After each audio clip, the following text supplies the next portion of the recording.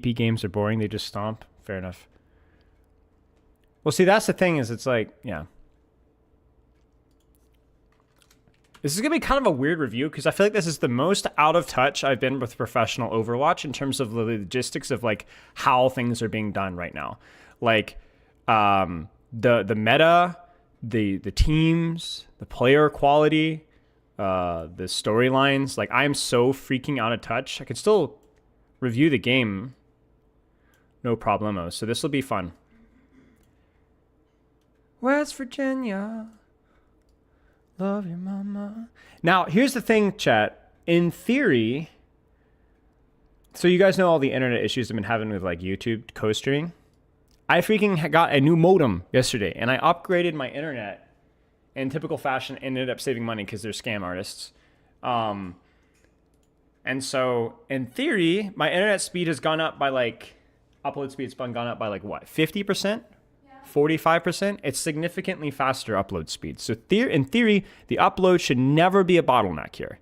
So we should be good with YouTube stream, good with Twitch, unfollowed, good. Yeah.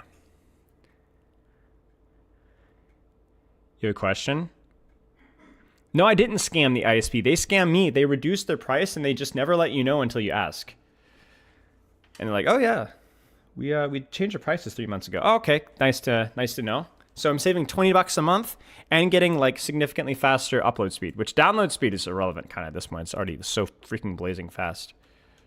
A pretty decent sample size. And I guess people have been asking me for my thoughts on the perk system. First, I guess, what do I think? I think perks are fine. I think it gives the game the shake up that it's severely needed for the PvP right now. And I think Overwatch is at a state where we need this kind of yearly cadence of shaking things up, right? This is an 8.5-year-old game, like turning 9 soon this May. Also, this beeping is annoying. It's telling me to pick perks. Okay, I'm going to talk about the perks in a moment. Let's pick the Fortune Teller and shuffling. Not every major Overwatch shakeup is going to be well received. I want to see this video while we're waiting. I think you have to stay novel because people get bored very easily, right? It's the big 2-5. It's 2025. So many games are kind of like fighting for your attention now. And as much as the, same excited for Andor Season 2? And a lot of people like to play the comfort. Sort of. I'm cautiously skeptical. I'm sure you guys all have your comfort game. Maybe I want to be optimistic, but I am not. Anything that Disney touches, I have zero faith at all that it'll be done well. So I will wait and see. Overwatch and just games these days need to cast like a wider net and continually attract new people and focus on that rather than focusing too much on retention and keeping retention of old players and keeping the old ones comfortable. Because they're comfortable and the old players will inevitably get salty. They'll eventually fall off. And you see like how divided old Overwatch players up. They're in the comments of every Rivals video saying like, oh, Rivals is better than Overwatch. I'm a former Overwatch player for many years and I hate the game now. Like you have to like actually inspire and bring new people into the game rather than bring old heads back. You will get some old heads back who are not as like super jaded or whatever, but like you have to attract new players. And I think the perk system is a nice refreshing way to kind of approach and play the game that I think like perks aren't new. And I think players who played other games will see the system and a game that flows and is optimized and plays like Overwatch will be like, this is kind of nice. Now I mentioned shakeups, like PvP shakeups. I'm trying to think of all the other shakeups the game used to have. I think the first one was probably hero limits, right? In 2016, 2017. I remember we used to have like the 5 Torbjorns, 5 Winstons, the Quinstons, or like the 2 Winston, 2 Tracer, 2 Lucio comp. But hero limits was like the first PvP shakeup. Maybe the second one was the whole roll queue thing in August 2019, like 3 years later. And then you had like another 2.5 years till Overwatch 2 came out with 5v5.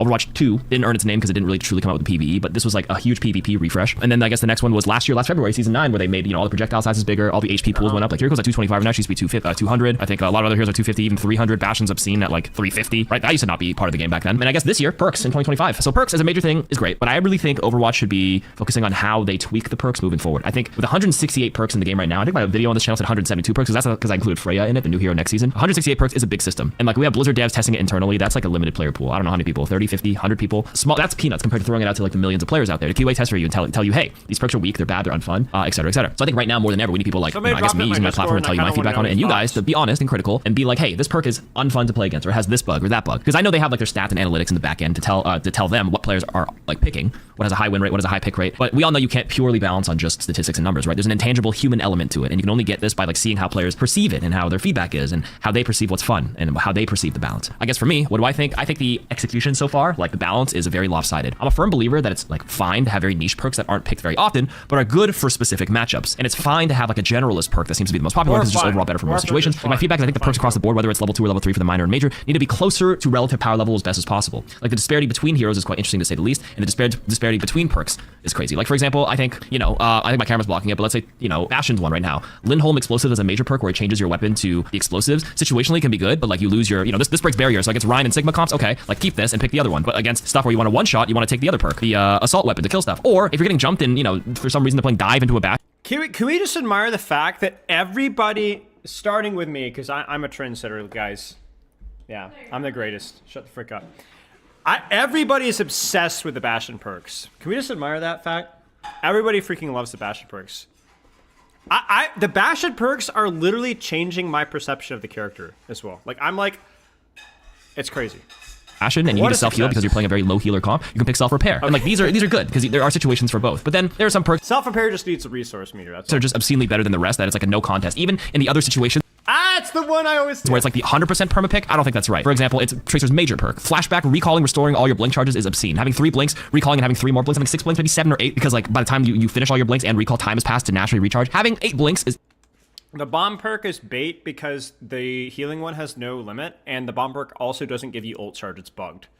But the concept is really good. Infinitely better than just 50 overhealth on a recall. Like, there's no contest. I can't even think of a situation where 50 overhealth on a recall seems to be the better choice. Unless there's like a person memorized exactly where you're going to recall, and there's a Junkrat trap waiting with that buff perk where he does like more damage on the mine or something. But like, other than that, why would you ever take the other one? You know what I mean? So like, the balance and the execution, very off right now. That's like a specific example. Let me go back to the whole minor perks thing. I think minor perks, I like to compare them to like silver augments and TFT. And I use this comparison a lot probably because like, I think TFT is a very analytical game by nature. Like each augment, I think in the back end that Riot has, TFT is teamfight tactics, by the way, it's an auto chess. I think in the back end, they have like an algorithm or like some mathematical equation to kind of estimate how much value each augment brings. And that's why you have certain augments that generate a certain amount of gold or generate a certain amount of heroes. There's ones that have higher potential, some more, some less, depending on the spawn position you're in. And I think Overwatch's next iteration of perks needs to be that, where we take a look at the scaling of all the perks and be like, okay, listen, like this is not even across the board as best as possible, right? Like obviously we're just throwing out whatever we have here, but like, you know, the Tracer example is a huge outlier where across the board, this one is just better. But then you have like Genji, you know, Swift Strike dealing 25 additional damage over time when used after an elimination. But like the condition is you need to hit an elimination to even get that extra damage. It's like a snowballing one. Regenerate on 25 health on deflect, like you're deflecting at full health, right? But then the Tracer one is like you just have all your cooldowns available instantly. And then Torb seem pretty good too, like throwing a turret on certain map spots, or just having a giga turret. I think the Torb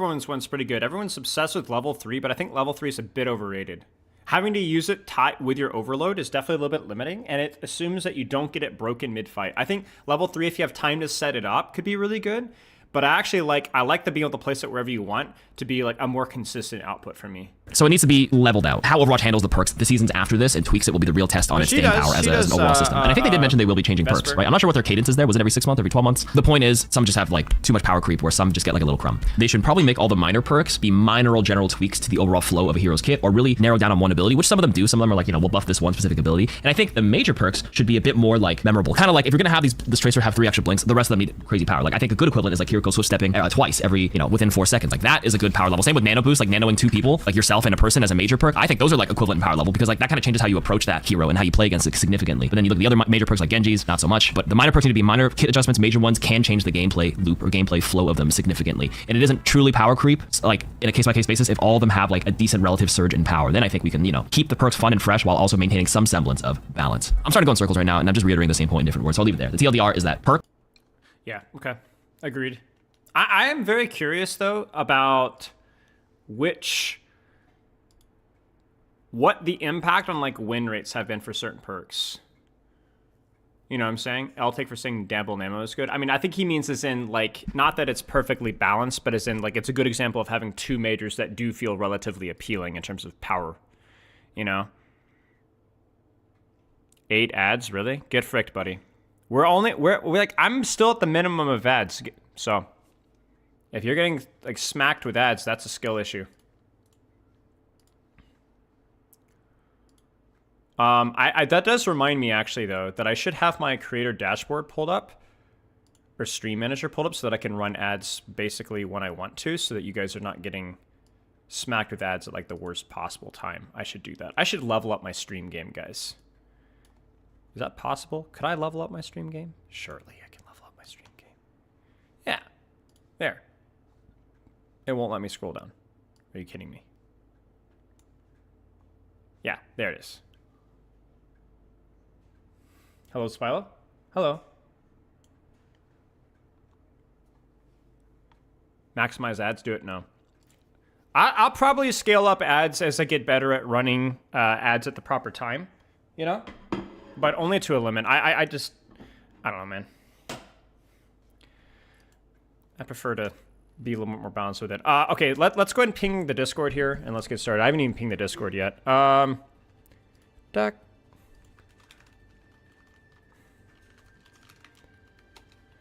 Reviewing Pro Falcons, or Pro Crazy Raccoon match. Most insane analysis of all time. Live on Twitch and YouTube. Incredible.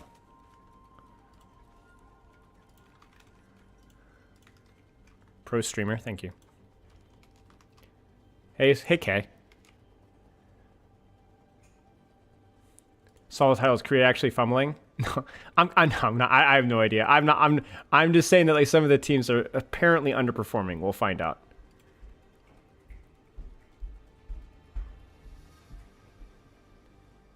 The Malga Firewalker perk nearly instantly kills 225 targets. Interesting.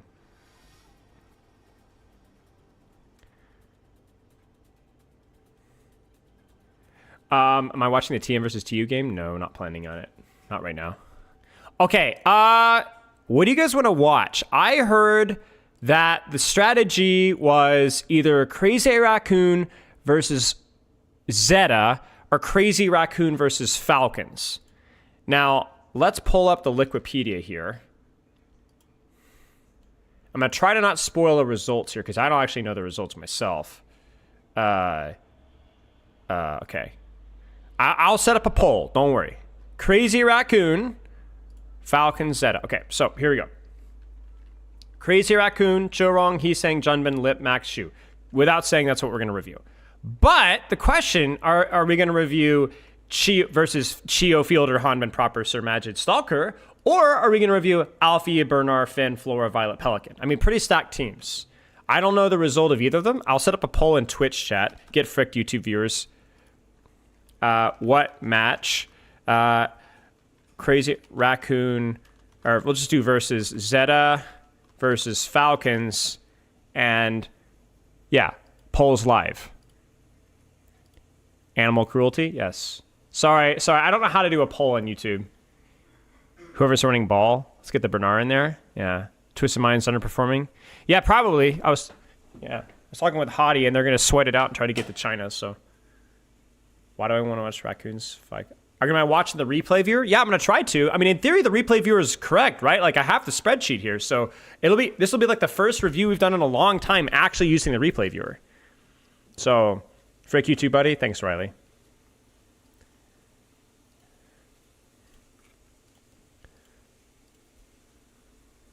Yeah. So, can we try to tie it? I mean, you could try, but then I'll just flip a coin. Quartz isn't doing enough to Tracer meta. Yeah. 4 is 50-50, just like my games. Nah. Falcons wins these. Falcons wins these. Get fricked. No, you can't gamble about which team will win the map because you guys could just look it up in Liquipedia. I don't trust you guys are cheaters. Okay. What's the meta now? See, this is the thing, is it's super complicated. We got freaking bans, we've got freaking perks, we've got freaking freaks. Okay, what do we got here? So, Crazy Raccoon, FTG, that's not it. Crazy Raccoon versus Zeta, that's not it. Crazy Raccoon, which match is it, guys?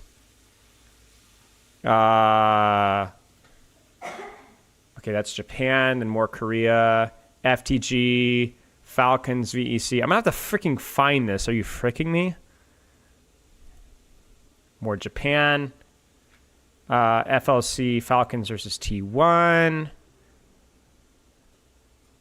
Is it down near the bottom? It wouldn't be in round robin? Oh. It wouldn't be this one? Are you sure? I see one here. I don't know which one we're looking for. What's up, Calix? Look by date?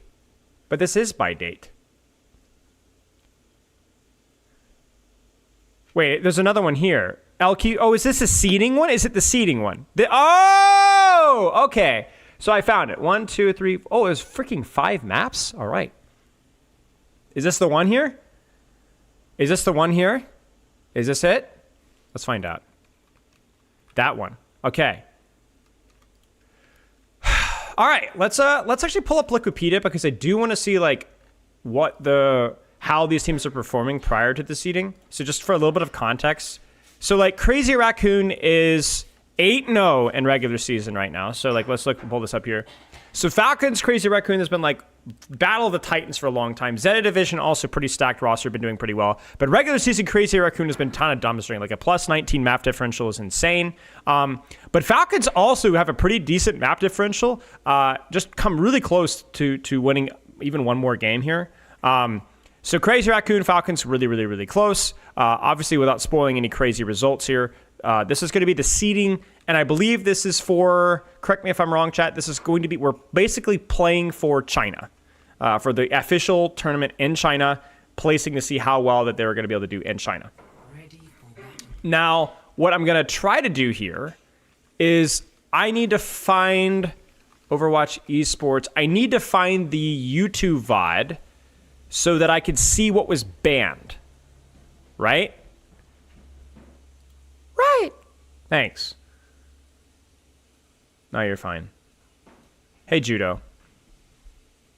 I would say the fundamentals of how you can play different characters is probably the same, but obviously like the level of coordination is not going to be like ranked.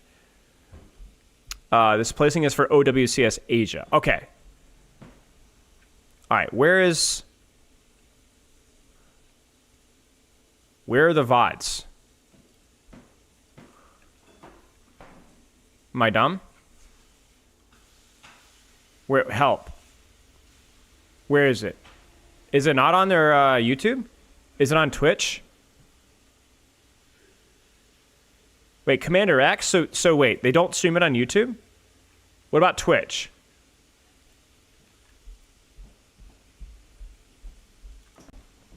Oh, OWCS Japan. Let's try that. I want to use YouTube. I don't want to... Yeah, let's just do Japan.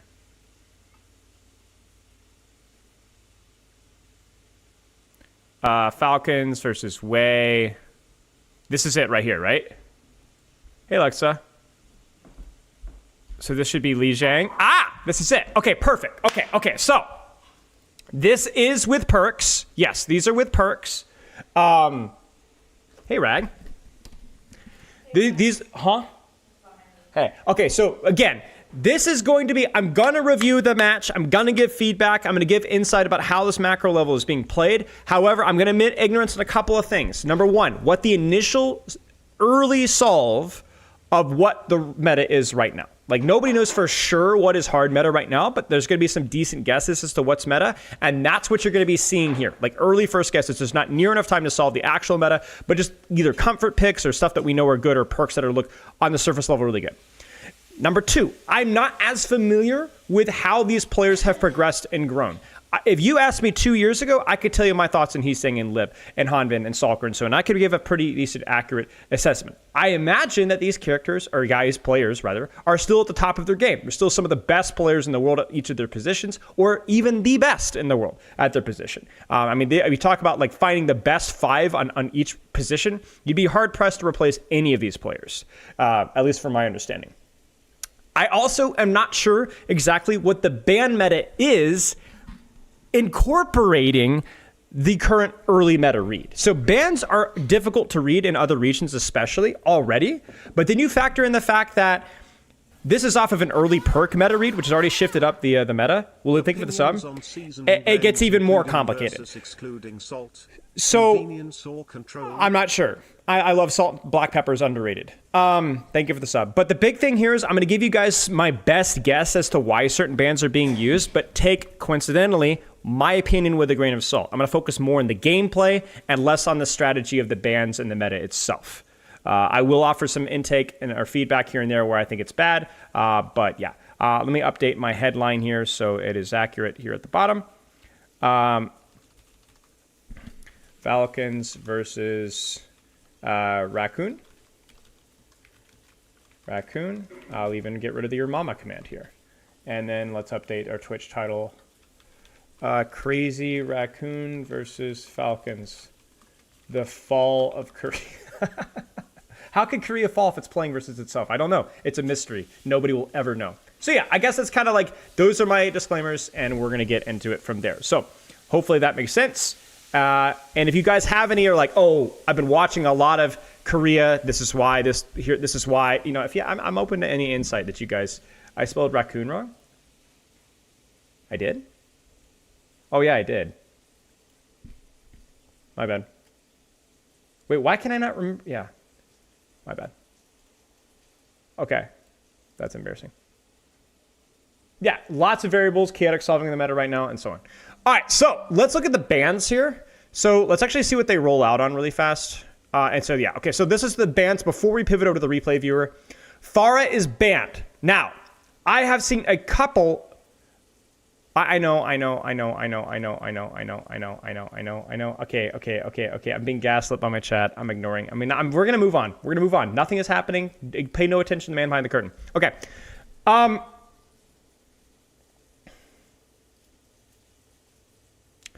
can't believe this. This is a new low. Pharah is banned. Li Jiang on Night Market and Li Jiang on Garden, I have seen Pharah being played. She's benefited a lot from the perks. He was already a relatively strong DPS, and she's good for the map, okay? So Falcons probably, like Raccoon bans Pharah probably because they have their own meta read, and they prefer to not have to deal with Stalker Pharah, which could be quite annoying. Oh, the stream title. Oh, you're right. I'm sorry. Stream title. My bad. Holy crap. I spelled it right and spelled it wrong and I spelled it right. Okay. So Pharah is really good. And teams are... Crazy Raccoon, maybe... It's not so much that maybe he's saying can't play Pharah as well as Stalker. That may or may not be it. It may also just be that Crazy Raccoon has a strategy that they want to play, that they could do better than Team Falcons, that demands banning the Pharah. Now, this map, Pharah is not a factor. It's not very good in this map. Don't worry about it. Malga, again, probably a similar read where they don't really want to take Amalgamir. And so they're going to ban out Malga because they're scared of Junbin's Malga and so on, right? Now, the way bans work, just so we're clear, is this is not the implementation of hero bans in Overwatch's future. Those are going to be more bans. The way it's been done in professional Overwatch recently is that the number one seed at the start of the map, to my knowledge, is able to pick a hero they want banned. They ban that character cannot be played by either side. Then it goes to the second team, and then they ban a character, and that player cannot be played. However, once you ban a hero, like Pharah here, the other team is no longer allowed to ban a damage character. No longer able to... I actually won the Spelling Bee, Poop Cape. Thank you very much. You won a Spelling Bee? I did win a Spelling Bee. Dang. I did. They're no longer allowed to ban a damage character. So not only is Pharah banned, but you are not allowed to ban Bastion, Tracer, Sombra, any of the characters. So there's a lot of strategy here about sometimes not just banning a character because you don't want to see it, but also that you don't want them to ban a damage character. That maybe is fundamental. So like maybe they ban Pharah, but they don't want Torb banned because they have a Torb strategy, right? Now the other thing about bans is that once a team wins a map, the next pick for bans is the loser. So if Crazy Raccoons win this, then Falcons actually ban one hero. And yes, once a hero is banned, it's banned for the entire that map. You can pick the Pharah on the next map, but crucially, you can't ban Pharah again. So Raccoons cannot ban Pharah on second and third map. It's unbannable. So you can roll protect with ban, you can ban a hero early, but you have to make sure that you don't want to ban it again later, and so on. Yeah. Why aren't they playing Ana? I thought her perks are really OP right now. It's more of a map thing. This is not a great Ana map because it's very fast, a lot of movement, a lot of brawl stuff, and so Ana's not going to be as playable. So remember, nothing about meta is in a vacuum, right? So these aren't necessarily, like you look at Orisa, right? I would not say Orisa is a strong character, even necessarily with her perks, but she functions well within the meta of the composition that they're being played and what they're likely to play versus, which is some form of brawl, rush, Ramatra, something along those lines. Orisa functions relatively well, and she does okay with her perks, right? So it's irrelevant that Orisa's weak individually because she functions as a larger part of a whole. Larger part of a whole. Okay, does that all that make sense? They can't ban the same role. Yeah, so if you ban Pharah, you are not allowed to ban another damage character this round on this map. And the next map you can ban again. Yeah, so that's basically it. Okay, let's actually get into the replay code here, and we're going to get rolling here. So within the context of the bans that are being played, no Pharah, no Malga, what are we going to see here? Now, there has been a big replay viewer bug. You guys might be familiar with it. I know Overwatch is aware of it, but it's not likely to be fixed until the mid-season patch. So if my game crashes, that's why. It's really annoying, but there's not a whole lot that we can do about it. We're going to turn up the audio just a wee bit. Let me know if the audio level is good. So let's kind of talk about the strategy here. So again, this might be outdated and this might not be completely accurate, but this is my initial read of things. Okay, first things first, Symmetra is really freaking strong on this point. You get an immediate teleport out, which means that you get to the choke very fast. You get turrets, you get choke pressure. There's not a lot of off angle and dive threats, so Symmetra doesn't have that weakness as well. And also, Symmetra's just really good with her perks. I actually think the more I play with Symmetra's perks, the more I'm confident that her perks are actually a little bit underrated. The extra turret is underrated. The extra TP distance is underrated. The extra beam range is underrated. The heal on her teleport is underrated. So the character has benefited a lot from perks, in my opinion. Torbjorn was being played, Symmetra and Torbjorn, by the way, were also kind of creeping into the meta prior to the perk reset, and I think Torbjorn, as well as Symmetra, has also benefited from perks as well. I think a lot of his perks are relatively strong too. Juno Lucio versus Kiriko Lucio, we're just talking about speed rush comps. There's going to be a lot of jockeying for push and pull. Ramattra versus Orisa, same kind of thing. Orisa's more of denying the... Basically, Orisa's more of like, okay, I can't really push your backline in the same way that a Ramattra can, but I can kind of deny you pushing mine with Javelin spin, and so on. I think Ramattra is probably the stronger character in the vacuum, but maybe the Orisa is good at denying the push onto the Symmetra and Torbjorn, and she's also pretty good versus the Mei here. So honestly, both of these comps can function. The Kiriko is definitely unique. On paper, a Juno speed ring here makes a lot more sense. You don't need the off-angle flanker pressure from Kiriko. Maybe they like Kitsune better than Juno, but honestly, maybe it's just a hero comfort thing. I like, right now, the Mei better on this particular point than the Torb, but I like the Juno better. So there's going to be different reads of how this is going to be played, and we'll see how this goes. Early shield, early turrets, they win the choke control, which means that you have this clumped up here. This clumped up here means more spam pressure, which means more vortex pressure, which means that they're probably going to get a lot of early space here. Cooldowns are forced, turret is broken. How's the game volume? Can you guys hear okay? Or is it too quiet? That's sloppy. What the frick, man? So actually, I want to credit Lip here for the off angle with Symmetra. Do you see the pincer approach? There's nowhere really where Stalker, it's a little low. Okay, there's nowhere really for Stalker to play safely. So actually, Stalker kind of gets off angled a little bit here, but that's still sloppy. That's going to be a bait teleport. That's going to force Vortex. They actually use it just to bait, and they push their angles and they take space off of result. Is that better, y'all?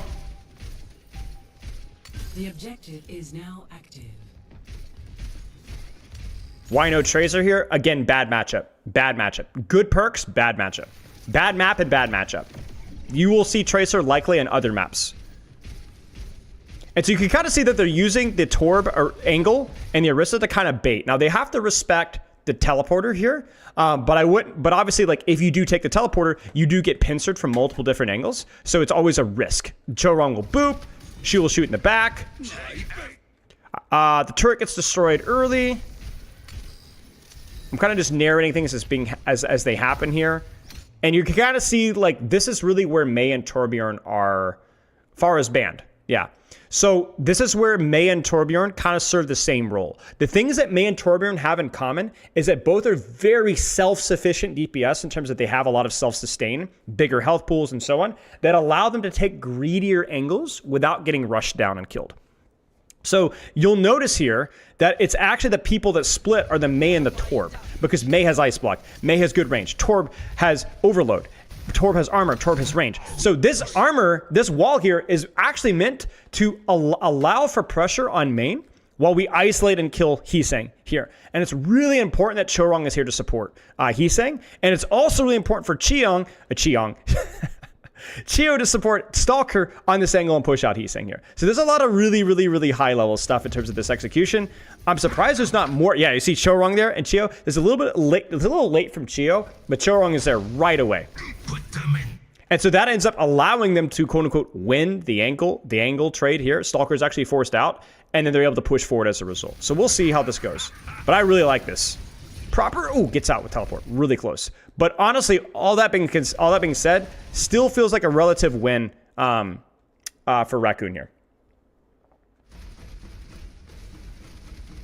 You gotta be really careful with Symmetra versus Ramattra. They need the pocket there. Yeah, Lip gets too close. Lip gets a little too close here. So one of the really nice things about Ramattra versus Sem is with Nemesis form, Symmetra has to be so careful.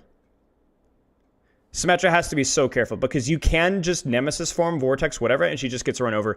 And honestly, somebody in chat was asking earlier, why no Baptiste? This is one of the situations where Baptiste is really good. Where you could just hard pocket a static DPS and allow them to do whatever you want. With Lamp here, this Ramatra's in serious trouble. He gets javelined. He cancels his block and he gets run over. Lip needs to play his corner mirror. He needs to get more respect. This is just sloppy from Lip. I like the setup overall, but I don't like the execution. Shu just doesn't have the pocket there. Now you could say, where's the speed ring? And that I would agree with. I think that absolutely we could see, I mean, it'd be risky, but I think aiming for a speed ring here to help Lip out would be really useful, but also Lip has to control his space a little bit better. All ranks for bans. But that being said, there's still a good angle set up there. Like, honestly, if you look at how Raccoons are set up here, like, this is really good space control, and they're going to get first beat. Not only that, but Junman's going to smoke Shio. Look at this angle here. I mean, that's crazy. Like, that's crazy. And Hanman's going to die for that, too. Even with the through the Kitsune. Nice angle there from Heesing. I'm really liking Crazy Raccoon's use of space. Slight little off angles here and there. They're well-tempoed with their pressure, Junman applying pressure, and then an off-angle pressure at the same time. And even though Lip dies, Lip is kind of like the sacrificial lamb, right? Lip applies a lot of pressure, forces a response, and dies, but his team takes all the space as a result. Bap is also vulnerable to the same kind of thing, that he's very easy to run over himself, right? So Bap is very vulnerable to Symmetra Teleporter himself, right? Because he doesn't have that speed to disengage. Yeah, exactly. Exactly. And so I hope you guys are kind of appreciating like the level of nuance and execution here. This is poor. Junman's got to be a little bit smarter with his setup here. With where his team is setting up, they're clearly not holding the choke here. So this wall is like really bad. That's going to be speed ring, fortify, javelin spin, and then sim wall pushing off of that. Juno ult the catch, but honestly, I want to see probably either a beat or a blizzard here. Right? This is just Junman not like this is a classic rank mistake. Where are we fighting? Oh, we're fighting. Oh no, oh shoot, I overextended, and because Lip isn't here yet, and so they're just like W king through it right now. We should see another ultimate here. So this is called layering. We've talked about this before, where basically if you look at a individual mistake from Junman, that forces a lot of cooldowns. They then Falcons use an ultimate to keep pushing off of that, to punish the use of those cooldowns. They respond with Juno ultimate. So it's 1-for-1 here, right? 1-for-1. I still like Falcon's position a little bit better with a 1-for-1. But if you want to guarantee you've used an ultimate to force another ultimate, and then you respond to that response with another response, right? You don't combo ultimates, you layer. And so either a blizzard here because Fortify, Javelin Spin have been used, because the Torb is kind of close now, or even just a beat, just to get on top of the backline here would be fine here. I would, yeah, so there's the beat. Now I like the sim wall in response and the Torbolt in response. The spread on the Torbolt is really good.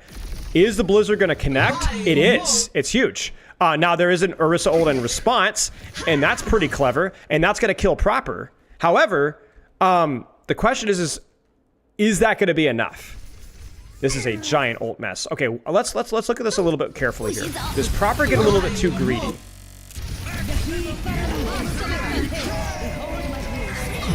Yeah, that's a poor teleporter. That's a poor teleporter. That's a really, really, really, really poor teleporter. Okay, so one of the really important things for support and DPS players is in these very messy fights that you don't forget that they have a response. How many of you guys have played a ranked game, all in does Genji onto his Zenyatta, he pops trance and you die? You get what I'm saying? How many times has that happened? Right? That's a great example of not anticipating the response. You kind of get what I'm saying? So for proper here, he's thinking, oh, we have a massive advantage. Let's go in. We're good. But he forgot Orisa ultimate. If he holds this teleporter until he gets put under pressure and then just teleports out when he needs to, he's totally fine. He's totally fine. The problem is he doesn't. He doesn't. And so now he gets screwed. If he has teleporter here, he's totally fine. Like literally completely fine. The problem is that not that he wasted teleporter for disengaging. He used teleporter for basically nothing. There was no offensive or defensive value for what he did. So there's nothing to do here. So this is a waste. Now Hanbin makes a similar mistake, I think. Where he's gonna I mean, this is good here, right? Oh, he doesn't even get beat. Simwall cuts off his beat. So yeah, I guess Hanbin, and maybe in the spirit of it here, gets a little bit too cheeky and then kites the wrong direction. But Hanbin at least has the excuse of, oh, I didn't get beat. I get split off from the sim wall, right? But really, it's inexcusable for Proper to die here, right? I mean, even here, like, you could probably take the teleporter with your Symmetra as part of the Orisa ultimate. There's plenty of time to get out of the Orisa ultimate. Plenty of time to get out of the Orisa ultimate, especially at this level. Yeah. Yeah, Pro Overwatch is really, really, really fast.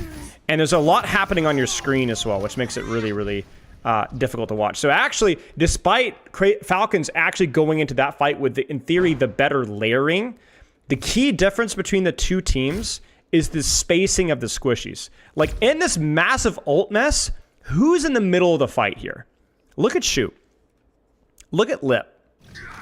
Look at Choron, right? Do you see how they're kind of like all kind of surrounding the big giant clump, but they're not really in the clump? In fact, the only person who gets caught in is the Torbjorn, who actually almost dodges it, right?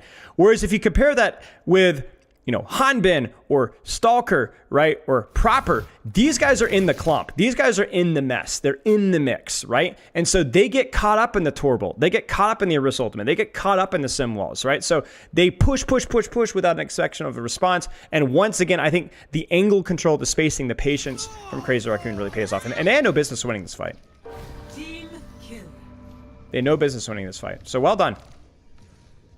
And that's a fight that, you know, Falcon should win that. That's 4 ultimates versus 3. If you layer that properly, you should win that fight. That's also where something like Torbolt could be very useful. What the heck, man?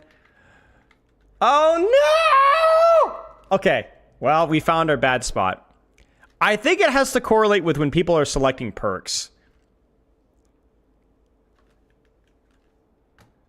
All right, hang on. We knew we were going to have to deal with it. The problem is it's not every code. It's only some codes. It's not every replay code.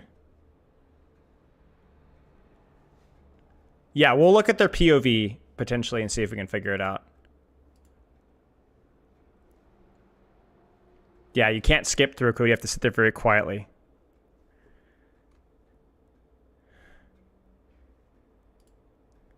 If you want to test a code, try fast forwarding it to the end. Yeah, maybe. No, it's not. There's no consistent output. It's basically moving in the replay code will do it. Whether it's manual skipping with your mouse or where's the code here? Or skipping time segments. Anything can do it. Anything can do it. There's no consistent theme. I haven't necessarily found a consistent hero. I've screenshotted a lot of heroes, and there seems to be no like consistent theme with that. So what we're gonna do is we're gonna very cautiously. One more. Okay, and then we're just gonna let it play. This doesn't crash it. Too close. Now, I think he just gets double dinked, to be honest with you guys. So he's gonna double speed, get Heesang out of there, and then just gets sniped. Yeah, he just gets caught with his pants down. Okay. We're going to be very, very well behaved.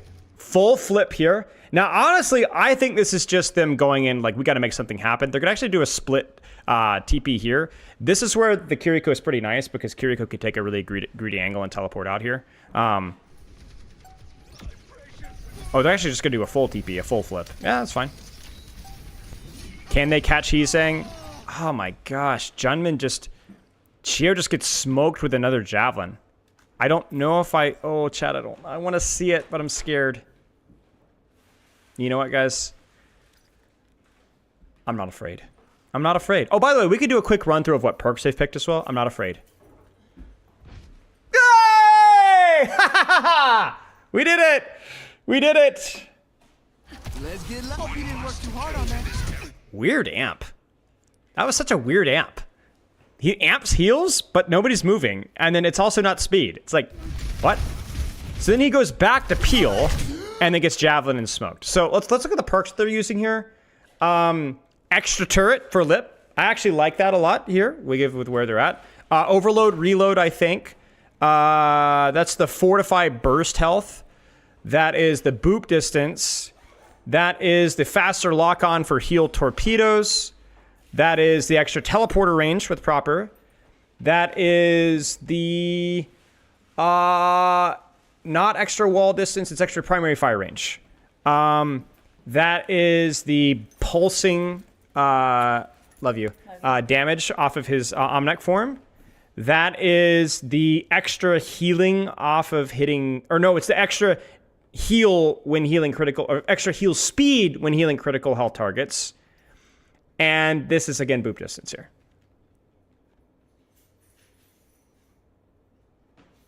Yeah.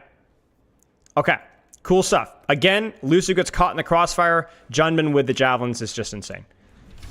Junman, like, it's just a free fight win. Not even necessarily a free fight win guarantee, but the fact that they even have a chance here is crazy. He just needs to connect with Shu and they're okay. Heesang gets caught with his pants down. Him dying there wasn't that big of a deal. Like, that was kind of inevitable at that point. I'm surprised that Crazy Raccoon didn't at least try to disengage that fight. It felt like they had a perfect setup to, and they just didn't. Like, I'm gonna do it.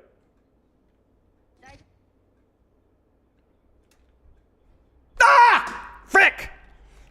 I pushed my luck. Do I literally have to, like, sit there? I needed to see Lip dying, guys.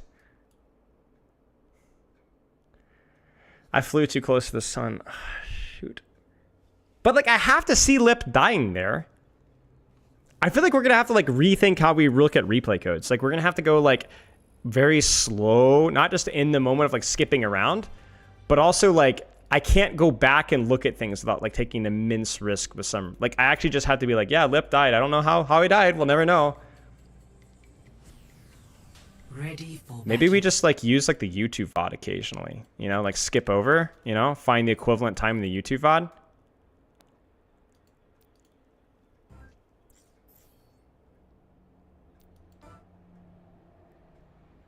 Okay, you know what? I'm gonna be a chicken. Because it really feels like this fight here, like, once you're here, you're like, oh, crud, you know, we lost our Lucio. Just hold your angle, dude. Like, maybe this was communicated, but I don't understand this at all. Like, right here.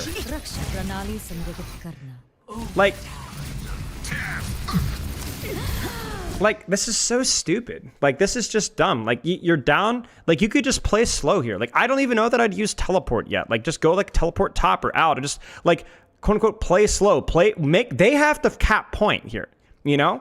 Why would you just throw your teleport and then not even have any intention to use it? I don't know. I've been really unimpressed with some of the setups with some of the teleports here outside of the really basic stuff. Like, just the Symmetra is just simply respecting the enemy tank or playing their life. Just feels like really sloppy here. Like, just, again, why are you forcing the kill? Hanman is blocking. You're not going to kill him immediately. It's not worth the risk, right? It's just dumb. Right, maybe for Chorong, but then why wouldn't you take it? Or why wouldn't you hold the corner, you know? I'm not sure. I don't... Torb is kind of meta, situationally meta. So this just feels so... it's like such an unearned death for him. And then also the speed ring is used, so now we don't have speed ring for Junman. I don't know. I've been not impressed with the Symmetra play from either Symmetra so far. It's been some questionable decisions, dying for no real benefit. No way, Chorong. Okay, yeah. Which is such a shame, because Junman really kind of handed them an opportunity there.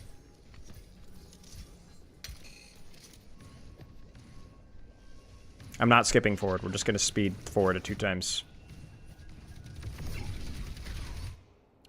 Like, why are you teleporting this? Like, what was the intention with that teleport? You have the extra turret, sure. But why teleport at all? Why not hold an angle and have teleport for yourself? Why not walk forward and then actually do a fake teleporter that's in the middle of the enemy team?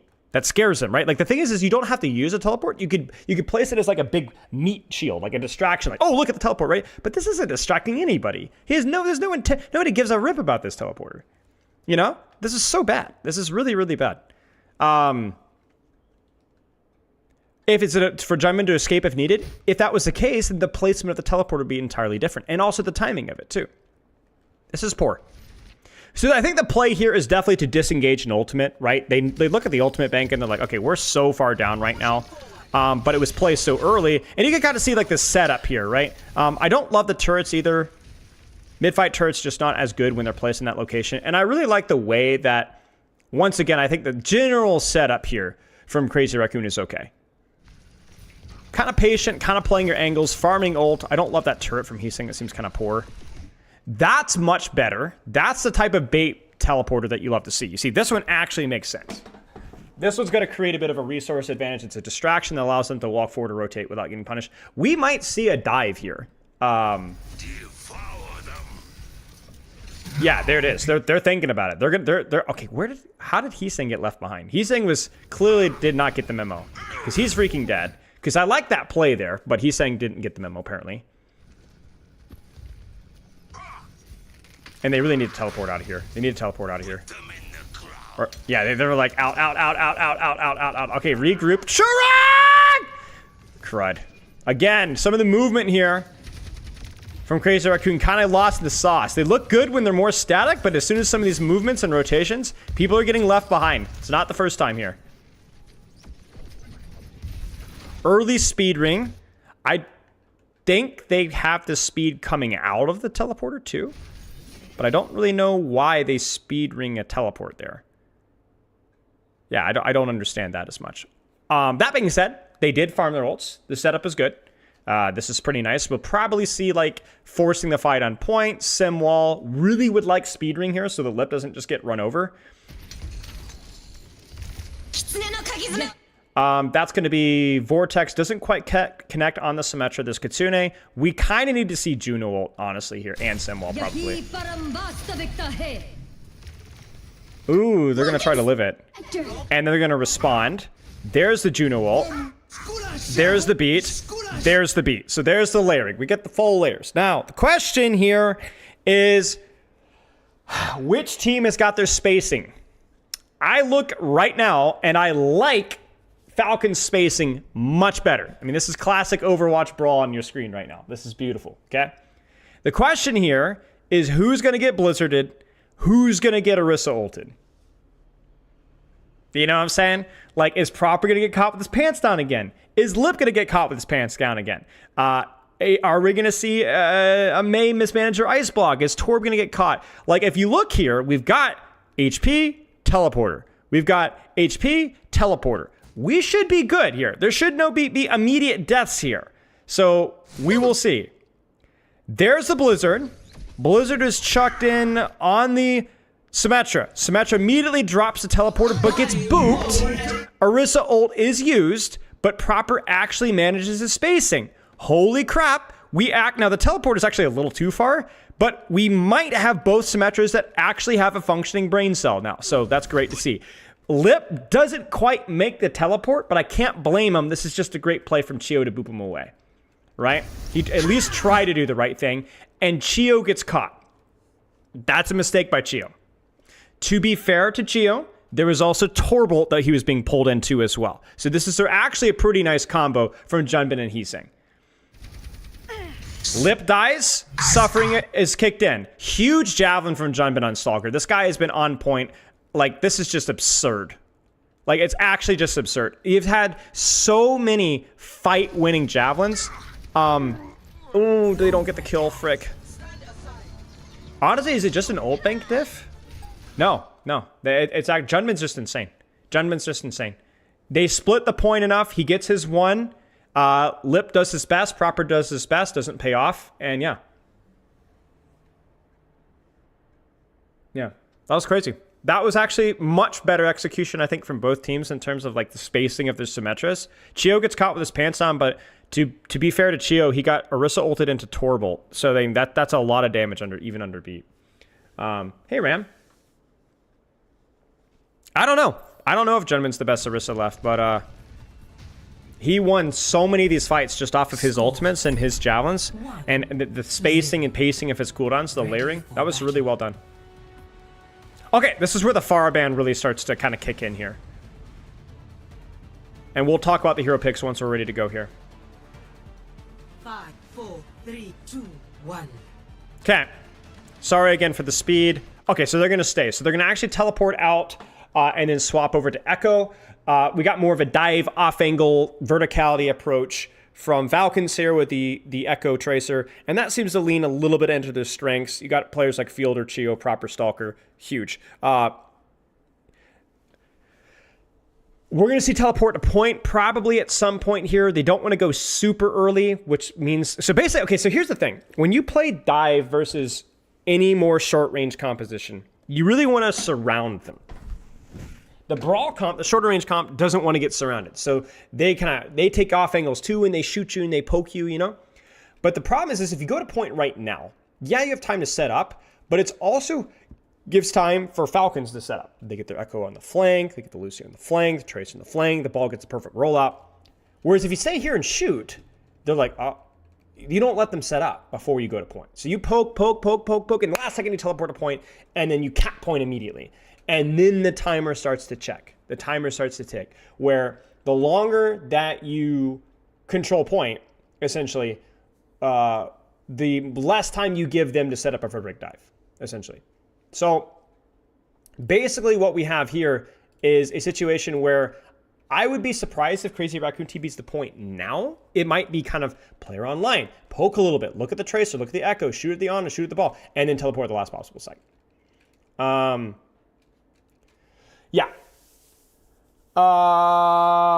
Yeah, and then the punch concept, right? Occasionally jabbing out and putting pressure on the Echo Tracer. I think this is a skill matchup for both teams. I think optimally played, just the old economy of Mines, Nano, Copy, Pulse Bomb, really strong. Simwall, Torble, Orisa, those are like nice and all, but I think like if it's really optimally played, it's really hard to do so. I think it can be very hard to deal with Echo as a flyer. It could be hard to deal with Wrecking Ball mining on point. I think it will be more of a question of how many mistakes will Falcons make. Superstitious Quick Break, thank you for the sub. Congrats on the 3 months.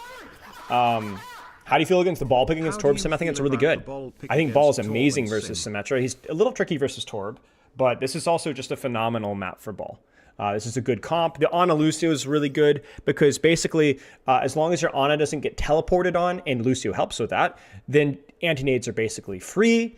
Yeah, I mean, it's just, you got anti-nades, you got nano. Yeah, this is going to be good. Oh, they don't like that matchup. Okay, so there you go. Case in point. I'm yapping, and they just go back and they swap. Okay, well, there you go. Did we just see Amir? Heasing stays in... Wait, what? What is going on? Oh, okay, well, we're going to see Torb Sim. I don't know why you stay Symmetra here. Maybe it's used to reposition your Ana around. But I think she could get isolated. It's going to be... Lip is going to have to bring his A game here. I think Lip is going to have to bring his A game here. Now, to be fair, he almost has his major perk. You know, actually, chat, I wonder if this is a major perk thing. Can I just, like, maybe theory craft a little bit here? Look at the bottom left of your screen. He almost has his major perk. And the strat would be basically you're looking to survive an engage with a teleport here. They're playing this comp before perks, right?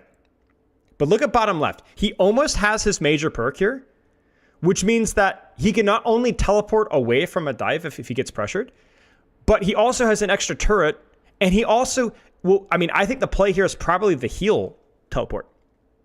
20 healing per second off of a teleport. It's really freaking good. Really freaking good. So yeah, I know that Torb Sim ball has been played in certain situations. I just don't like on like time maps where you have setup. Like I saw the Cager did a good video. I think did a great job breaking down how it was played on like first point Numbani defense. I don't think that's the case here. I think this is a different map, different situation. You don't have the time to set up. I don't think you immediately pick Symmetra in this situation.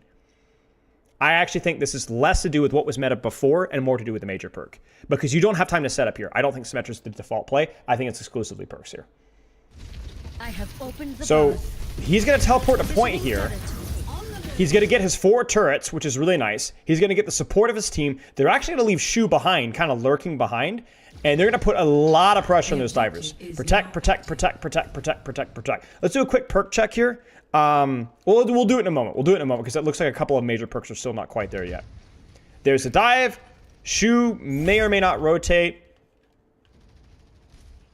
And they get first point check.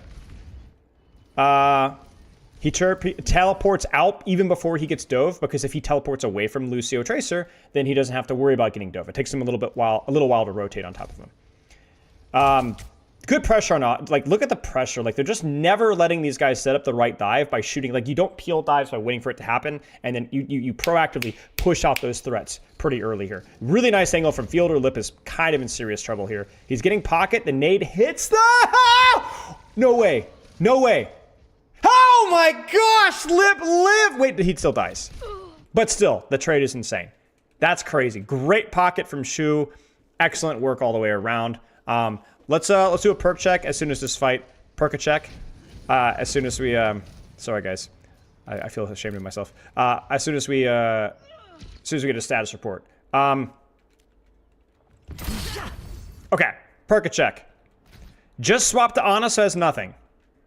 Symmetra, healing teleport, as predicted. Great to see.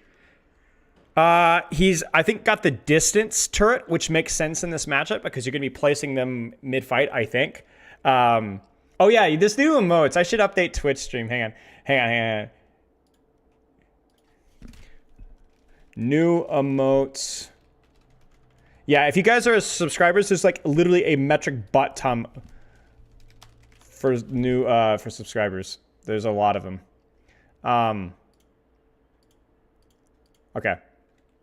Perks have been fun, yeah. Okay, Ball. Does Ball have a... No, Ball doesn't have a perk yet. Lucio has the amp range buff. Chorong does. Proper doesn't have a perk yet. He just swapped. Stalker doesn't have a perk yet. Just swapped. Hanbin doesn't have a perk yet.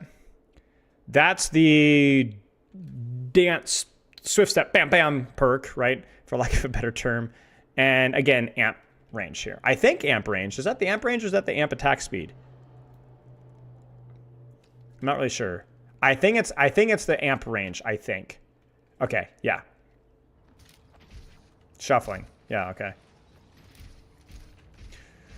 So yeah, how is Lip going to be able to manage his, you know, survivability? They actually go Diva Venture, so that's basically going, okay, well, this thing is going to be pretty cancer to dive. Let's play characters that are going to allow a little bit more direct pressure onto the Symmetra.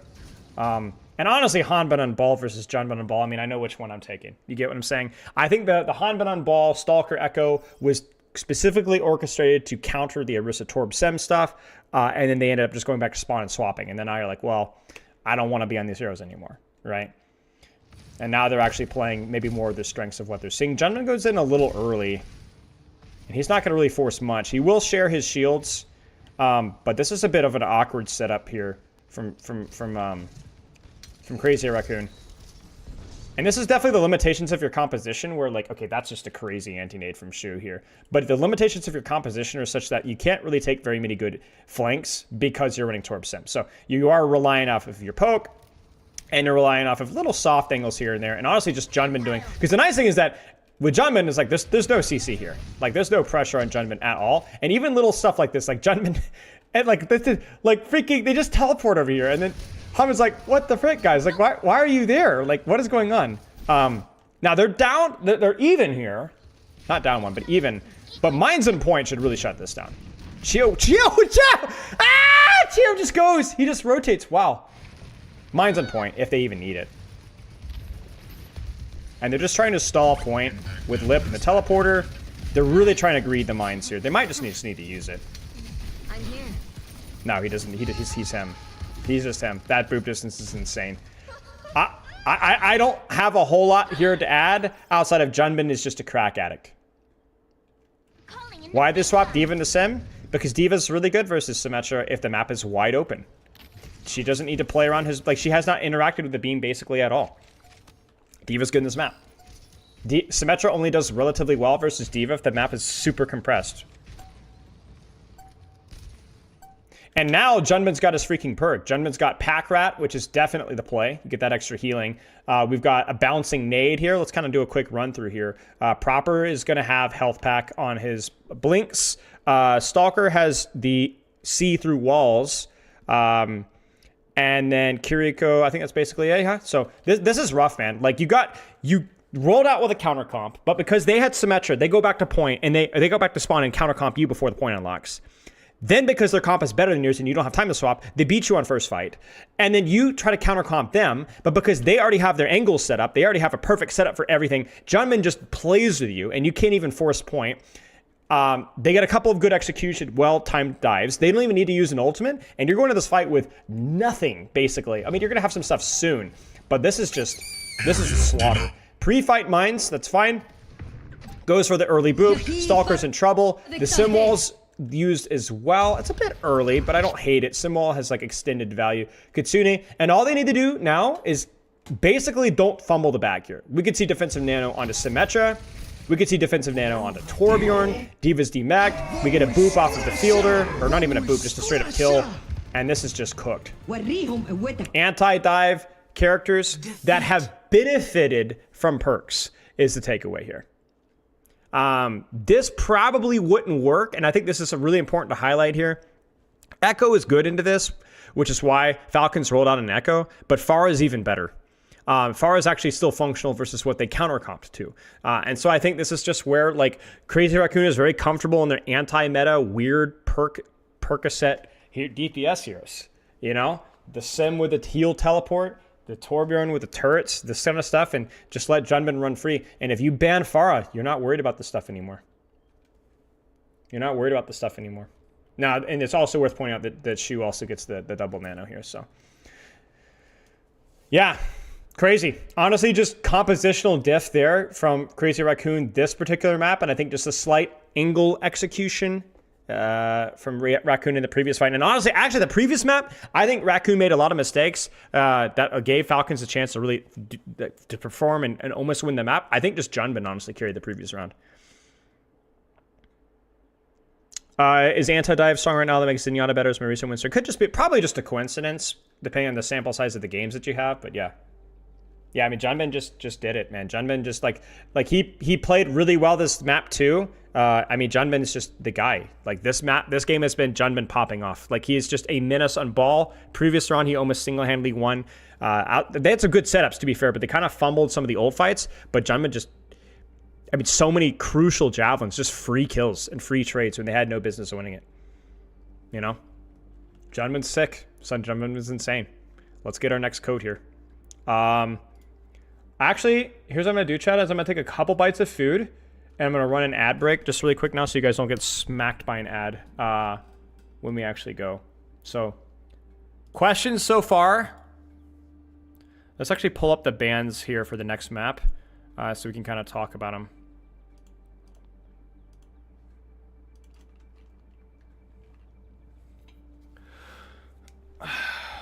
I haven't had lunch yet, so we'll take brief breaks here to eat a little bit and keep going.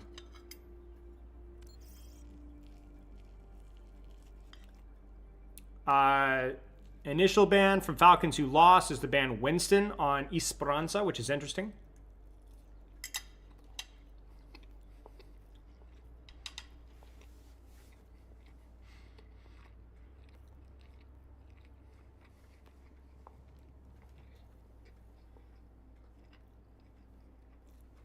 Beef. Beef is what I'm eating. Could be a protection ban. I mean, let's see what tank that they put in. Is it Hanbin? Yeah, so it's Hanbin. So you could say, hey, we don't want to let you try to abuse your main tank advantage versus Hanbin. We want Hanbin to protect the play the heroes that he's most confident on. I'm not sure what those tanks would be in this current meta. Also, Winston Dive has historically been very good on this map when it is playable. So it might be that they just don't want Winston on a dive here. And they also want to protect whatever niche tank that Hanbin wants to play. Now, I think Crazy Raccoon has shown Malga at times in Ball, so those tanks are still playable, but yeah. Oh, their only tank is Hanbin. Oh, well that explains the Winston ban then. I haven't run the ads just yet because I want to do it right before we start. What do you make of Zeta? I'm not as, I was familiar with the other team's performance right now, but I'm not really sure. Smurf retired. Oh, that's right. That's right. You're right. I'm sorry, chat. See, this is why I'm coming in with a little bit of humility with this kind of stuff because I'm not as sure.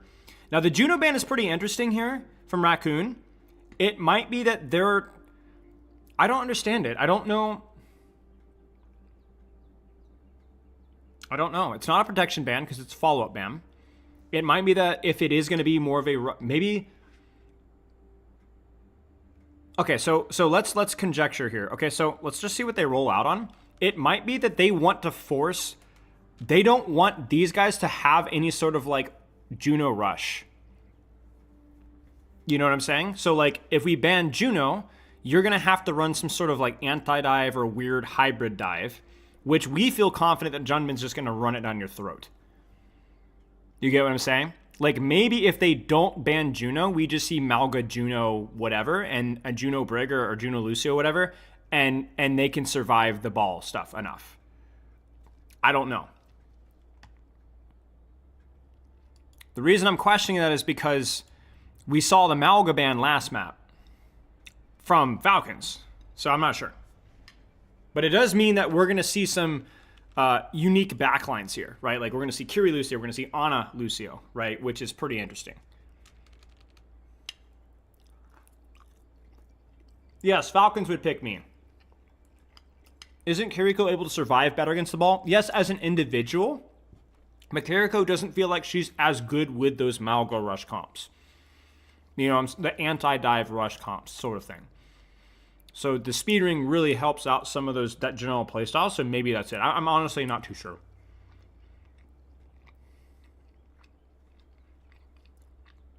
Yeah, Ana Lucio is good. That's true. Yep. But I'm not sure. I think really anything is mostly conjecture here. So we can talk about it. It's interesting to think about, but we don't really know.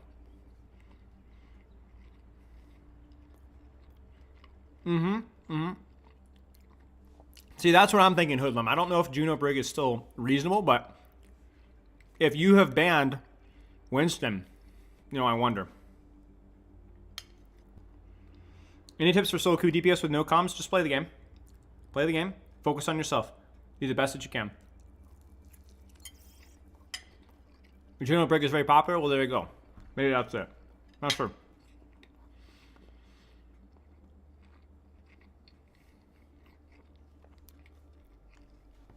Thank you, Charlie.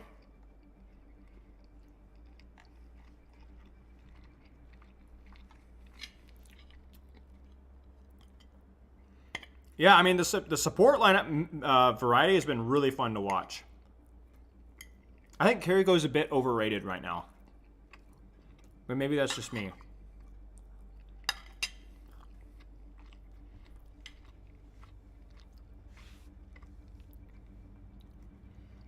All right, we're gonna take. I'm gonna put my food away after this. Be right back.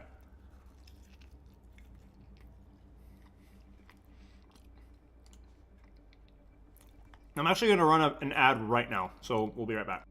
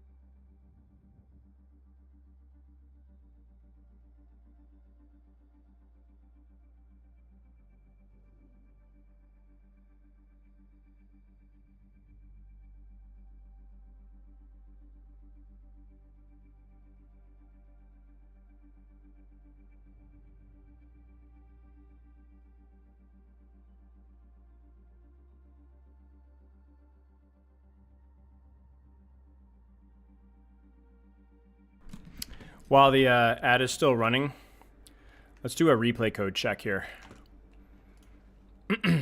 Let's see if we get any. Let's see if we get a good one or a bad one.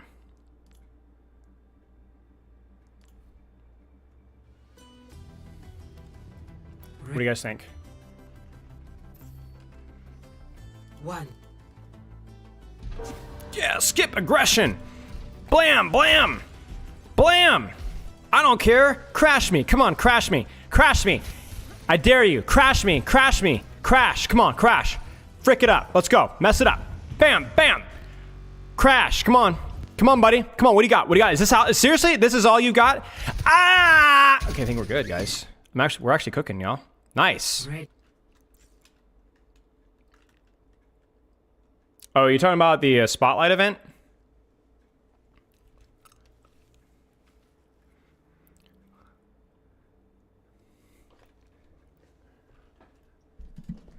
Okay, let's take a look here. So, again, they're trying to kind of like lean into the sim torb anti-dive control. Like, I don't even want to classify it as anti-dive. Like, let's clarify what Symmetra and Torbjorn are. I think May falls in this category as well. To a certain extent, Cassidy. They're just DPS that have a bit of poke range that don't immediately die. That's pretty much it. Like, you have the sustain of having the extra 25 HP and theoretically also having teleporter and the heal teleporter eventually. You have overload, 300 HP.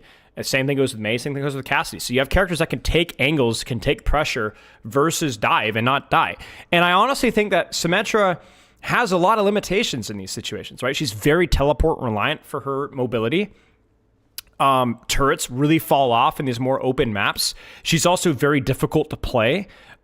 But at the same time, maybe these perks, maybe the innovation that a lot of teams have done, have kind of encouraged teams to experiment a little bit more and gone, oh, wow, this character actually has potential. I think a lot of what's made Symmetra more viable right now is are the perks, right? But at the same time, I don't think it's all perks. I think it's just they've been encouraged to experiment more and they've gone, oh, wow, this is actually, maybe this has potential here, right? And you could say bans as well have encouraged that too, because, you know, you're not just like right back into a Malga or hard Winston dive or whatever. There's a lot more variety about what's being banned. So playing characters that are individually strong can also just be useful, even if their synergy isn't perfect. People were picking Symmetra Tor before perks, so that's what I'm saying, right? People are just experimenting a lot more with this stuff. So basically, we've got Kiriko, Lucio, Torbjorn, Symmetra. We got DPS going to be taking wide angles and getting support pocket. I like the Kiriko here on this map because of how big the map is and how valuable teleport can be. And we're less likely to see a very static playstyle with how things are set up right now. And with the Diva on a Lucio, Pharah Sojourn, it's kind of similar where you have characters that could put out a lot of range pressure like this. Like the Symmetra Torbjorn, excuse me. But the difference is that you have more punching power, more poke pressure, but they are more fragile. Pharah is a little bit more vulnerable here. Now, Pharah might be really freaking good versus Symmetra Torbjorn. Let's highlight that. But in theory, you have a little bit more fragility here than those characters. So obviously, Hanben, Diva, Ball, kind of functioning the same roles of diving, applying pressure, and so on, but just more of a hero strength things. I think Ball is the stronger character, but obviously Hanben's just not the Ball guy. So level 3 turret or spider turret. I think level 3 turret's really good if you have time to set up. Otherwise, I think spider turret's just better in more situations, more consistent. All right, let's see how they take space here. Okay, so he places turret back behind here. I don't love that turret spot. I would have much preferred a turret spot like, you know, here, you know, or even here. Like, I think this turret spot, waiting for a commitment here, would be really good. Like, when you're playing versus Pharah, like, you got to be way more sneaky with your turret placement, if that makes sense. Like, you're not going to get pre-fight turret value versus the Pharah. Never happens. So, early teleporter, I don't understand that teleport, to be honest with you. I guess there's a little bit of resources for us, but I would have preferred something a little bit later. Junman does get slapped. I like the space control. Man, the space control from Crazy Raccoon is really good. I really like the Kiri Torb. I like this Lucio helping the Ball, the Symmetra pushing the Ball. Now, I would like this a lot better if Lip had teleport here. I mentioned if Lip had teleport like for this, or just so that he doesn't get pushed out. But, you know, Symmetra kind of, Lucio kind of married because Lucio can kind of deny any immediate pressure. Wow, too wrong. Almost gets fricked, but he's okay. Good engages there from Junbin. Really nice engage here. And just a lot of pressure, right? Where is Lip? Lip's trying to follow up off of the dive, but he gets caught. His turret teleporter just blows up. Wait, what happens? Wait, what happens? Hello? Does it just die? Oh, it just dies. Yeah, okay. So it just dies. A bit risky. I don't love that teleport from Shu. This is really bad from Shu. That's really, really bad from Shu. You cannot do that. You can only do that when you have information about Diva spacing, and he had no information at all. This is really bad from Shu. This should force a Suzu. Oh! Oh, I'm dumb. I'm dumb, chat. He took the teleport and then teleported out. I'm dumb. I'm sorry. Forgive me. Well, there you go. Still, you know, obviously a little bit sloppy, but at least he keeps the Suzu, right? Yeah, my bad. My bad. Yeah, I mean, in terms of total space here, Junman's still pretty free here. There just isn't really any damage onto the ball, right? Like, even if you do get the sleep, you don't kill the guy unless he makes a major mistake, right? So there's like a lot of cycles here. Lip gets a little bit cheeky here. What happens with Lip? So he teleports too late and then teleports in the open. Not the best space take. Like, this is just really where, like, okay, you just need reps in Symmetra. Like, if this is a top level Symmetra, where's the teleport go, chat? Where's the teleport need to go? You tell me. With the information that you have, where does the teleport need to go? 2 spots, right? Either inside here or at least hugging the wall here. This here makes no sense whatsoever, right? It's the angle itself is fine. It's forcing a response, right? Like this is really good for your team, right? But you then don't get out, right? And so this is going to be my criticism, is not necessarily the Symmetra itself, but like, are you smart enough to be able to take space here? I like that Lip is trying, but you got to do better than this. You have to do better than this. And was that Suzu as well? No, he doesn't have Suzu, so never mind.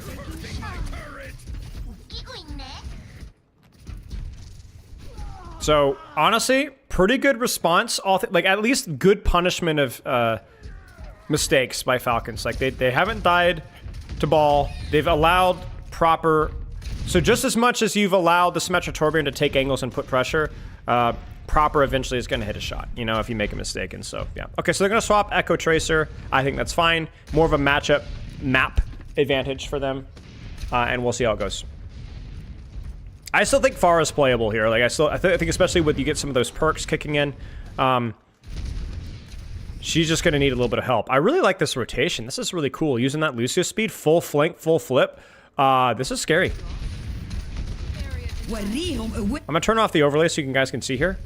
Juno and Malga, or Juno and Winston were banned here.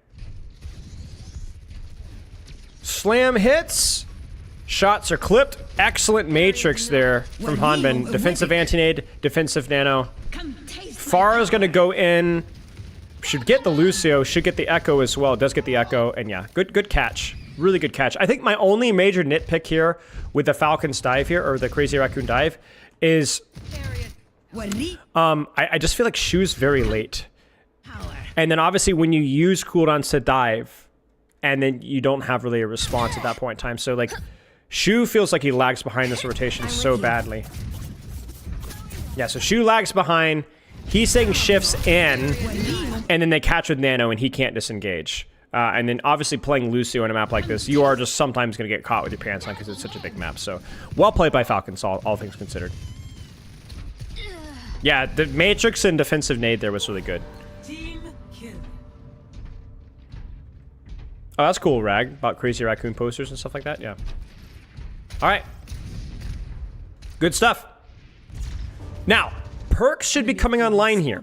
So we have the Railgun buff, which is pretty interesting. We don't see that every day. That basically allows you to one-shot headshot, I believe, 225 HP characters when you pop Overclock, which is cool.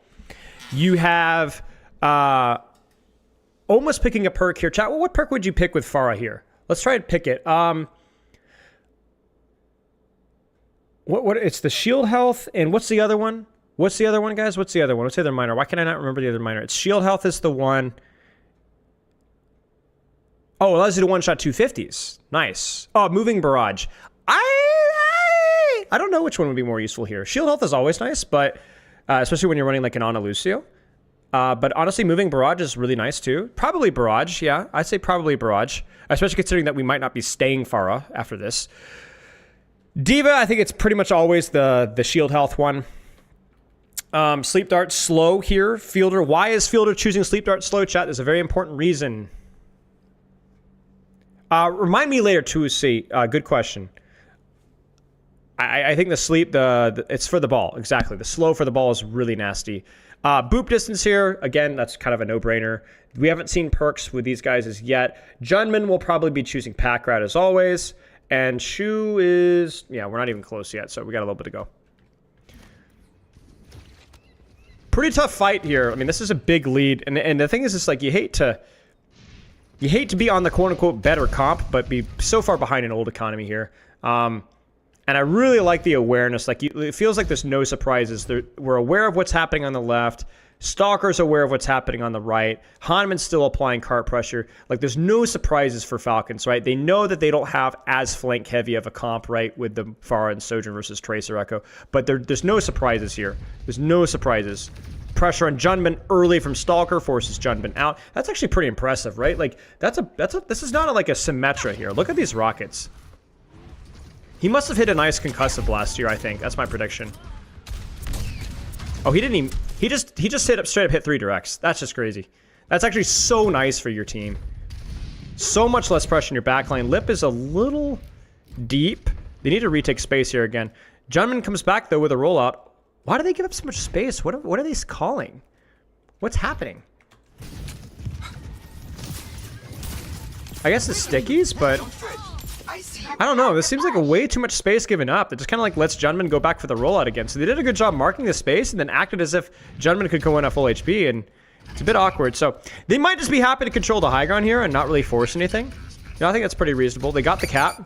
There's the mines. The mines are huge. It's going to be kind of Junman on his own, though. Lip is on cart. Shu's in Narnia. He sings in Narnia. Chu's going to beat, which is something, I guess, just for stabilization, but there really wasn't any follow-up to those mines at all. And then Hanbin is Hanbin forcing cart?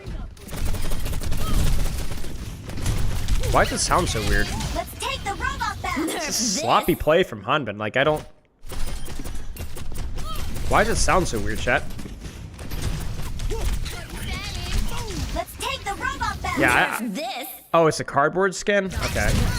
It's just a bad play from Hanbin, man. Like, he disengages the mines, he chills. He sees his team. And he just gets lost in the sauce and then dies with full matrix. Like, it's just sloppy. It's just sloppy. I mean, it's a good slam by Junman to finish him off, but this is just not a good play, man. Like, this is just not a good play. Just let it go. Chill for a second. You know, let your team retake space. And also, I'm not really super pleased with the way the backline is playing this. Maybe it's an urgency around Hanbin, but man, we got to we got to retake high ground, mate. Like, retake high ground, break these mines, and peek out here with Sojourn if you need to. But this is just poor. Really good stuff from Crazy Raccoon to play this patiently. But it's just some odd choices, honestly. It just feels so free. So great sleep from Fielder. Actually gets the kill on Junman with the bomb. Yeah, I was gonna say we'll. Ah! Let's get loud. My sound barrier is almost. Why are we amping? Let's get loud. I don't understand that at all. I don't understand that at all. Some of these amps have been really head scratcher. The position is good, but that's just insane. It's a good angle by Soj. Good angle by Proper. How low does he get? Holy crap.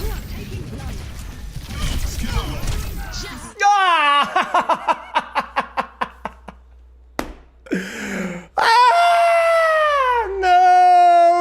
All of that for what? And I guess this would be a moving barrage here. Yeah. Jeez, that moving barrage is like so good. That is a backbreaker for Crazy Raccoon. You not only have quote unquote counter swap, but you actually came in there with beat. You came in there with Mind's Pulse, and you lose the fight, the freaking barrage diva bomb. Like, come on, y'all. That sucks.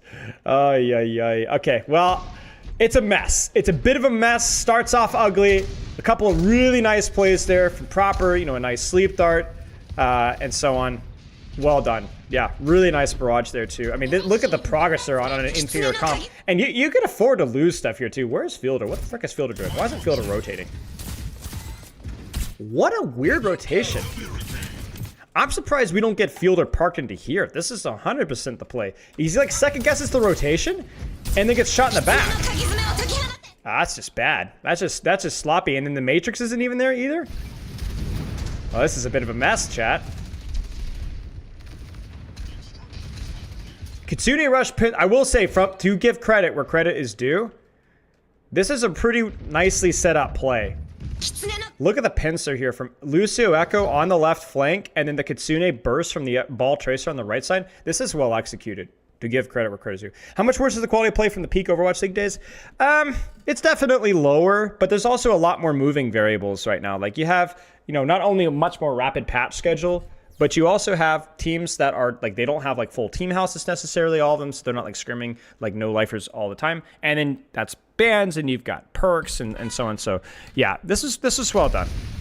Well done, but it just feels like a couple of there's just all okay, this is the nature, and I think this is why people like dive comps, right? Or brawl comps. It's like you don't have to be the biggest ball Kiriko Lucio Tracer fan in the world, but one of the really nice things about these comps is that the positional aspect of Overwatch is so much more important with these type of compositions that if you get the positional check boxes right, you can win fights that you probably shouldn't win. Not that Falcons should have won this one, but it should have been competitive, right? You got Nano coming off PDF. Think of the 31 months. Holy crap. P3DF, whatever the fuck. But because if you look at the setup from Crazy Raccoon, the tempo, whatever, the angles that they took, and Fielder's hesitation, and then the lack, like, you could just die. There's a little bit of instability that but it's not random. It rewards good setups. You can win fights down multiple ultimates if you set up better. And that's always the case with any comp, but it's more so with these comps. And you can go from an Ana that somehow miraculously survives a 4-man dive here to basically just dies to 2 people instantly, just based off of execution, you know? And so I think that's why people like these kind of comps, because it's not a done deal every time, right? It's not just, oh, flashy and fancy, and it's also just, it's satisfying to watch set up creative angles and approaches that there's just more variety. It's not just all about the ult push and pull. You know, it's not all about the layering of the first fight kind of stuff, or the first map stuff. Enemy forward spawn room deactivated. Yeah, so they're going to swap over to Sombra Tracer. Sombra, I think, is really good in these comps, but very hard. Very hard. Permanent stealth, or not permanent stealth, but like unbreakable stealth is really useful, as is Hack and Virus. And Sombra is nice, but it's just hard. A little bit of early pressure there. Lip gets cleared out. And I want to highlight something. This is kind of what I'm talking about, like the creativity. The reason why Lip loses this duel is he's getting off-angle support. Like, he's not getting off-angle support, excuse me. Chorong is, like, not really sure. I don't really know what Chorong is doing here. I think he's thinking... I mean, he has to be careful. Like, Sombra Tracer is scary, but obviously there's not really a lot of pressure. And look at the space, man. Like, look at the pincer approach. Stalker's lurking on Heesang. Haimon pushes pressure from here. Tracer on a swing wide. Yeah, Ana's a bit vulnerable here for a moment, but then Lucio arrives. And so Shu teleports in. Does Shu have the perk? He doesn't. He might be screwed, y'all. Oh, he just avoids. Okay, yeah, I mean, that's terrifying. Like, that's terrifying right there. Lip Tracer's not elite anymore. Lip Tracer was never elite. Lip Tracer was good. It was good for a hit scan, but Lip Tracer has never even been in the top 10, I would say.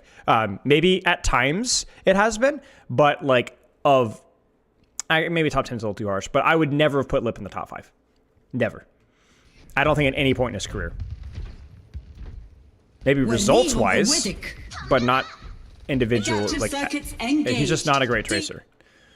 It's fine. It's good enough the fact that they can even consider playing Tracer, which is really impressive. Adaptive circuits engaged. Good nano, good catch nano, really nice setup. And this is kind of what I talked about, right? Like, you wouldn't immediately say nano is always better than echo copy, especially when they don't have the nano perk yet. But when it's set up like that surround, you just immediately force recall, and then you're just cooking. No, Ana doesn't have double nano yet. How bad is J3 Tracer? I mean, compared to what? Come on, brother.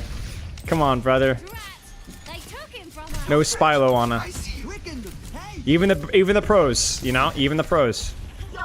Now, it's interesting to see that Heesing actually went Pharah here. I think Pharah probably feels a bit better than Echo, I guess. Like, you're like, okay, still very squishy, but maybe there's a bit more reward for the risk. I don't know.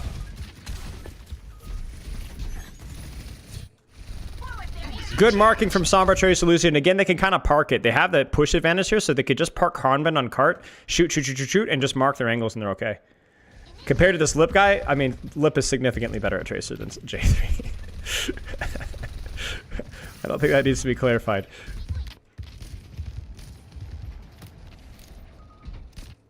I don't know what Heesing would swap to. I don't think there really is a good option here, you know? Alright, Chio. Is Chio asleep at the wheel? Nope, Chio's no sleeping. Mark. Control the angles. Don't let them come in. No surprises. No surprises. No surprises. Mark. We hit the sleep. He's saying, and this is really where you like the Pharah, right? Where it's like, you know, you can't Matrix both Tracer and the Pharah. This is like the moment of truth here, right here. Get Matrix. Oh, but not the Pulse Bomb. That's exactly what we talked about. Nice job. Really, really good. That's a really, really, really, really well set up dive from Crazy right there. Beats used. Wait. What? So they're gonna beat push, which I like. Mine is used on top of that to try to counter that. And as long as these things remain even and Shoot gets out, it should be okay. Shoot does not get out. BMO, thank you for the sub. Hey, let the keep. Katsu need to be used sooner, I think. But either way, still winnable. They need to get Hanbin. Hanbin gets the shield's perk. Almost gets the direct on Stalker. They need to catch one of these flankers, and it needs to happen now, otherwise they're kind of cooked. Honestly, just some nice layering from both teams there. On a scale of J3 to Prophet, how good is Lip Tracer? Halfway. So I think Echo is better versus Pharah, but Pharah feels better versus non-Pharah. Do you kind of see what I'm saying? So that's ignoring hero stuff, but like Echo is really good at shooting other flyers, or the other Pharah out of the sky. But if you get hacked, like you're kind of just dead. Right? Like, she's very reliant off of her stickies to be able to duel effectively, and Pharah's not. Pharah's not. And also, Pharah perks are really good. I think better than Echo's, yeah. So, you got a kind of a pickle here. We need to find a way to beat engage this at some point, potentially, but then you're going to go into EMP, you're going to go into Nano, and this is where, like, if we're playing a Brawl composition here, something without this much map control, Crazier could be screwed. Like, they would be screwed. Like, there's no way you can win this fight, but now you're like, well, maybe we could get a direct off of Sombra and maybe punish her Translocator. Maybe Makiri will hit a headshot. Now, it could go both ways, right? Like, maybe they could just hit a hack, they clear ball out, and then they're just going to go for backline. But if Chorong can live, and Chorong can, and so then now Chio's exposed. Chio, there's the double nano. But if Heesing can... Okay, so here's the funny thing. Heesing is allowed to die here. Hey, Jolly. Heesing is allowed to die. Heesing has done his job. Heesing has gotten reward for the risk, right? And so, yeah, Heesing's going to die here, but that should mean that we get a trade here. So let's see what happens. Hanbin should get DMAC. There's the ball. There's the HP share. They're actually going to beat that. There's the bomb. They need to get the kill, and he gets the kill. Now, does Hanbin have the overhealth? He should. Nerf this. He doesn't. Oh, boy. Yo, Questron, thank you for the raid. This is a trash can. We're looking at some high-level summer play indirectly, so it works out. Now, I'm not dumb, chat. There's no overhealth on Mini, right? He has the bigger range on Remac. Oh, no, he does have the overhealth. I'm dumb. I'm dumb. It just melted fast. Gotta fail. And it almost works. It almost works. So he picked the right perk. They just outplayed it. He outplayed it. I respect it. He almost got it. But yeah, this is exactly what I talked about. He's saying earned his death here. So let's see what happens here. 4v4. But honestly, trading a tank for a Pharah is not a bad trade here. Let's see what Stalker does. It's a nice hack. A body block, boop, and the Translocator. I mean, that's just massive. Poor Junbin. I will say though, I think Junbin went too early. I did see that, Questron. I did see that. That is huge. It's situationally huge, but it is huge. This is a question of timing. This is just poor timing. Like, I think like we've consistently seen this with Junbin, where he is willing to go early if he sees the engage that he wants. And some situations, it's been fine. It was fine in Lijiang Tower because there was really nothing to bother him. It was even fine here early on the first couple of fights because there wasn't really anything to punish his... Like, even the sleep dart, they just didn't have the damage for it, right? But this is where, like, this is not the first time Junbin's done this. Junbin has engaged like this consistently, going in very early ahead of his team, forcing resources and getting out without taking minimal losses, right? Ana, Sombra... You can't do this anymore. You're much more reliant off of your team's pressure. You're more reliant off of your Lucio. You're more reliant off of your Tracer. And so Junbin deserves it. He needed to be a little bit more patient. I would probably set up top here with my Lucio Tracer, clear out proper, and then as your Kiriko can teleport up top, and then rotate from there, and then you're cooking. But Junbin just gets a little bit silly with it. And there it is. So this is not the... Junbin has made this mistake repeatedly and gotten away with it because of his mechanics and because of the composition he was playing into. No longer. Yeah, you can't do that. Do you go for the longer hack duration despite the range? I mean, this one looks like the answer is yes.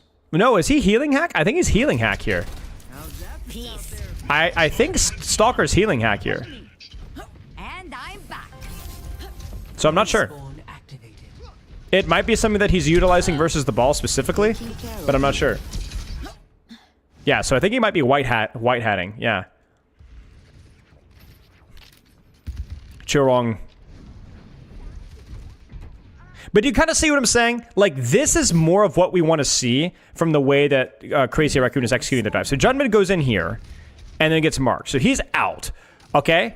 So then you see he's still early. Like, he's still a little bit early, but at least Chorong is there to assist on the Tracer, and then Lip goes in to assist as well, and this is more of what you want to see, right? This is where you could feel confident that I'm not going to get punished, and even if I do get hacked, like a nice little pulse bomb here from Lip. And like, there's follow-up here, right? Like, there's follow-up here. There's actual team play going on here. Yeah, they're both kind of awkward. I'm not going to lie. Good timing for Questron to be here. Oh my gosh, he's saying. Justice reigns from above. It's just crazy how many more targets that you can shoot and how much more survivability you have at this level. You know? It's just insane. Okay, I'm trying to look here. What is Stalker cooking here? Taking care of you. I will be honest with you guys, I think this is a huge misplay. I think this is a huge misplay. I think that, like, you have the push advantage here. In other words, you have the massive progress advantage. You're playing into, like, it's kind of on them to make an action here. I don't really see any reason for us to go forward with EMP. I wouldn't even mind a solo EMP and ball here. You could sit here and just EMP this and just kill whatever you want. I think Stalker's kind of out of position for the situation here. And then, honestly, Lip just hits a nice pulse bomb. You know, but I think Stalker is looking for Pharah. Or Lucio, maybe? Catch you later. But, man, like, especially without permanent stealth, I just don't see the reason of reaching this far in. Justice Dude, this is just he's just a waste of space. You know? I don't think you have to reach that far. Like, this is the nice dynamic of Sombra, where you don't have to go backline if your angle on frontline is really effective, right? Versus their DPS, their tanks, and whatever. And you can kind of just EMPF of your leisure, you know? So I think this is not a good setup from Stalker, and he's honestly not there. It's not that he's not peeling his backline. He has to peel backline. But because of the map and the situation, he's not even pressuring the front line. He's just doing nothing, you know? You got to do something, man. Yeah, so there's still, yeah, exactly. It's like the Silver Sombra kind of roaming around and not really contributing anything, and it happens, you know? It happens. Enemy forward spawn room deactivated. So now we get a nice setup here. What is Stalker doing? I don't know about this EMP, guys. I don't know about this EMP. Enemy forward spawn room deactivated. Apagando las luces. I don't know, guys. I just don't like it. I don't like it. I'm not going to sit here and be like a hindsight Andy and say I like it because it worked. You know what I'm saying? There's too much counterplay from this. You're too far away. This could be reactively Suzu. This could be reactively teleported. Ball can even go backwards here if he was in position to do so and shield share here. There's like so many answers to this. I don't know. I don't hate. I mean, it works, I guess. So okay, like he was intentional with it.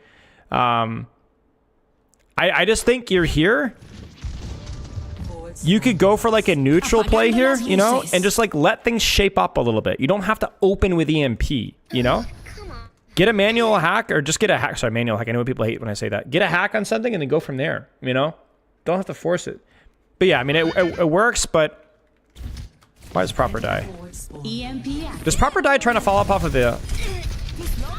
No, just a good rocket by Heesing. A little slow, but yeah. A bit awkward, I'm not gonna lie with you guys. Every ult feels bad when you don't have space, case in point. So even despite the EMP, they just kind of, they cheat. They cheat. You guys remember familiar with the cheating concept? What map control does Crazy Raccoon or Falcons have right now? Like nothing. You've got a Curie on the floor, you've got a Lucio on the floor, Tracer on the floor, Sombra on the floor, Diva on the floor, and half of your team grouped up. Meanwhile, we got high ground, off angles, splits, supported. And Kiriko dies, but remember when we said that Heesing earned his death over here? Same kind of situation here. That's why you gotta prioritize your setup. You know, you can't just ult, like you can't just say, oh, we have an ultimate, we just win. You have to prioritize your space. It's the same, that's the opposite of what we talked about earlier, where a fight is winnable even if you don't have ultimates. A fight is losable even if you do. 2 minutes remaining. Cheat staging and forces to play with no setup. Yep, exactly. No setup whatsoever. Now, what kind of setup would we look for? So instead of just criticizing, let's chat. You guys tell me. I want you to coach Falcons here. You have EMP, Pulse Bomb. You know they have nothing. How do you set up and engage here for a better EMP? Give me your best setups. Where would you put Hanbin? Where would you put Chio? Where would you put Proper? Where would you put Fielder? You don't have to micromanage every single character. Just give me a couple of people where they could have gone. Practice. This will be fun. You know where they are. They're all on high ground. You're not exactly sure where the flankers are, like where Kiri is. You know where the card is. So what would you do with the Lucio? What would you do with the Kiriko? What would you do with the Tracer? Hanbin high ground. So you'd go 3-2-1 EMP, but you'd or 3-2-1 dive, but you put Hanbin up top with Matrix. Sure, that's not bad. Proper on Mega on stairs. Okay, so we're gonna flank our Tracer here. All right. Yeah. Hanbin high ground, you let them come to me. You could have like Proper contesting with maybe like Chio here, like Proper Chio here, or Proper Fielder here at the same time. You know, you could even have the same EMP follow-up with Hanbin and Stalker from here, but at the same time, have Fielder Proper here. So pressure. Oh no, I'm in trouble. I need to TP out. That's fine. Put Lip on that little box staircase Mega with Hanbin on top. Yeah. Well, I think you're talking about the wrong Tracer, but yeah. You guys get what I'm saying? You guys got it. You guys know what you're looking for. There's a lot of variety here. I think we saw it with, coincidentally, was it Fielder, I think? Yeah, I think it was Fielder. Like, remember the last time when they retook with, like, Lip ran into Fielder on the flank here with Proper on Tracer? Remember that? That was creative. That was clever. That was good. That was well done, right? That was, you take some space back. You take some sight lines. You take some angles, right? You don't clump yourself up. And yet, the EMP, they just try to cheat it, you know? Yeah. They are free to take high ground with the ultimate advantage, so whatever it takes to do. Yeah, sure. So there you go. You guys nailed it. Even the pros get sloppy with this stuff, and even the pros will lose fights with ult disadvantage. Or with ult advantage, excuse me. 2 minutes remaining. And this is a really big fight because that's an EMP. They're going to swap back to Echo because Flyer. And it's a really big fight because they lost with ult advantage. They reset their Sombra, and then now they're actually at an ult disadvantage just by a little bit here. So let's see. Do they do a better job setting up? Do they do a better job controlling space here? Mines early. This is done to force Hanbin off. They really want to get point cap here. Let's see what they do with it. Hanbin might even die for this. There's a chance. Yeah, so they're going in for Hanbin. There's the shield share from the Wrecking Ball. Now, Proper does get the angle for free, though. They cheat to try and get the kill, and they get away with it. So let's see what happens. Basically a pro, yep. They get cap, but they do lose a lot of space. They got to be careful. Proper was able to get that angle for free, which means that now they have the high ground and they have the pincer. So let's see here. What do we got? Can they get a Kitsune off here? Oh, wow. Stalker. What happens to Stalker here? Man, Junmin just does so much. I mean, actually, to really give all the credit to Junmin, it's not really fair, actually. Like, they did a nice job. He's saying actually marking up Proper. And then he's saying also putting in the rockets from the angle. Oh, I love it! And again, we talk about earned deaths, right? Earned death. That's a freaking earned death right there. And look at the timing of that play as well. Look at he marks a Tracer out. Rocket jumps, suck, conk, shoot, bam. And then that allows the Echo to die. And remember, we talked about earned deaths. Pharah's kind of an all or nothing, right? So she disengages. Beat is used defensively, and somebody's dead. And 1, 2, 3 people chasing the Pharah, which means Kitsune is for free, which means Fielder's either going to die. Yeah, Fielder's going to die. I mean, this is just massive. Huge.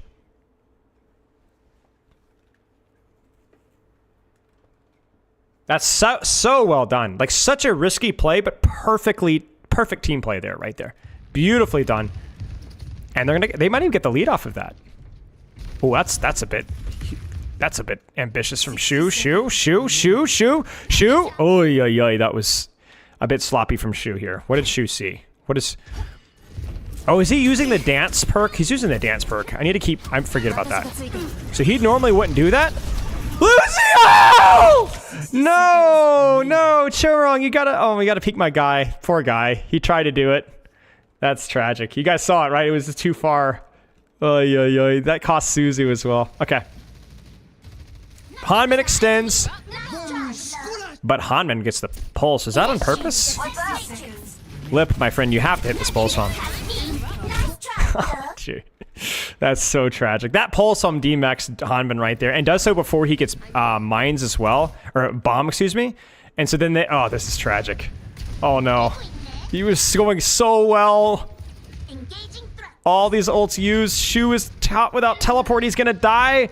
Hanmin, my goat, is on the backline. He just solo kills almost the backline.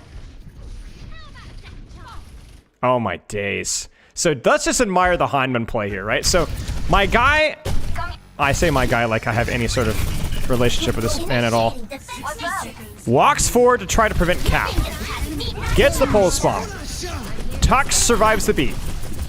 Focuses Lucio, expecting to remech.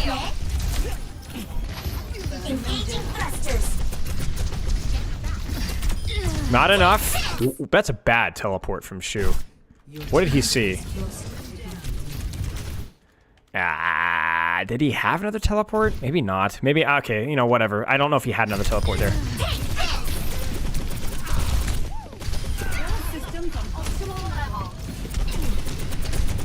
That's crazy. That's crazy. And doesn't even use his bomb. Tragic series of events there. Shu getting his Suzu forced, Pulse Bomb getting eaten, and then the beat used as well for no value whatsoever. That's just poor. That one hurts. Again, we talked about it, right? Like, having more ults is not a free ticket to win with this kind of comp. They didn't even press Q once. It's really well played. My prediction here is we'll probably just see pushing the cart to the neutral zone, looking for a mistake that they could just pop a Kitsune off of. And in the meantime, if you have the superior advantage, I don't think you need to force anything. 10 seconds. Like, they might get the good spawn. Yeah, they'll probably try to get the good spawn right there. But then now they could just kind of sit there and shoot. Wait for a mistake. Yeah, so like they've crossed the line, we pop a Kitsune. Like Fielder sees, okay, we're going in, we're gonna go in. So Shu is really trying to use that perk. So look at what he does. So he's gonna go in, which is really stupid, normally.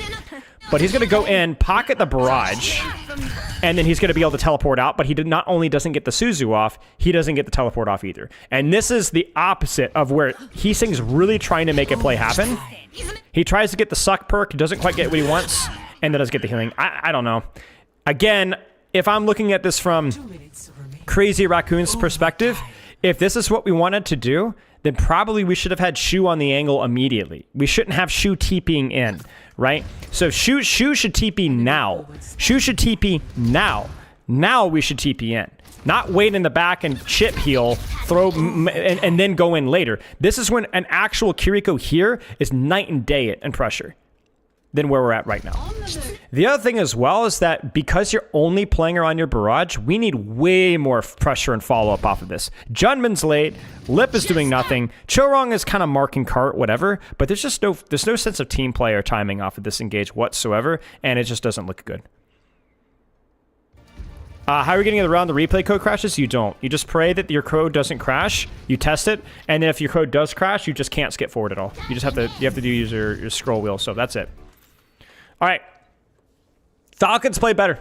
Falcons play better for longer. A couple of fumble of the bags on that one really bad 60-second series of events there, like 2 fights back to back that were really poorly set up. But then they just overall were much better at taking space, playing angles. Couple of mistakes, honestly, from Shu's Kiriko in terms of just some of the positions that we're holding.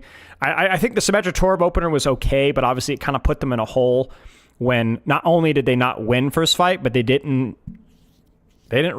to swap. They lost first fight and then swapped. That's like the worst case scenario. You know what I'm saying? Because then you go into a situation where you're not only down 1 fight, but you've lost 2 fights. And the Falcons played it pretty well. So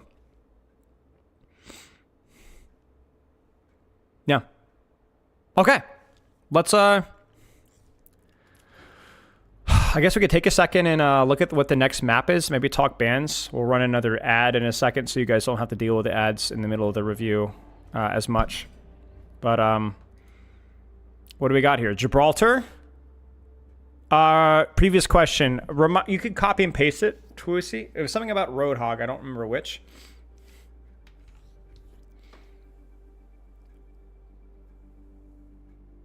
There's just, you guys are probably noticing there's like a huge discrepancy in the quality and the setup of play. And I think that's just something that we're going to have to get used to seeing with these perks and with these bans, especially. Not because these players are stupid and incompetent, but because it's just so much harder to have like the consistency of application of good setups with different maps and different heroes constantly and different bans, you know? There's just going to be a lot more instability of some things just being messy.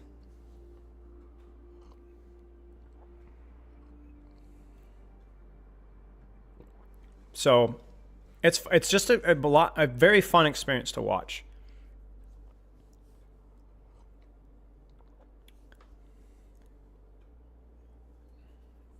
Will there ever be a Q&A stream about perk meta and hero-specific meta questions in the near future? Maybe, but I think like that's something that I'm admitting a little bit of ignorance on right now because people are still solving the perks.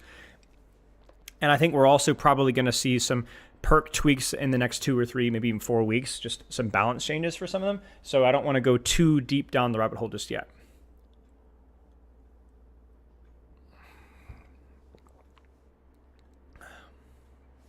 So let's actually go back to the ban screen here. Did you guys just get ads? Okay, that's good. Good timing then. Used to be a GM hog main Overwatch 1. I don't like him anymore in Overwatch 2 now. I just play every tank I've dozen, but I want to smaller my hero pool to maybe 2 to 3 tanks. Any tips or advice? Just play the tanks that you enjoy, mate. That's it. That's my only advice. Just play the tanks that you enjoy. Good luck.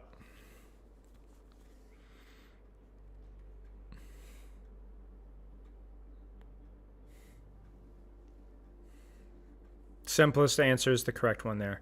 Which tank do you think Mei pairs best with? Depends. I don't think there's an inherent synergy off of Mei with any tank outside of certain maps where you can rush down. But for example, if I'm playing Gibraltar and I'm playing Mei, I would much rather have a Winston than I would a Ramatra, because Winston will cover some of my weaknesses, you know? But if I'm playing Legion and Control Center, I'd much rather Ramatra. It's just map stuff, really. Okay. So, bans here are a Diva from Crazy Raccoon, who lost the previous match, so says, hey, you have to take the Winston Mirror, very vertical map, get fricked. And then Falcons banned the Zenyatta. And I don't know, do Crazy Raccoon pull out the double flex here? Do they have the roster for it? Do they have a roster for it? I don't know. Maybe they don't. I mean, Chorong is probably the most flexible Brigitte Lucio player in the world. I think he's probably the best at flexing around to Kiriko and Zenyatta and stuff like that, so that's probably why. Okay, Chorong has been playing a lot of Zen. Good to know. I mean, that makes sense, right? He's just very flexible. He's got good aim.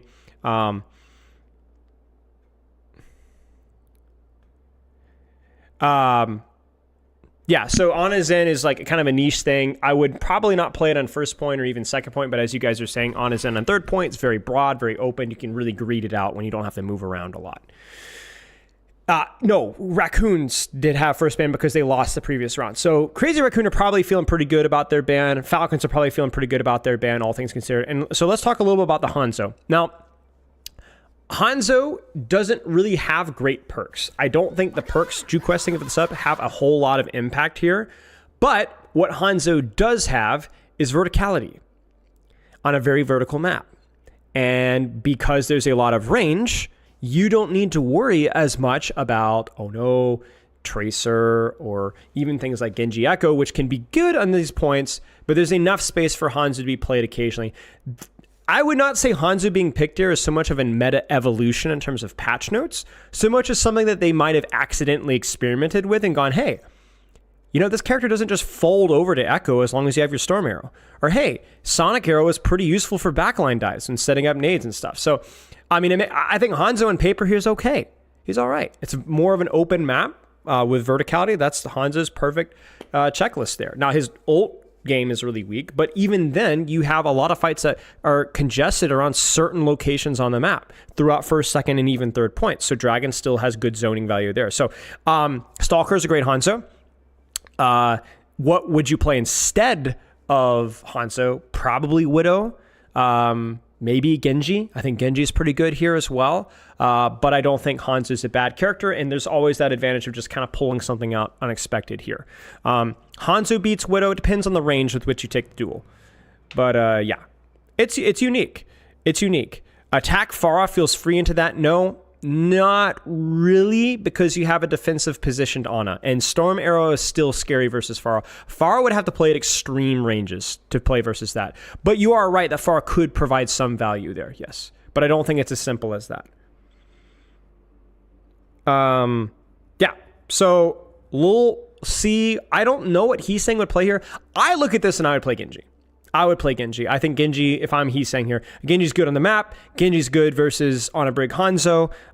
And yeah, but I could see, well, no, I guess they have Widow, so they're going to play Tracer. But you could play Tracer Genji here. You could play Widow Tracer. I don't think Widow Genji is good because I think having a Tracer that's able to touch cart is really valuable. So we'll probably just see a Widow Tracer versus Tracer Hanzo. And yeah, let's do the dreaded replay code check here. And y'all cross your fingers here. Heesing is a good Tracer. Heesing is a very good Tracer. Heesing is his top 5, 6, 7 Tracer, I think. Ready for battle. It's been a while since I've studied his Tracer, but... Alright, come on. What do you got? Crash on me. I dare you. Just crash. Quit. Don't. You're pointless. You're worthless. Your mother doesn't love you. Your mother never did love you. Actually, you don't even know if your mother loves you because she's left you. She's abandoned you. But honestly, if she saw you, she definitely wouldn't love you. You're a waste of space. Stop breathing oxygen. Your friends are embarrassed. They talk behind your back. You actually don't even have friends. They only care about your money. And you don't even have much of that either. Okay, we're good. Nice, guys. Nice, guys. Nice! We're so off, guys. We're so off. All right, I got to tinkle really, really fast. So I'm going to run an ad, and then we're going to get started. Be right back.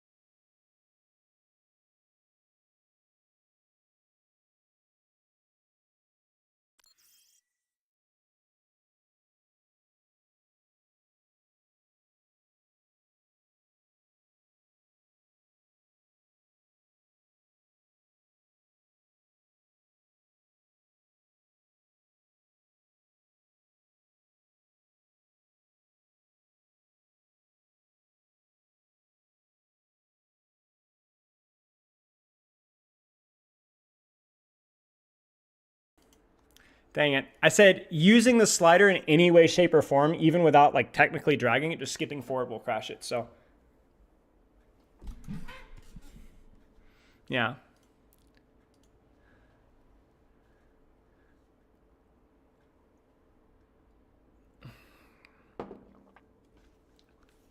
Yeah. Okay. Let's he sings on Symmetra, by the way, just to teleport across. I'd be shocked if they stayed Symmetra because you can teleport your backline across. But all right, I mean, on paper here, Jungmin Winston versus Hanman Winston. You know, I rate both backlines equally. I rate both. I think Proper has the better Tracer, which is fair. Well, actually, I don't know. You got Heesing on Tracer, right? So I mean, I don't know. This is like I think slight advantage here to Crazy Raccoon just based off of the Falcons, no. Crazy Raccoon, sorry, because Jungmin Winston. Yeah, so, yeah, okay. Jeez. Brig, by the way, if you guys haven't picked this up enough, maybe some of you newer folks here, Brigitte is so freaking important in this matchup. Hitting every whip, spacing, rally timing, all that kind of stuff, packs. You just force bubbles. Using Ana CDs to force bubbles is good, just as long as you get your spacing correct. Thank you for the 6 months. Enjoy your new batch. But yeah, forcing bubble with nade is fine. Because if you nade and bubble, but she can't take space with the bubble, then it's good. Or you could just bubble behind her backline. But yeah. Big thing here is trying to force people out so that you can earn a dive. So like they're going to bubble off Hanbin and force him out. And then that allows them to set up their next dive on backline. The problem is Hanbin is the freaking GOAT. And Hanbin doesn't pop bubble. You guys see that? So Hanbin is still a threat to go onto your backline. Which definitely makes things a bit awkward if you're a Shu. All right, let's see what happens here. Chorong is, wow, Chorong needs to get out of there, buddy. Nade misses. Shu is vulnerable here without, what is Shu doing? That feels a little hubristic, guys. What the heck? Chorong and Shu split. Lip is in trouble. So Lip gets out. Good spacing. Hanman is still in backline, guys. Hanman is still in backline.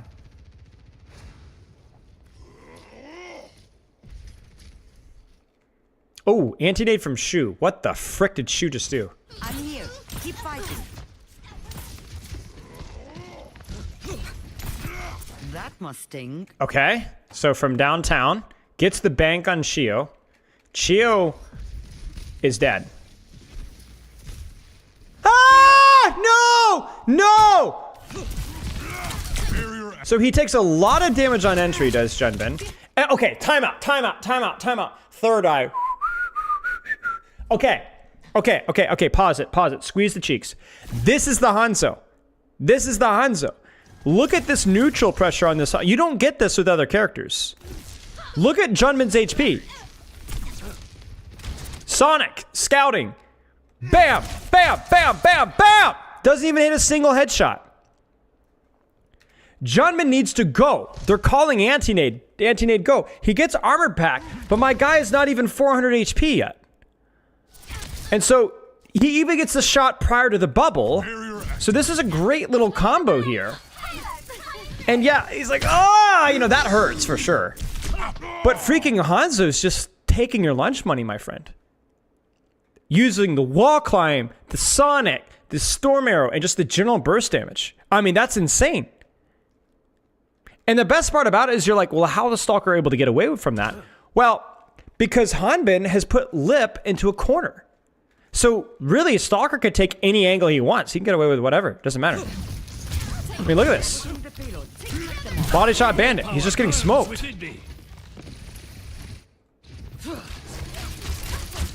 Look at that. Again, well timed. Control Winston or control Widow and then take space off of this. Oh, that's so big. The Hanzo is helping out so much with the space control. So this is my problem here. Chat, what's wrong with Crazy Raccoon? With what they're doing right now? How do you gatekeep Hanzo? How do you contest Hanzo? Besides, oh, Winston dive, yeah, you know. Where's the Widow? You get what I'm saying? Like, where's the Widow? I think there needs to be more support on Lip here so that Lip can actually make Stalker threaten some stuff. You know, like keep Stalker, like Stalker is getting so much space to do whatever he wants, and that's indirectly protecting his backline, you know?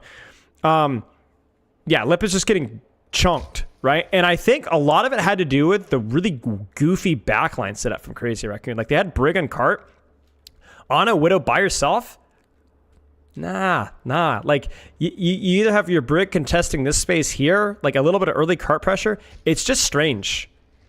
Yeah, Hanman has been on the backline, and to be fair to Hanman, he's not done like any damage, but it doesn't matter. He's been basically bullying these angles for like 7 years. Heesing is just pushing Cart. That's all. That's really Heesing. It's not really Heesing's job. Heesing is just pushing Cart. I mean, look how far the Cart is, but yeah. So Hanman gets out again. And now this is when, in theory, this is like the perfect situation for Crazy Raccoon here. So Junmin, dive, flank nade. I'm predicting a flank nade through that door. You got a bubble advantage, go. Well, they don't even flank nade. He just straight up hits it. Okay, what do we got here? And you can kind of see how Stalker, look at Stalker's position as a difference, right? You see the difference here? You see the difference just because Lip is actually relevant here? And because the backline's actually involved? Much better cooldown trade. Much better cooldown trade. And like, look at the cleave. Ah, shoo, my goat. What just happened here? Ah! Okay. I mean, at least they got the bubble out, but okay, what do we got here? Yeah, shoot. I mean, they just have to kite this out. No nade, no sleep. He just walks away, and then Heesing gets caught with his pants down. Heesing should probably play this one a bit slower. What happened with Heesing? There's not really a whole lot he could do here. I think he's just cooked. Yeah, you can't miss the sleep dart, my friends. You can't miss it. And to not have nade there either. That's rough. And then Lip is able to retake some space here, but they don't really have any sort of Cart pressure. There's no pressure on Proper, so because Heesing's in spawn, so Lip is going to be under a little bit of pressure. It's a good try there from Proper. Oh, wow. Look at Proper's perspective here. Back we go. That's using your Venom Mine, my friends. You guys see that? You see that? That's using your Venom Mine. And again, because Lip is actually a factor here, look at the compression from Hanzo. Look at Junman's HP on dive. It's a really good whip shot from Chio. Right? But like, look at how little space the Hanzo's controlling now. Right? Look at how little space. Really, that was well done. Personne n'échappe à mon regard. Anthracite. I love the vocality of the ults now. It's so much louder. And we should probably see a Nano here. We'll probably see Nano into Primal. I love the setup from here. This is really good. Do it. Do it. Let it rip. Let it rip. Go. Go. Go, Papa. Go, Papa. Oh, they just caught him with his pants down. Slow rotation from Stalker. Stalker needs to run way sooner than that. Yeah. They're not even nanoing, man. They're just going.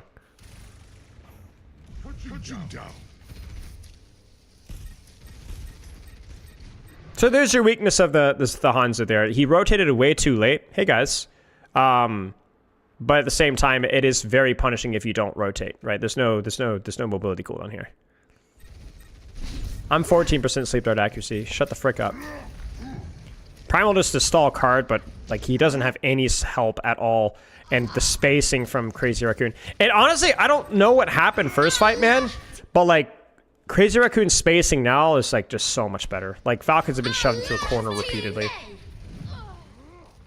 Like this is just infinitely better.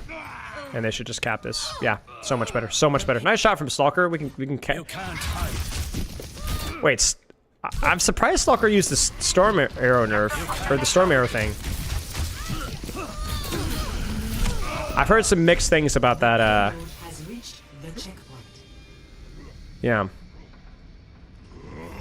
About that perk.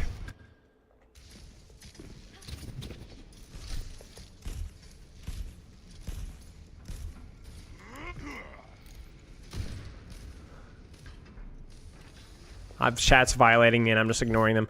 Okay, so we're going to see some more aggression from the backline here, and I'm going to assume because of Primal plus Nano. Like, you have such a massive ultimate advantage. You park your Widow and cart, just disengage when you have to, but, like, you're going to win this fight. You have Primal, you have Nano Boost, they have nothing, right? Hey, Con. I don't know if they have double Nano just yet. Yeah, they don't have double Nano just yet. Let's just do a quick perk check here really fast. So, Pulse Bomb Radius, which is pretty cool. The scatter one, or the storm bounce. There's the primal landing, bounce nade. There's the bash HP. That's very strange. I would never expect that to be used, but maybe it's better in some of these more brawly Winston situations. Yeah, I don't know. Widow's got the I don't know if that's the Infrasight or the ammo one. I think it might be Infrasight. That's the hacked health, or the health pack one. That's primal, big surprise there. Again, the bash HP there. Interesting. Really nice with Flint's flankers, really. Interesting. Oh, you're talking about the Sonic one. Okay, that might be something that we have to experiment with more then. And then the sleep dart sluggish, which I think is pretty good too. So, okay, let's see what happens. I'm predicting probably just a nano in and go from there. They don't force it.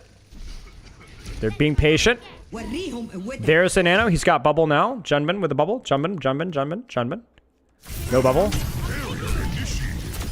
And that should be a kill, yeah. And look, the card is just still moving. Like, Hanman's gonna die. Like, they're just cruising. Hanman should die. Oh, no, wait, they nano. Oh, they missed their window of opportunity, guys. They needed to snowball that, and now they're getting sloppy. Lip should die, or Shu should die. Oh! Yes! Let Lip die. Let Lip die. Let him die. Yeah, that's fine. You're still cooking here. Okay, yeah, I mean, very, very, very, very clean fight there. Really kind of even going back to the previous fight with the old economy going so heavily in their favor. Okay. I think this is where Winston's a bit, or Widow's a bit better, just based off the spacing of this map. I think the verticality of Hans is a little bit less useful.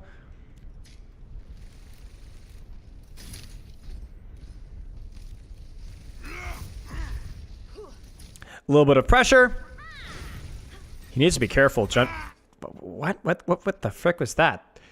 Way too early for a serious dive with where the backline is.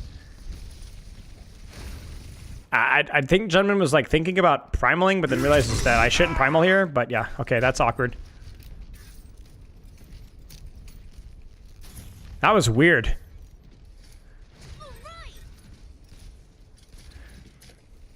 Okay. Deep dive left. Is he going to dive up and over? Let's see. I like this position from Lip. He needs to be careful. Oh, no. Oh, no.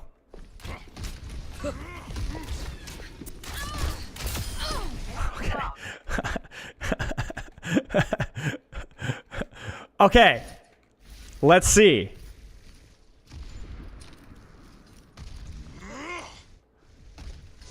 Shorong needs to be very cautious here. Mrs. Whip gets naded and is gonna freaking die. Okay. Not the best. They do get the trade on Fielder. He will get the trade on Chio. Jumbin, don't primal Jumbin. No! No!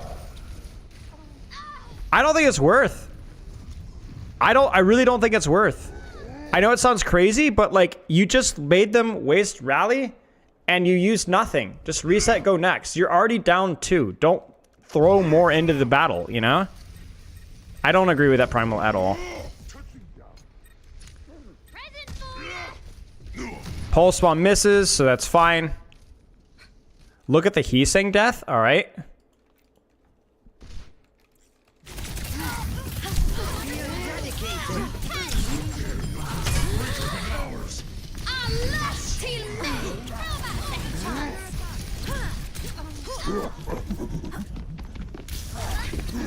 He just needs to live. Oh my gosh, that has to hurt so badly. Oh, having a rough time. Oh my days, are you kidding me? Ay, ay, ay. He doesn't get the health pack. No. What's up, Liam? Hey, PB. That's crazy. Yeah, so I really disagree with their approach there. This is basically like almost 2 CP. Like, you have to win cleanly. You can't win sloppily. And so throwing Primal Rage in there, I just don't think makes a lot of sense at this level. Chorong also getting naded and missing the whip there early in that fight really put them in the hole. Okay, so they need to clear Hanben. Hanben's going to go in deep. He should never... And so then now all Gentleman needs to do now is just live.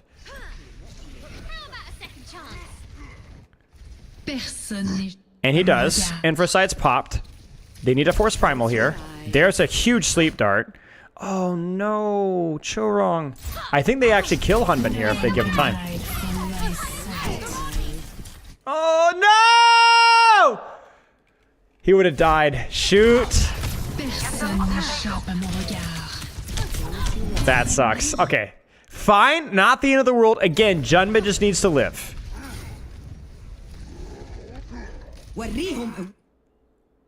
Okay, Chumna, what the frick is wrong with you, dude? You have a primal on your backline. Wait, what happens? Jump out. Out, out, out, out. He just messes up. He waits way too long. And then it honestly looks like he jumps the wrong way. Like, look. Look. Look out. Look. So credit to Chio for hitting the whip here, but still, like he's still looking the wrong way before he jumps. So that's just a mess. And why are we nanoing Lip?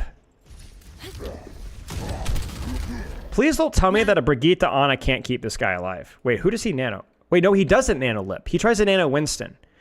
Oh my gosh, this is a train wreck, man. This is an absolute train wreck. Now it's my turn. Taking damage. Disaster. Disaster. That's a huge mistake from Junbin. I don't even necessarily blame Shu there. That's just poorly done. Like, here's the thing, guys. When you have a primal in your backline, that is an ultimate being committed. So you are not going to win the front lanes right here. It's not going to happen unless they make a major mistake. So your job is to live and then disengage as you need to. Junmin doesn't respect it. Junmin way overextends, way greets it. And this is also after trying to commit primal enough situation when they were already down 2. It's just not smart. If he'd had primal here, maybe a different story. But yeah, this is a disaster.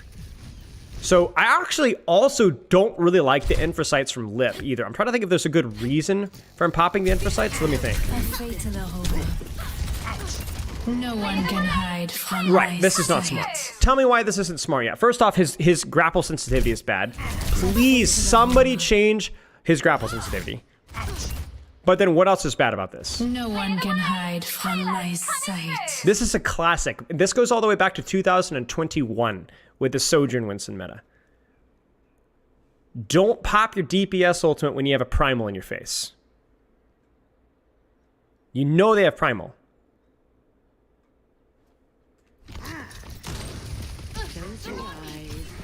Right. He pops infrasites to shoot a primal raged Winston or a Winston in front of his face. No. Complete waste of scouting, complete waste of information. So we not only had primal wasted, we had nano wasted, and we have infrasite wasted. he won Owl with that grapple sensitivity. But imagine he could have won 5 owls or 7 owls, maybe even 8 owls. He could have had a freaking owlery. Push the payload now. Does he have an owlery? No, I don't think so. Don't be shy. See, you guys are sucking up the Hanbin. Hanbin's just existed, my friends. Hanbin has just existed. I know you guys want me to say, oh, Hanbinston, shut the frick up. Hanbin's existed. He's being handed the victory. I'm seething at this. This is ridiculous. Deep dive. Aggressive rally, maybe. There's the whip early. That's going to force an early. All right. Show me what you got, Hanbinston. Show me what you got. Show me what you got.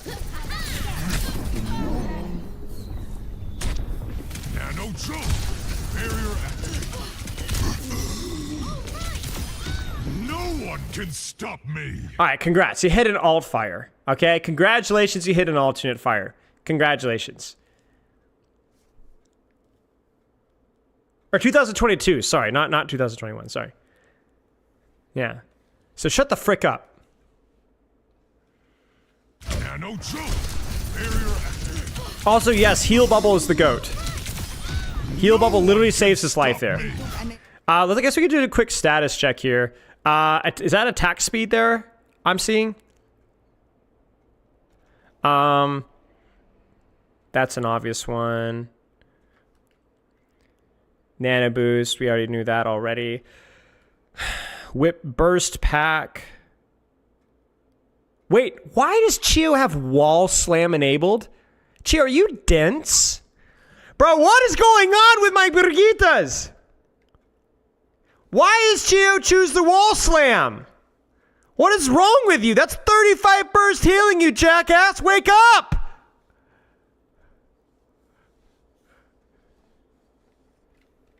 Yeah, typical. This guy's got the chain lightning. You're safe with me. That is criminal. This is criminal. Guys. Proper.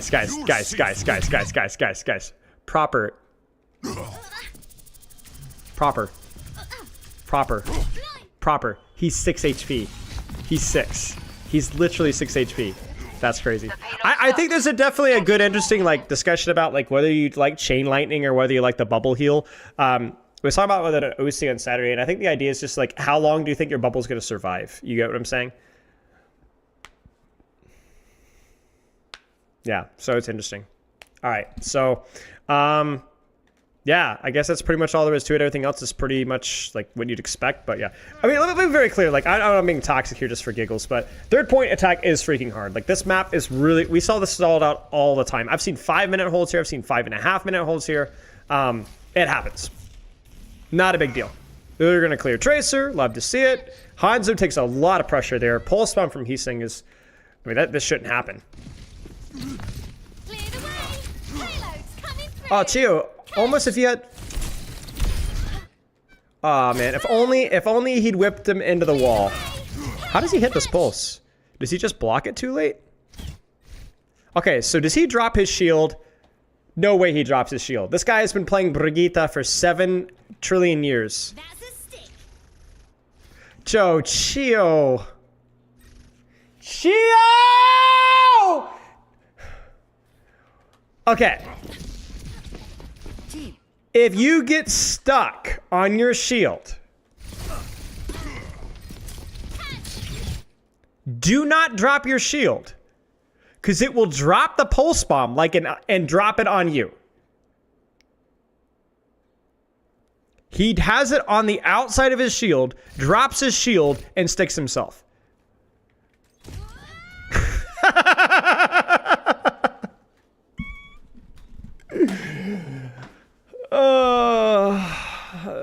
Ay.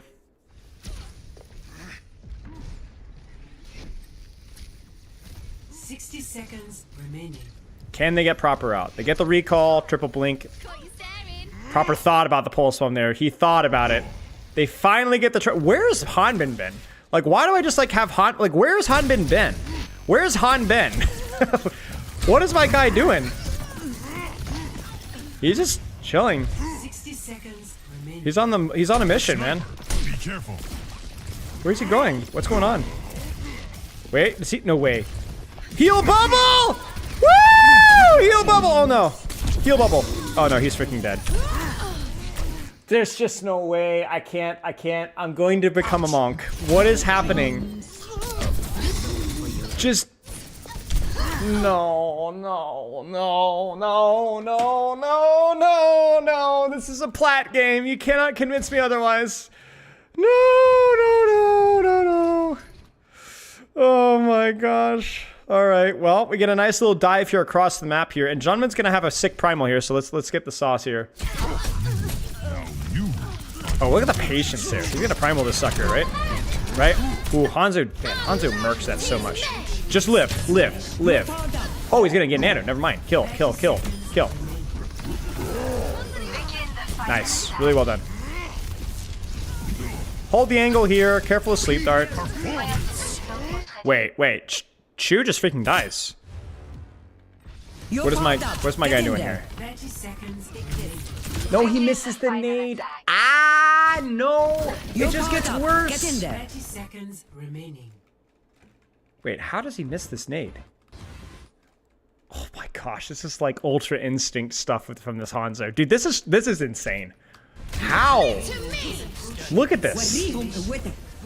30 seconds remaining.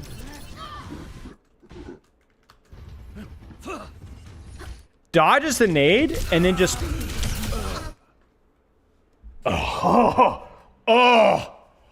What? Okay, that's insane. Now do they still win? Guys, they might not win this. That's insane. Hanman lock in. Hanman lock! Lock! Okay, not too shabby. That's incredible. Well, there you go. That's crazy. He just puts it away. That's insane. What a hold, man. I honestly, you got to look at this and you got to give, like, you know, fumbles aside, jokes aside, like this kind of goofy stuff was pretty bad, but honestly, like, pretty well played there. But at the end, a couple of really nice plays that clutched it out, you know? Dude, he made one good play. If Shu lands nade to Crazy Raccoons win? Yes. This map, I mean, I don't know how it goes. I mean, they would cap, yes. If he lands nade, they cap. Yes, 100%. No doubt in my mind. If Shu lands nade or Lip doesn't die to Winston, yes, they cap. Yes.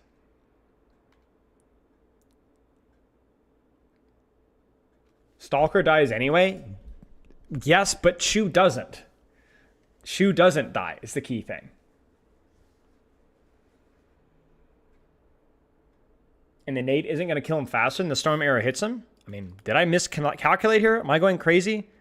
Surely Twitch chat isn't, or YouTube chat isn't smarter than me, guys. Like, surely. No way.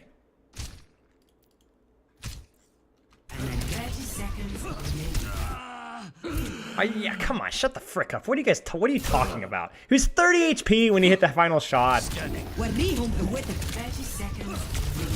never known.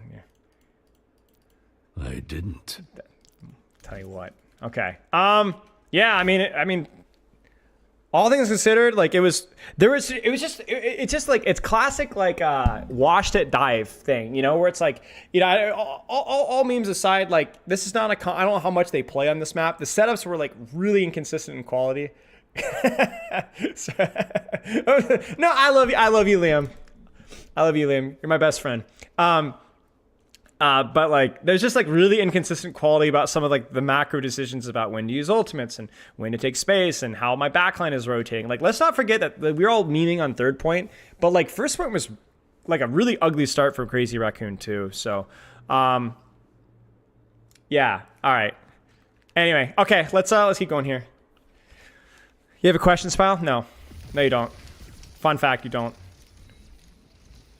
Ashe defense is fine, I guess, if you're playing like closer up, more verticality options. Is the code publicly available? Yes. I will drop the replay code thing in Twitch chat. Oh, here, never mind. You did it for me. Never mind. Disregard. Okay. Yeah, we keep going. Hanzo on attack. They're fully committing. Exclamation mark codes. Oh yeah, thank you. Nice nade from both. Little bit of clear on the Junbin. Why did it get quieter all of a sudden? Is that just me? Maybe not. Brigitte for the early pocket, but you notice that the Brigitte for the early pocket, but the backline isn't actually taking space. See, this is the difference in the Falcons execution versus the Crazy Raccoon execution. I want you guys to look at the backline setup with the Brigitte on card, okay? Look at the positioning from my DPS. The Hanzo obviously is more forward because it's Hanzo, and compare that to the exact same situation earlier. Let's go back a little bit. Was it here? Yeah, I think it was here. Or, yeah. Do you see the difference, chat? Look at the Ana aggression, right? Look at the Ana aggression. That's the difference. You can't be this far forward with your Brigitte when you're by yourself. You have to be further back, a little bit more cautious. And the setup from the Falcons is so much better as a consequence. So much better spacing, right? Like, look at the difference in the spacing, right? So much better. Fielder's not scared of Junbin diving him.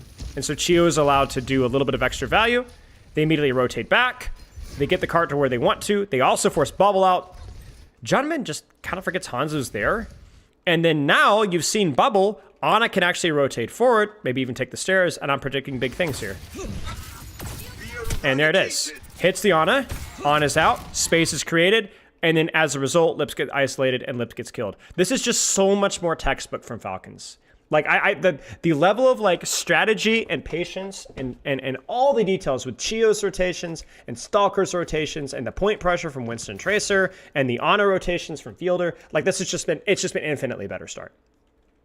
Infinitely better start. Every aspect has been better. Every single aspect has been better. And honestly, even some of the stuff from Hanbin too. So thank you for the gifted subs, Outblood. I appreciate it. That was well done. Really, really good fundamentals there. And then if they just stabilize here, you're cooking. And they do. Chio's marking the angle. They catch Chorong. They're popping off. THK, thank you for the sub, mate. Congrats on the 26 months. Could 9K be a better dive coaching, Krusty? Not something that you could draw from something like this. A coach's impact is more about the long-term health of the team. And very, very difficult to judge from something as simple as this. The payload has reached the checkpoint. Wow. Hanman is feeling it. The payload has reached. Hanman is completely by himself, but that is a pretty good jump. I don't know. It's just a little bit of hubris. They're getting a little bit excited. Nice shot by Stalker. That's a huge trade. If Stalker can live, Stalker cannot. But yeah, okay. So stabilization. This is what Falcons didn't have on their defense. This is the opportunity to take a deep breath. Crazy Raccoon has it. They have the opportunity to build Nano. They have the opportunity to build Primal. They've denied some of the space early on. So let's see. I mean, things look like Crazy Raccoon can stabilize here. Yeah. Wow. He just goes in. Chio just kind of trolls it. What happens to Chio? Did he get dynamited?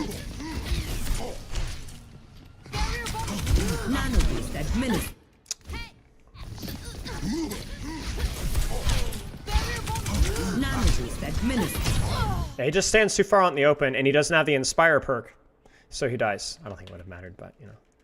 Good dive here. Nice pincer from Proper. He's saying he's able to contest cart, but obviously that means that Proper gets a free angle, and honestly, with an uncontested angle like this, it's pulse bomb. This is a pulse bomb. Like, this is too free. Okay, so disregard. Hanbin, what do you got for me? They need multiple kills off this for this to be worth it. I need to temper my temper. I don't know, man. Nano on Ashe there? What does Shu see?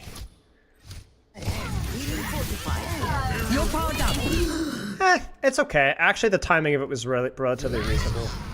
It's just, yeah, they just got a little bit too close to the spacing before they had rally. I don't know.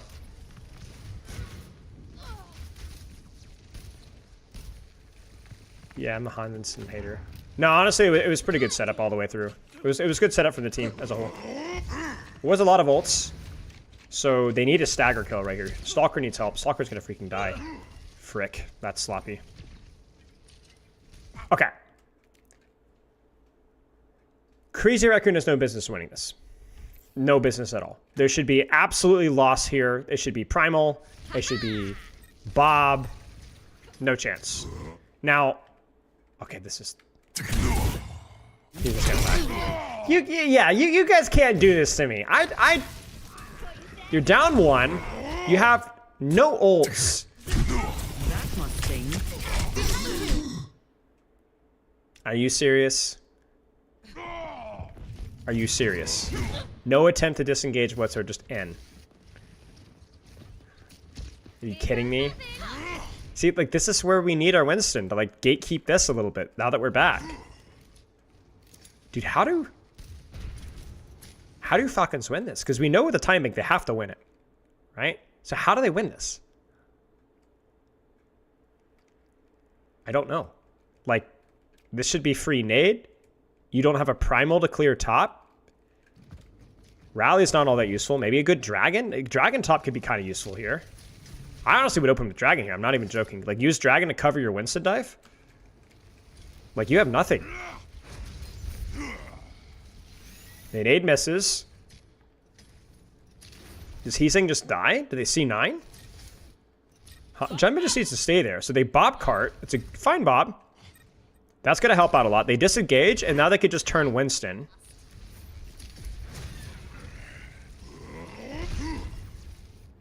So basically, I look at this here, and it's like, it's honestly relatively well played by by Falcons to kind of disengage this. Like, if they hit nade or sleep dart or anything here, this could go really, really, really wrong. That heal bubble also coming in. Oh, I guess they didn't have heal bubble there, but that could have been useful there too. Yeah, I mean, it's a pretty good disengage. But still, you've reset, right? Like, oh, that's what happens.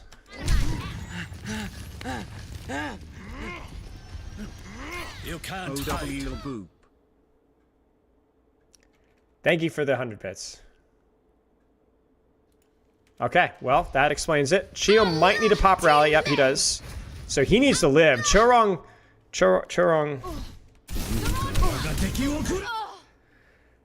I mean, I don't hate it. I get it. I see the vision. I mean, they just, I guess they just weren't on the same page with... Oh, man. This is like negative team play here, man.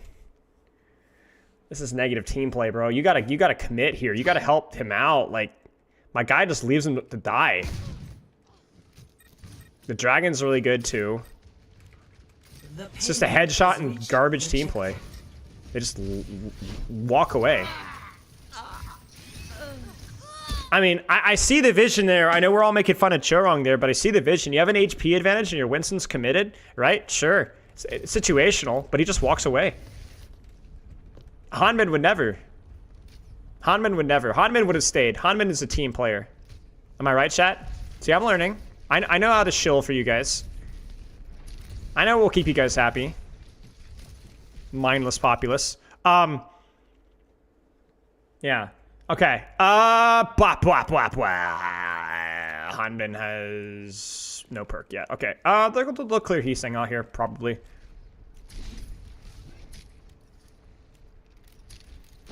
Yeah, they're able to clear Heesung. That's pretty nice. Stalker on the angle. I mean, this is where Hanzo is really freaking nice. Like, just having a hit scan that's like actually able to traverse and provide value here is pretty sick. You get what I'm saying? I mean, look at this. This should be like very valuable. Like, your Drummond's already half HP, and the proper just does things. Clears out the angle with Brigitte the pocket, takes the angle for free, and does he stick the inside? Oh, I think he tries to wall bang it. Where does the pulse hit?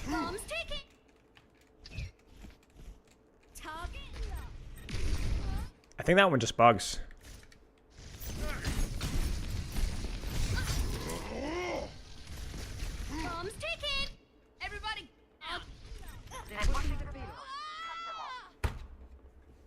I don't know. It just bugs. This happens sometimes with Pulse Bomb. He does block it. It just bugs. I have no explanation. So he's trying to wall bang it, which means basically you put the pulse bomb into the wall so it doesn't detonate on you, but he blocks it. The other one was a mistake with Shio. This one's not a mistake. He blocks it. And he turns it into the wall, which is also good because it turns it away from Ashe and potentially can kill the detonation. Refractal, think of the gifted subs. No, proper doesn't have the increased pulse from race, and even then it shouldn't matter, I don't think. So it's just bugged. It happens sometimes, but it is very frustrating.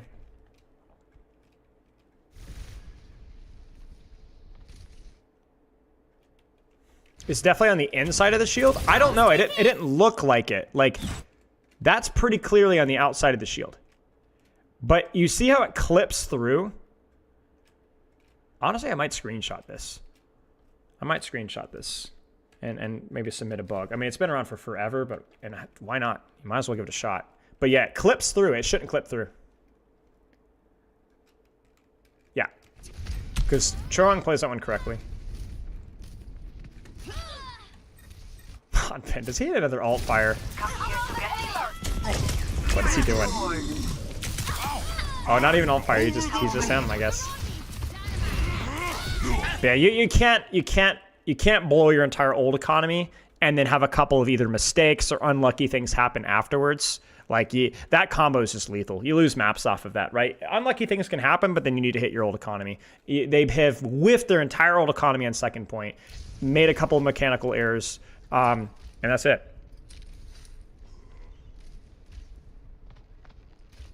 Send it to Cussa. Fire tweet. What? Spacing here is good. Brigitte, again, look at Fielder's spacing in relation to the Brigitte when the Brigitte is playing forward, right? Stalker on the angle. Lip has kind of been a non-factor on the Ashe as well, and Stalker's just made some plays. Like, it's really hard. So here's the thing. I learned this back with London, you know? You can't lose ult fights and lose neutrals. Like, I know that's such like a forehead thing, but like you can't lose fights that you should have won because you had the ult advantage. And then also just lose to random headshots. You can't. You have to win one or the other. You have to either have occasionally fights go your way because of the mechanical outplays or neutral advantages. Like, but you can't have that and then also lose the massive ult trades. You just can't. Like, you have to choose one or the other here. And like the fact that they walk out here and like, hey, we've got Nano, we've got Primal, but okay, now never mind. The Nano's gone. And now it's like that kills your old economy, right? Like, and like that's it. Like you're cooked. You're cooked. The primal does nothing. The dragon actually does something somehow.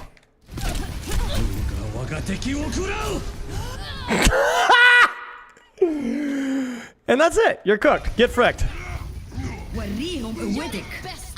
Honestly, as much as I'd love to make fun of the Hanbin Winston, you know, Falcons as a team just were better. They were just better. The Hanzo pick was really cool. They played around it really nicely. The backline spacing between Fielder and Chiro was better. The old economy was better. Their setups were better. Yes, there were a couple of lucky things that went their way, but I think Falcons, like, they just played better on this map. They just played better. Outside of, obviously, second being a wash, but part of that was also the old economy kind of got screwed up. They just were better. They were just better. Hey, Twitch.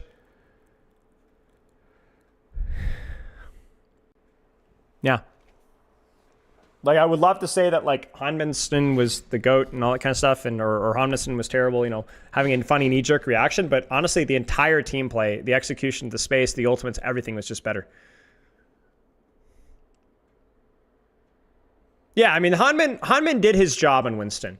Hanbin positioned relatively well. He followed the ult plan. He did as well as he needed to do. And that's no shade to Hanbin Winston at all. It was totally fine. It's exactly what they needed for the map. Yeah, of course, Captain Ravage. Like, this is just a snapshot of Falcons at this particular point in time. This does not mean that their skill on this composition is static whatsoever. By any means. No, a lot of luck plays into this stuff, you know? Like confidence or, you know, even this pulse bomb, right? Maybe there's a world there where they're able to pull it around, and I mean, they had the ults for it, right? You know? But yeah, Stalker Hanzo definitely was the ace. I agree with you. It was the thing that made them feel, it felt like a lot of, it didn't feel like Stalker Hanzo really got punished too often. In other words, it didn't cause a lot of errors. It didn't feel like they lost a lot of ultimate value because they only had a crappy old dragon. Like, they got decent dragon value. And Stalker wasn't a consistent weak point. And Stalker handed them like 4 or 5 fight wins. Headshot on Tracer. Early neutral pressure on Junbin on the very first defense. This fight here. Their hold on third. Like, they just won a lot of fights just because Stalker hit shots and played angles well. And that's what Hanzo needs to do, is win neutral fights. But they also won the ult fights as well. Even versus Infrasight and Bot. Part of that was because Lips Infrasight may have not have been great all the time. But part of it's just because Stalker played really well. Positioned really well. So it was good. Like, Stalker was the X factor for sure. But then I think Falcons as a whole played overall relatively better. Opinions on perks in 66? I think it's worth trying. But I can see the concern. Yeah, exactly, Lexa. Yeah, you never know what's going to happen. Just for today, the Stalker X Factor and maybe the confidence with which Falcons are playing as overall. But yeah. Yeah, it was well-earned win. I think for this particular map, definitely. Definitely the better team, this particular map.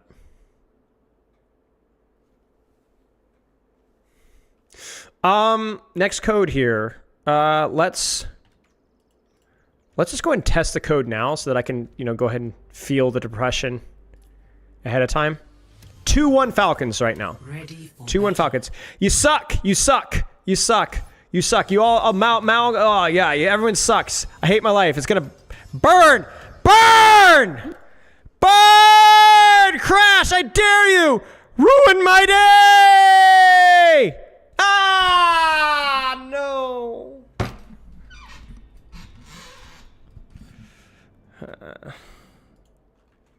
Well, at least it felt like it was a little bit later. That's not bad. 2/3 in is not bad. I think it's generally around the same times as well. We'll do it one more time to make sure that I know where it happens.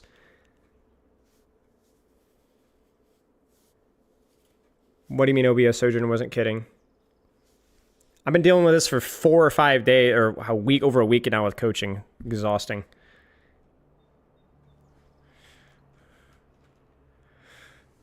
Mid-season patch, though, it's going to get fixed.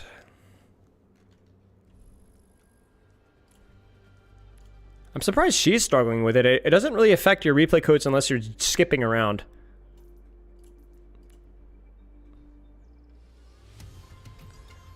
They're fixing it mid-season. Ready for battle. So sadly, we just have to suffer. Skip, break, break, break, break, break, break, break, break, break, break, break, break, break, break, break, break, break, break. Okay, so it's around halfway, a little past halfway. So I think we can skip around until halfway. Remind me, chat. How long until mid-season patch? I'm not sure. 3-4 weeks, something like that. We got a little bit.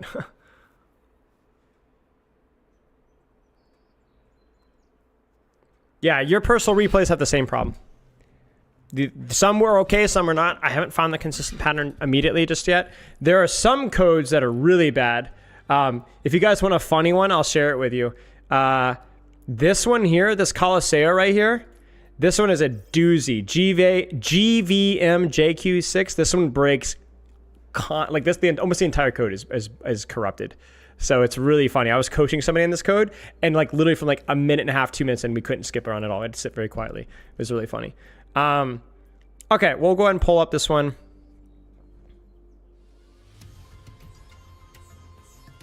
Ready for battle.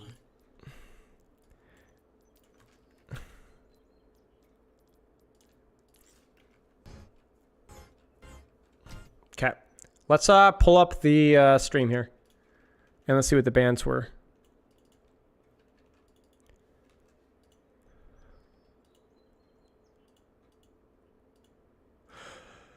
So Crazy Raccoon loses. They ban Kiriko, which is probably just the flavor that they don't like with the Malga Rush or the Diva Rush or the whatever fill in the blank rush, right? So that's fine. They're more comfortable in whatever heroes they want to play. Falcon's banning the Torbjorns because they don't want to deal with that kind of cringe anti-dive, poke, whatever hybrid nonsense that Crazy Raccoon is. So basically, these aren't necessarily compositionally targeted. They're more like flavors, individual heroes that they don't want to have to deal with. No, I think Kiriko's fine with the perks. I think Kiriko's consistently overrated. I think Kiriko's been kind of weak for most strengths for a long time. But yeah. Yeah. So anyway, let's... I guess we can kind of talk about like maybe what we'll see as a result here. So, Crazy Raccoon's going to lean more into Malga stuff, but they're actually going to do it with more poke DPS. They're going to move away from the Torb Sim stuff, which is fine. You know, more open space. Sojourn's really, really good as a result. And then Juno Brigitte, because Kiriko's banned, and they also seem to like Juno Brigitte. So knock yourself out. Fine. Yeah, Hazard. Okay, so here's the thing with Hazard. Hazard's overrated. Hazard's overrated. The nerf to his sustain through his block, that happened really quickly. And then the nerf to his jump cooldown was also significant in terms of his mobility and his usage. And the typical hive mind Twitter morons were wrong. Hazard's still fine. Hazard's still good. But he is not a must pick, even when he's not banned. So Hazard also, perk-wise, didn't benefit as much. So, yeah.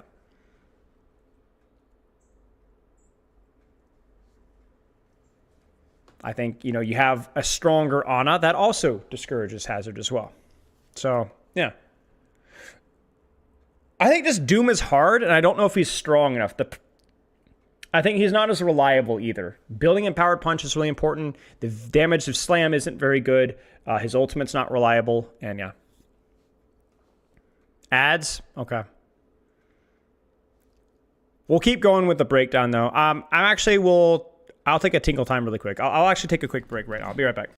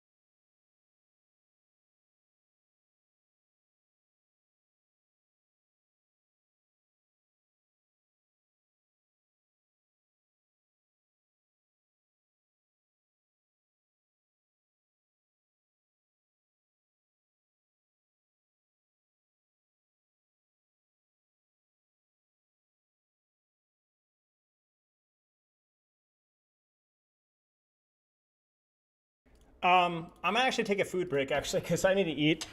So we'll take a quick break here.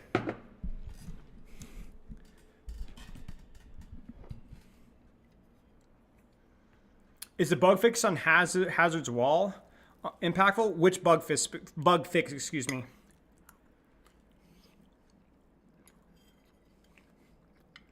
Could be right, Shelby. My opinion on Kiriko's strength is not related to her perks. Because I do agree with you. I think her perks are quite strong. So we'd have to wait and see. But prior to perks, Kiriko has been constantly overrated. Sweet potatoes and beef, as usual.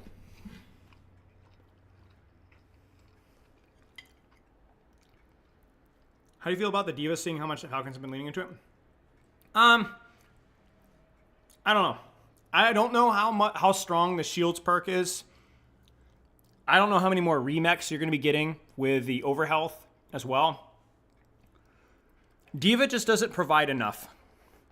She's the jack of all trades. She's okay. If you're good at her, it's fine. She has good matchups versus a lot of characters. She just doesn't have enough flavor to really feel like she's a domineering pick. Now, maybe that changes with perks. Teams are going to take a long time to experiment with her because there aren't a lot of good D.Va players anymore. But yeah. D.Va is just the worst tank in 5v5 in terms of her identity. Not that she's the weakest, she just doesn't have an identity, really. Thank you guys, Sounding.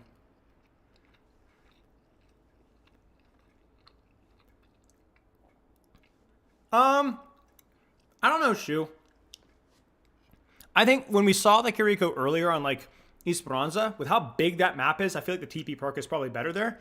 But I can see a use in situations like this, or more congested maps, where the speed perk is really good. Why Far and Echo over something like Genji?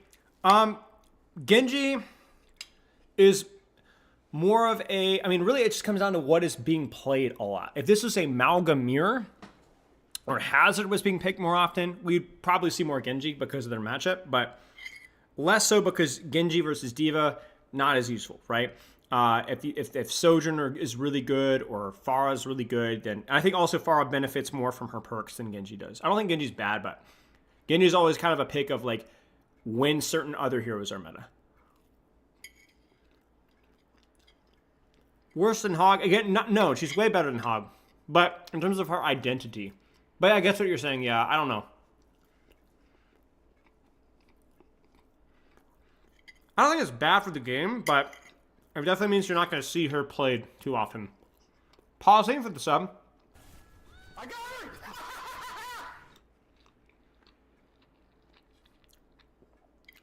Yeah. Her ult just isn't that good. You know? It just doesn't provide enough at this level, you know? It's just not consistent enough, you know? Hey, welcome. Nice pause, good to hear it. Yeah, I agree with you about Hog's identity. I'm not a big fan of him either, but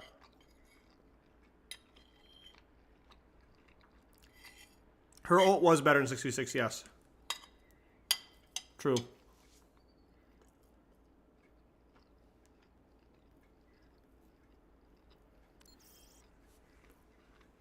But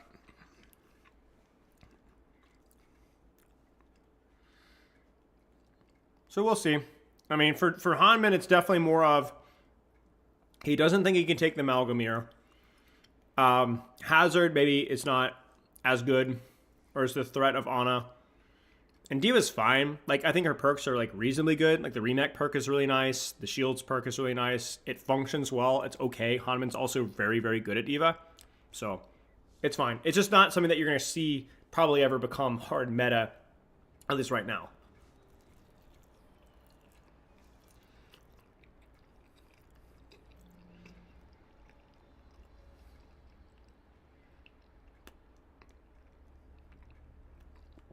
Renazi, the reason we don't see BAP is because most of his kit is worthless and or very inconsistent. Lamp is very hard to use in more spread out fights and has a lot of counterplay. It's a lot harder to use. And regenerative burst is very limited with what you can do. It's basically a self-defense cooldown. So despite what, again, Twitter ragebait may tell you, it's annoying to 1v1 a BAP, but that's pretty much the limit of his impact, right? He's not good in 5v5.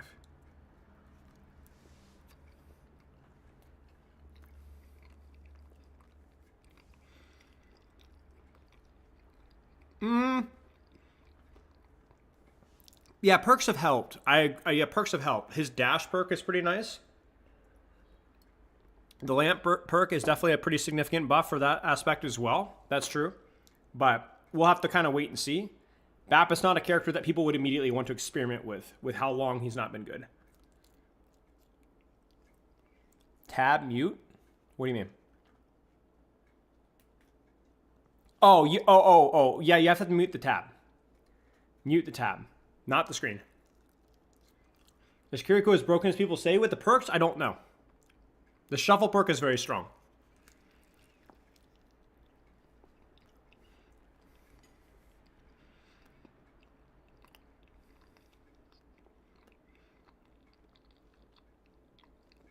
Cheers, blood. I'm almost done with my sweet potato. Thank you, guys.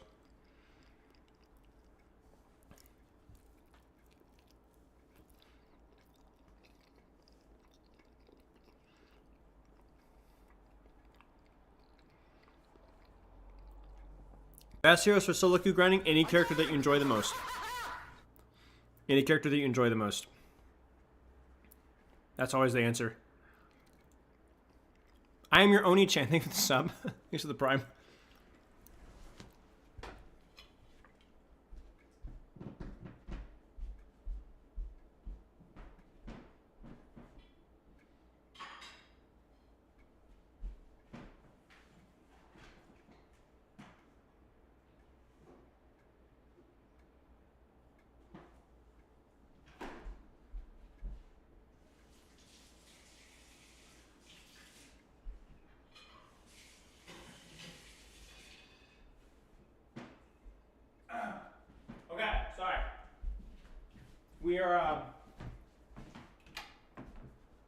We're back in business, boys.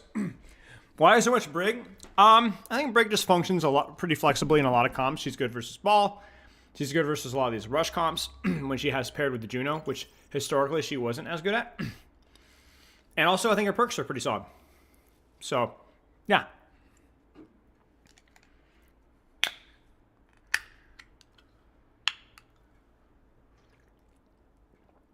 I'm not sure, Patty. Okay.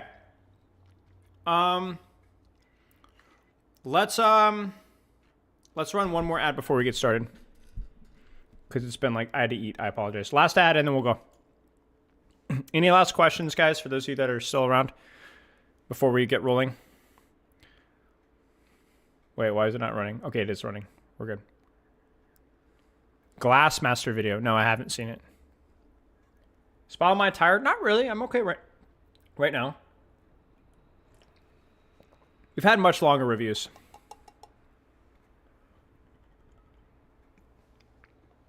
Which hero would you nerf at the moment? Probably Ana. Just off of her perks. I think her perks are too strong.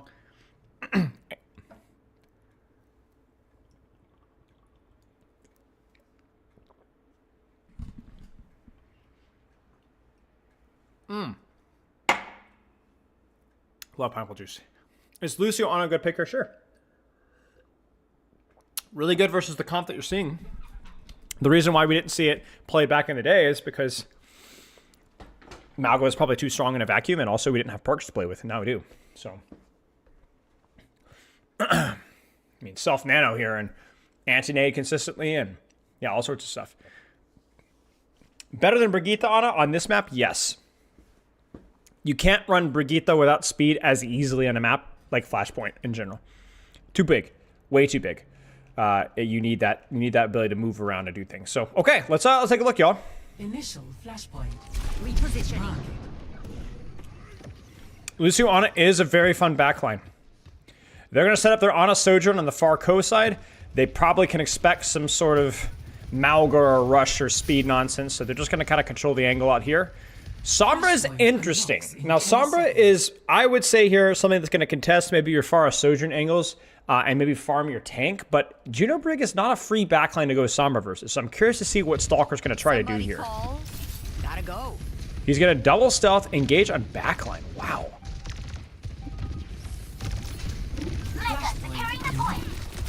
And they go for a coordinated anti-nade, whatever. And then he's going to go backwards, and then they're going to try to win the HP trade on the Malga because the entire backline is AFK. So you got your side. I'm surprised he's not shooting there. I wouldn't mind a little shot there. Misses the viruses, though. There's Cardiac being used. And you can kind of look at the setup here, the phasing, excuse me, of you have Ana Sojourn, you have Lucio Sombra, and you have D.Va trying to not just melt here. I mean, Stalker needs to hit a freaking virus, though. The strat's there. You just have to hit your shots, you know? I mean, also Proper could be hitting his shots. He's farming the Malga here. But, yeah. I mean, the strat's there. I wonder if Stalker stays. There's just so much pressure on Junbin. But if he could just stall it out. He hits the nade, but the cardiac will probably be enough for them to live. Yeah, that's it. And then, yeah, that's it. That sucks. Stalker swaps. Goes far. Stalker's Sombra this game has been pretty unexceptional. Not the best mechanics, not the best setup, not the best strats. Not great. Not great. Not a good game for him. Diving in. Hanban top. Lucio deep. Pharah Sojourn would love my Pharah to take a little bit more space here. She's going to need some support. Anti-nade there. And Lip just hits the shot, man. Look at this angle from Lip. This is so sneaky.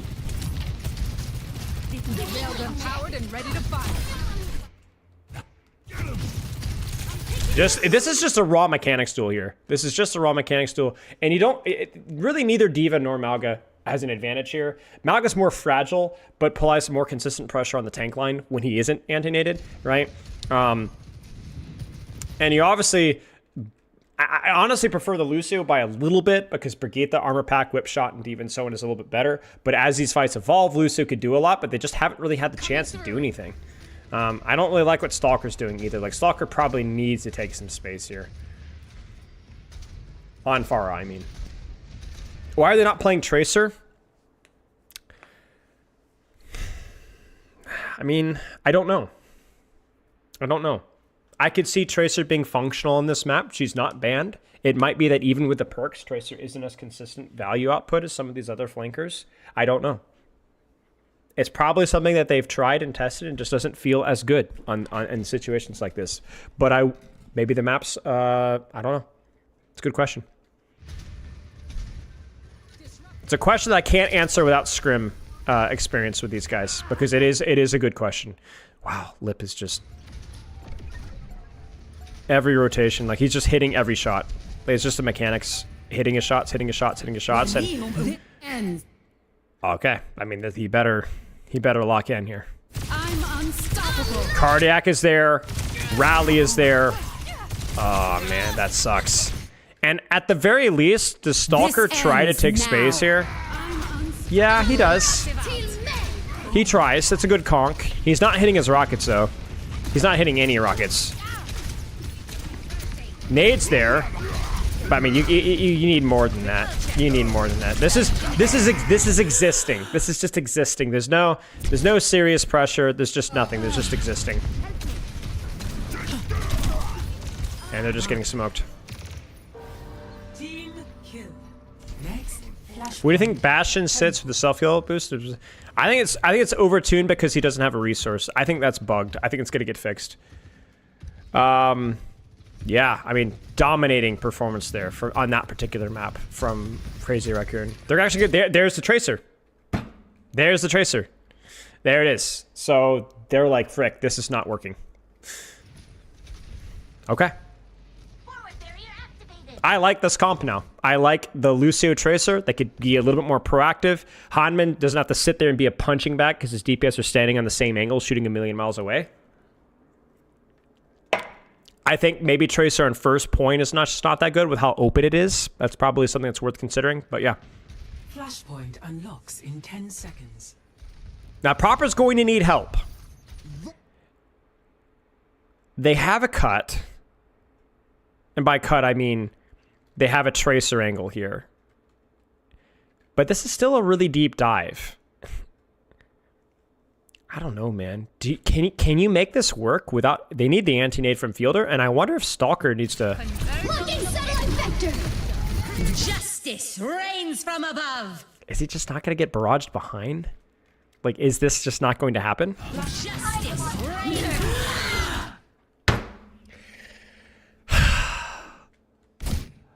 Like, why are we cheating this?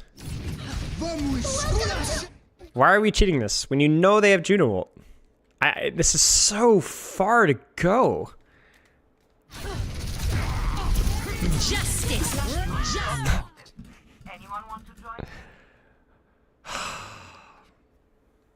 It's worse than I thought. It's worse than I thought.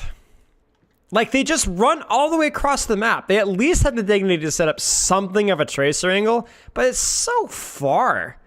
Like, at the very least, I just don't get it, man. I don't think they hit the anti-nade. Or do they? When did they hit the anti-nade? He doesn't hit the anti-nade. He does it way too soon.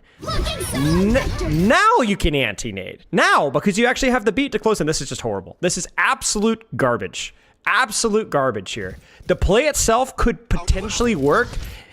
It's not only do I not like the play, but even on the play, if you were to make it work, you don't anti-nade now. You walk with the beat, then anti-nade once you're inside of things. And if you're Stalker, first off, probably should pincer from behind, or at least mark the Pharah. But even if you are going to barrage, life hack, don't walk into the middle of the enemy team so much that you kill yourself.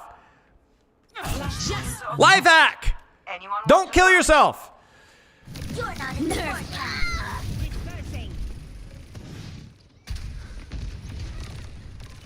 So it's just garbage. I mean, Proper tries to set up the angle the best that he can, but... And it's a good response from both Heesang and Shu, but my goodness gracious, atrocious.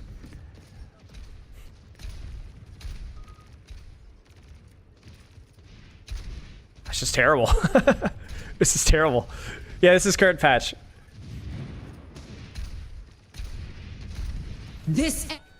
Yeah, exactly, Mercurial. Thank you for the sub, mate. Stalker decided that he wanted to fast travel back to the spawn room. This might be a little early from Lip, but I do like the setup here. I like we got the Pharah watching the back door. We got some pressure from Malga. Honestly, we could even see a dive from Junbin. I wouldn't be surprised if we saw a dive from Junbin here. Yeah. Maybe just a little early is my critique there. We can't skip anymore after this, I don't think. Skipper, thank you for the sub. So honestly, just a tiny bit early. Let him come in a little bit further. So that wasn't great, but at least the thought was there. And what's our setup looking like now? Really, if you're... Jeez, this is so hard. I don't know what you do here. Do you nano tracer? Do we just farm nano? I mean, it's probably nano Pharah, but what are you going to do with that? Hanman needs to get out. Hanman does get out. There's a full flip.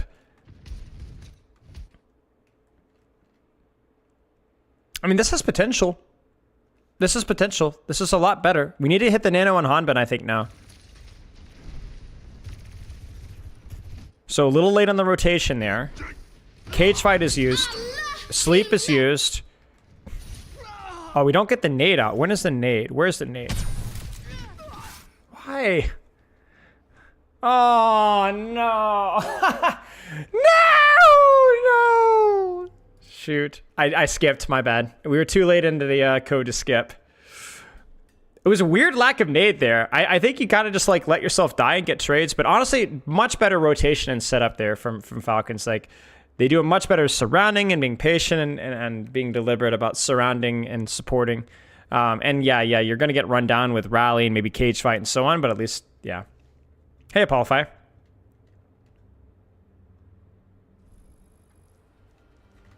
Okay. I skipped too far. We delved too greedily and too deep. Zen perks are definitely a little odd. I definitely think they're weaker than many of the others' picks. So it doesn't matter what our skip rate is, because this is where we're going. Okay, so let's look at Falcon's setup here. D.Va on the deep angle. I think Pharah flanks around. Yeah, Pharah flanks around too. Oh my gosh, chat. I have to see it, guys. I have to see it. I have to see it. I'm sorry. I'm sorry. We have to do it. I'm going to regret this. Oh, gosh, darn it.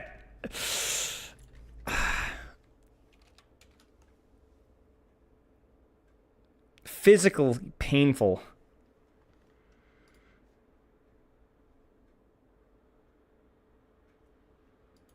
Dude, freaking Heesang took his lunch money, man. We gotta see that. We gotta see that, man. We gotta see that. We have to see it. Come on. I can't just like, just like you can't just like.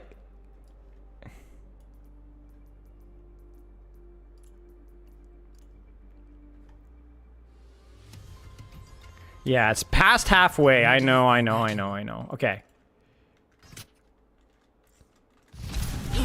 Or no, Stalker. So Stalker, the guy that we've been trolling here, or flaming. This ends now.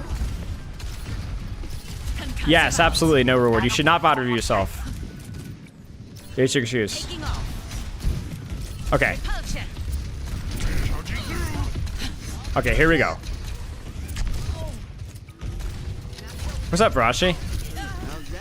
Alright, let's see it. Oh, it was worth it. It was worth it. It was so worth it. I forgive you. I forgive you, my friend. Still winnable here.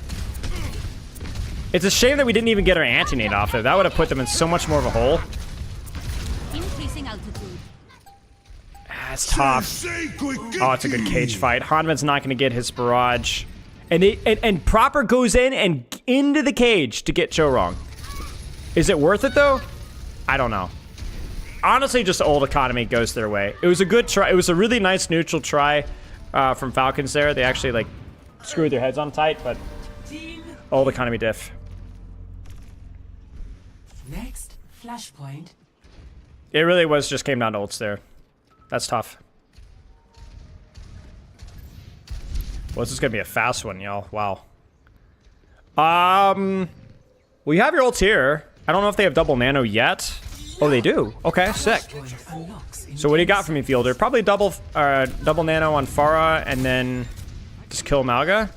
Man, Crazy Raccoon have to be so careful here. Nade doesn't hit. I don't know why they naded that. There's no rush on the nade. Because I don't even think your D.Va can guarantee get the kill there. So that you kind of wish you had that one back.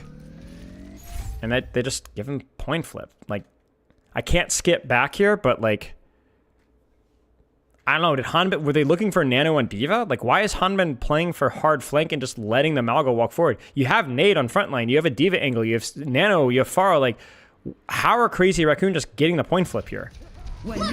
There's the Nano catch, but this is still, like, losable. Like, you can't even guarantee, like, Nano barrage here. Like, Stalker can't even get his Nano barrage off.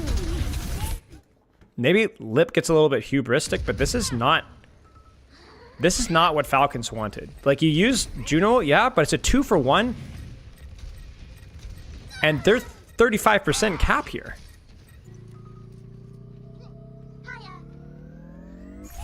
Just not the best setup there, really. Like, that was awkward. Yeah, Hanman needed to hold the angle here and just pressure this out. We don't have to force backline, you know? Let them play, we get first cap. We win the trade on tank line because we have the better far angle and we have Nano and so on. Shades of Hanmanson third point. Gibraltar with that English. You guys are brain rotted.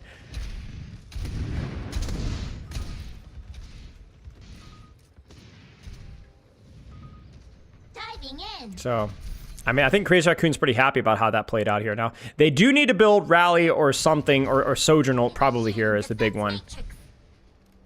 So, D.Va angle on point. I'm so confused at some of the space Stalker's holding. But I guess it's more of playing around Lip. So Lip is given a lot of respect here. And Lucio doesn't have a lot of ways of controlling Lip. Because he's brig packed, basically. So Lip just egos his angle. Builds his charge. And we're probably going to see it open with Sojourn ult here. And there it is. And that's going to force a response. And Junman's going to push off of it as well. We'll probably see Junman dive here. No, he doesn't even die, he just shoots tank. Wow, I'm surprised to see him disengage like that. That's odd. And then Cardiac's? Weird. Wait, did he Cardiac? He did. Weird. Okay. Yeah, bit of an odd trade there. They do get space off of the ult, but not as much as they like. Good disengage there from Falcons. Nadefish misses, and they don't synchronize it. Like, this nade pull needs to be synchronized off of the barrage, but this barrage is sus. Jeez, man, the team play here is just not here. There's not, the Tracer's late, the D.Va's late, the nade is early, the Lucio isn't there. And it's just poor, man. It's just poor. Justice, and then this is actually cohesive. Look, you see what I'm saying? We're actually responding to, it's more of a responsive barrage, but no, they're cooked. freaking cooked. Oh, wow. If only we could see that. Well, it looks just like a pulse bomb that got...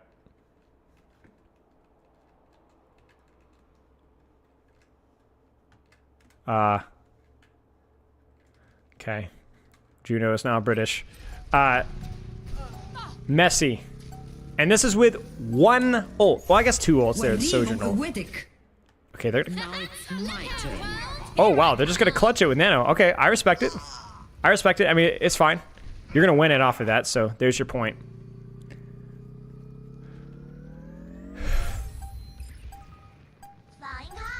So, pretty messy fight, all things considered.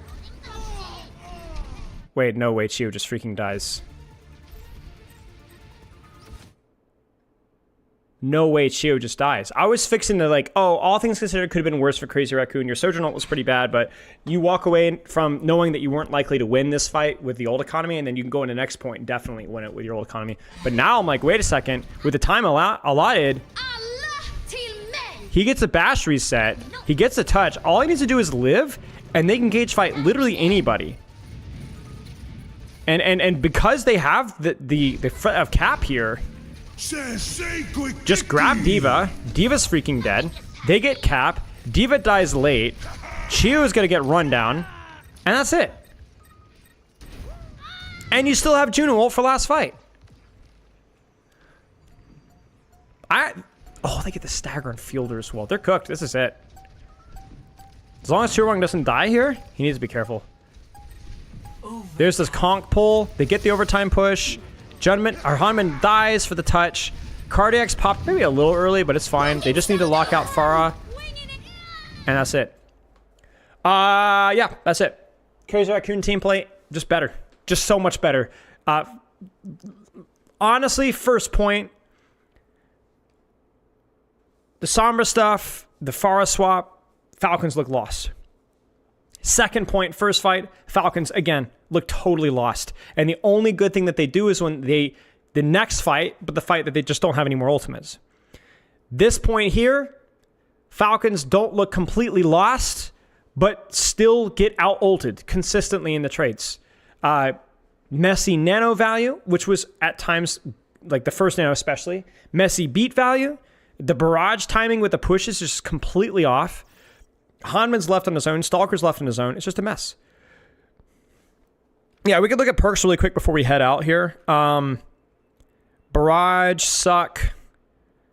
That looks like the overhealth one. I'm not really sure. 2 hearts. That one looks like 2 hearts. And again, the bash and whip shot. I'm so confused by that. The wall slam and the bash. Maybe there must be a micro interaction and we're not thinking about it. No surprises there. Headshot and torpedo lock. Suck, barrage. We don't care about Doom. Bounce nade. And then this one, the amp range. Yeah. Just, again, like kind of like the same way that we talked about the last round. Crazy Raccoon's just infinitely better here. Absolutely the better team in this particular map, in this particular matchup.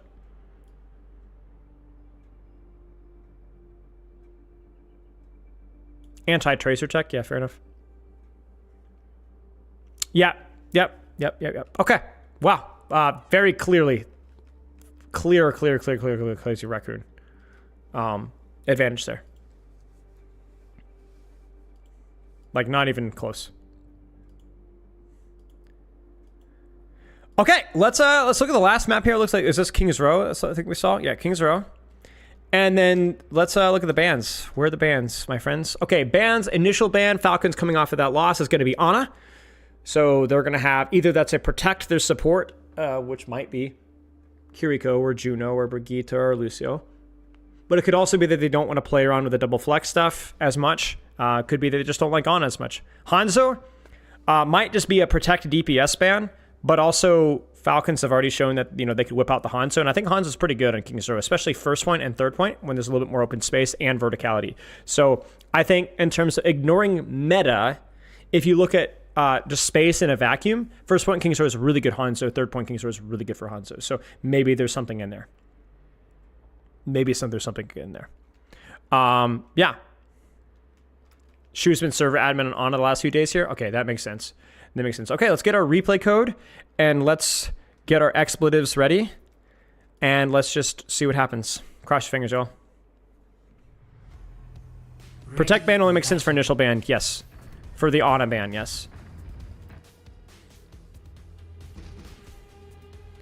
Don't look at the results, guys. Keep your eyes blurred. Look down. Just look at the scroll bar. Don't ruin it for yourself. It's not worth it. You're gonna fail. You're gonna crash. I know it. Give it to me. Red screen it. I want the text. Failure. Ah!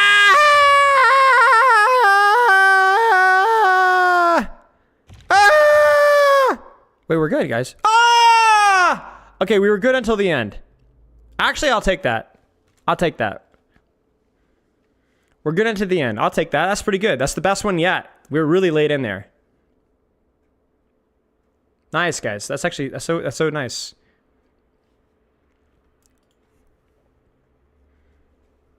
No, it's not my fault. We're good. We're good. We're good until the very end. It's perfect.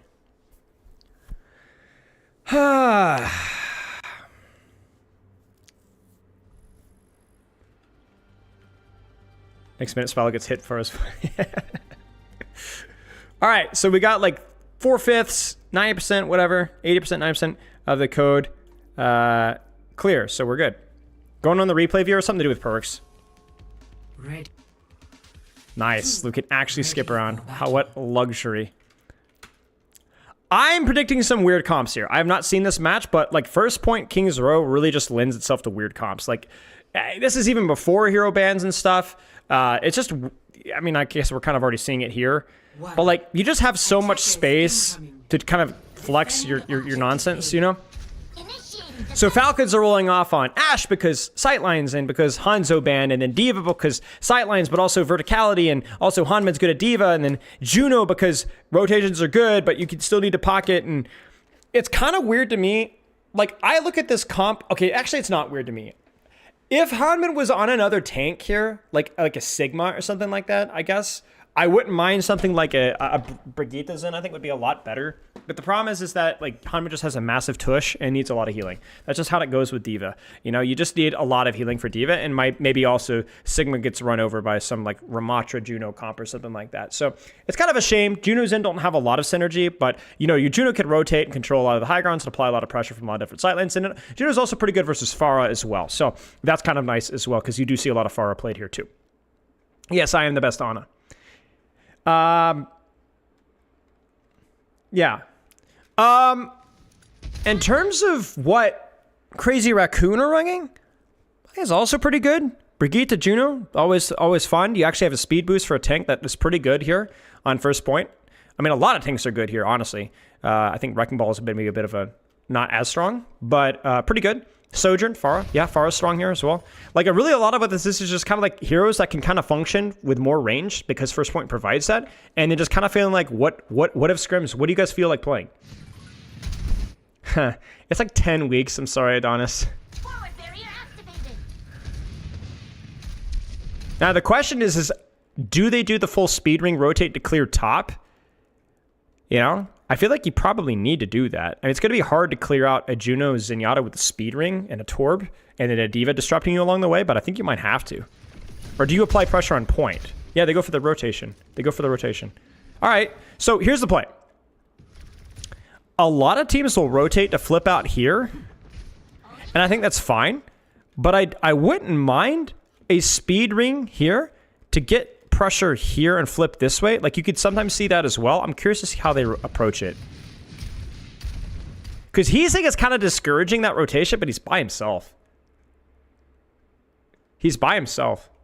Like, I wouldn't mind a speed ring on your Torb here just to get the sauce out the cheeks. You get what I'm saying? And then put some pressure here, and Hanma can slow him down. Maybe you park your Zenyatta Ashe like over here, but somebody needs to cut out this angle. Like, if you drew a circle around the space that blue controls, like the piece of a puzzle or piece of a pie, he said controlling that angle plus a full rotation from... This is pretty tough for Crazy Raccoon.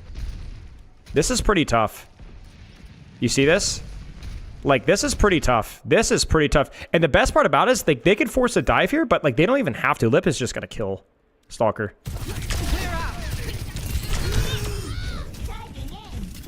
You just look at that and you just know. They're kind of cooked. Now, they went pretty deep. Maybe a little too deep. Shu needs to play his life. What the frick are you doing, Shu? Wake the frick up. Wake up! I guess he was trying to 80-80 strafe, but yeah, I think, honestly, if I'm being really picky here, I think once they're out, like, here, you don't need to keep pushing. You go back and you set up your angles on point and you spit in their face. So it's a good catch from Falcons, but kind of felt like an unforced error there to go that deep at that point in time. When all you need to do is you shove them into their locker, and even despite that, man, you still have so much space. That's ridiculous. I love this play from Stalker. I think this is the only way that you can retake this space is doing something like this. I really like that from Stalker. I love that from Stalker so much. I mean, he's keeping it competitive, right? This is really good punish from both teams, but they're fighting on equal ground because Stalker's a menace. He understood the situation. That's just insane. That's actually such a smart play and well executed. Didn't even need to get the initial pick off of Juno. And let me explain why.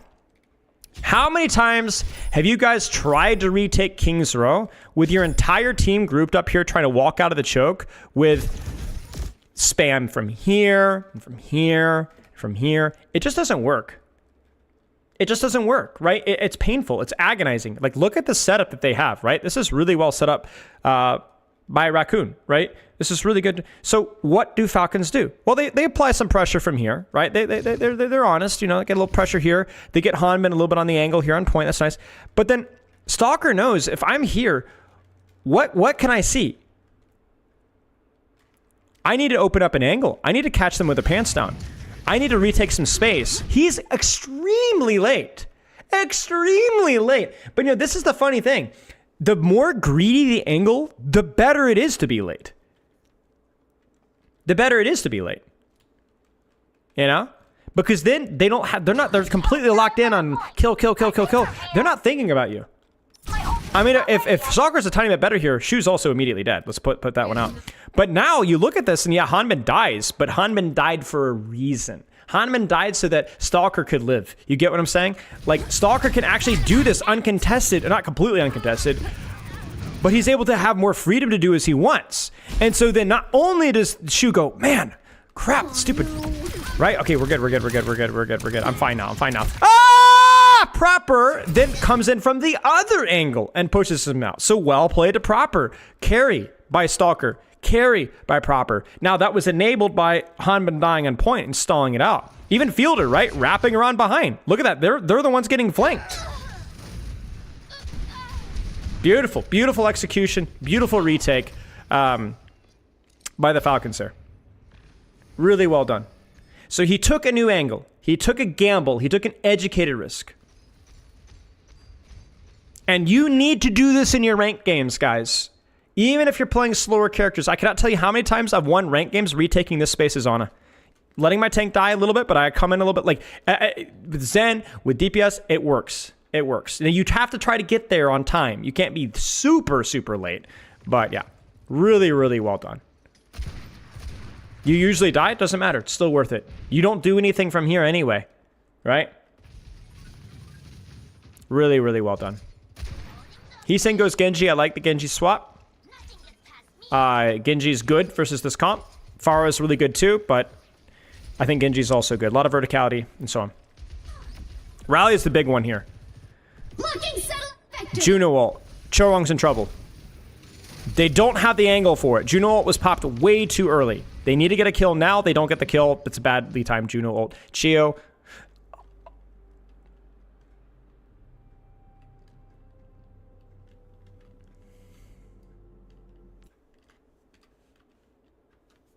It's not supposed to do that.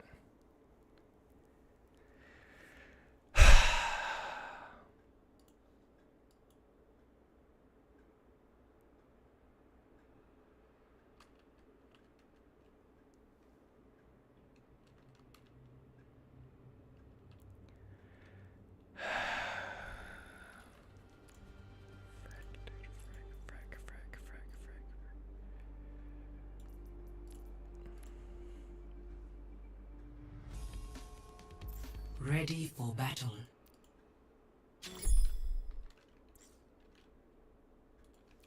I don't know what happened. Okay, so it was just a bad Juno ult. We needed to let them come in a little bit faster. They saw Brigitte and decided to chase it, and it was just not a well-timed ultimate. Now, the good news is that Fielder has the right idea. Ladies and gentlemen, do not stack with your team with Trance. 90% of the time it doesn't work. Fielder's about to pop the sauce cheeks up. Torbold on point, Chio takes the top right angle, and the Fielder's going to flank. Setting out the welcome mat. Experience tranquility. He shouldn't have ended here. He needed to get out, open up the angle. You don't stack with your team. That allows this Ramattra ultimate to hit 4 people. Poor transcending. Good trance, poor transcending. Because then you could sell your Juno. Who cares? But with a Harmony, with a Bob Pocket and a little help out here, it was just not good. Not good old economy, really, honestly, at all. In terms of the Bob placement wasn't perfect. The Juno ult was too early. The trance was okay, an idea, but then ending the trance where he did was bad. Yeah. Overwatch itself told you to quit yapping. Stop the payload. Jeez, chat. This is going to be rough. We're going to have to sit here. Anyone know any good ghost stories? Hazard swap. Probably just because second point Hazard's really good. Short range, a lot of verticality. A bit tough versus the Zenyatta, sure, but you don't have trance to worry about, so there's like reward for your risk, so okay. Control top with the D.Va. They scout, I say. Hazard, they have some information. Fielder's getting saucy with it, but Stalker's completely left on his own. He needs to be careful. Junbin goes for the combo. They need to get Junbin out. Junbin gets picked. Little sloppy from Junbin. I actually don't even think he got his wall off because it got Matrix. So, Hazard OP, except when he's not. Wall gets Matrix and he gets smoked. They scout Heesang on the flank. He gets also smoked. And Heesang literally performs the grand heist to somehow miraculously wall climb his way out of there. That's insane. Client requested you touch grass? Yes. And then Lip just gets smoked by Stalker on main. Stalker is just him. All right, Heesang, what do you got for me? Do you guys hear that? They're coming for me. All right, what do you got for me?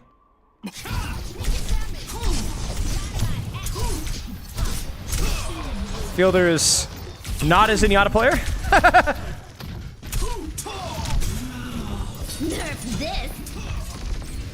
There's the overhealth value right there. And just a bit messy from there on out. Okay. That's terrifying. To Tsunamiopolis. May. I mean, honestly, guys, I'm not gonna lie with you guys. We're gonna have a little heart-to-heart here, okay? This is legitimately ranked. Okay? This is legitimately ranked. And by that, I mean that we're just picking characters that, like, we want to play on this point. We're going Hazard. We're going to go May now. But with Juno Brigitte, that's probably something that they practiced at least a little bit. But this is just like, this character makes sense in this situation. Let's try it out. We got more short-range characters because it's a more short-range point. Let's see what happens. And the May, it's not so much the D.Va and the May. It's more about where they're fighting. Yeah. So, let's see what happens. We'll do a perk check after this fight. Rally is a big one here, but also Juno ult. So, wow, they're just going to speed ring? That's an early speed ring. I don't like that speed ring at all. They're just walking forward. That's a good wall. Good Sojourn Disruptor shot. Hanman is... This ends now. I don't know what the frick. There must have been a miscommunication there. Because Hanman was staying for some reason. There's no CC that stops him from flying away, and yet he just didn't. So I don't know what happened there. Major miscommunication. Sojourn ult is used, so they can't even capitalize off of this. Satellite vector. What? Why, Chio? Why? Why, Stalker? Why? Chorong dies, but... Why?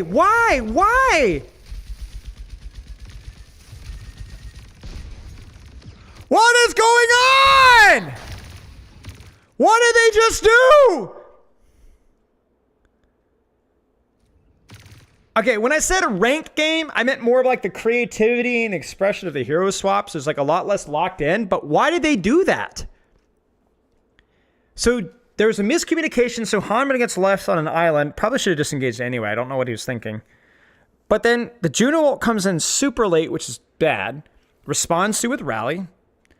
And then they keep going. They kept using ults. They kept...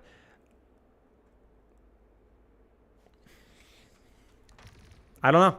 Less of a systematic approach, and this is really bad because you should go into this fight with like a guaranteed retake here. But Transblade retake is not exactly very comfortable here. I mean, you guys try opening with Trance, try opening with Blade, and let me know how it goes. So I don't know what Proper's going to have to work some witchcraft here because Junman and Shu's ults are so much easier to get value out of. I hate the skin. Proper's skin choice is horrible. Early wall there. Early hazard trades. There's the hazard ult. It's a decent one. Oh no. Hanbin gets rooted split from Zenyatta. Hanbin's dead. And then the Juno ult to layer, which is perfect. Proper is not going to get it value out of this blade.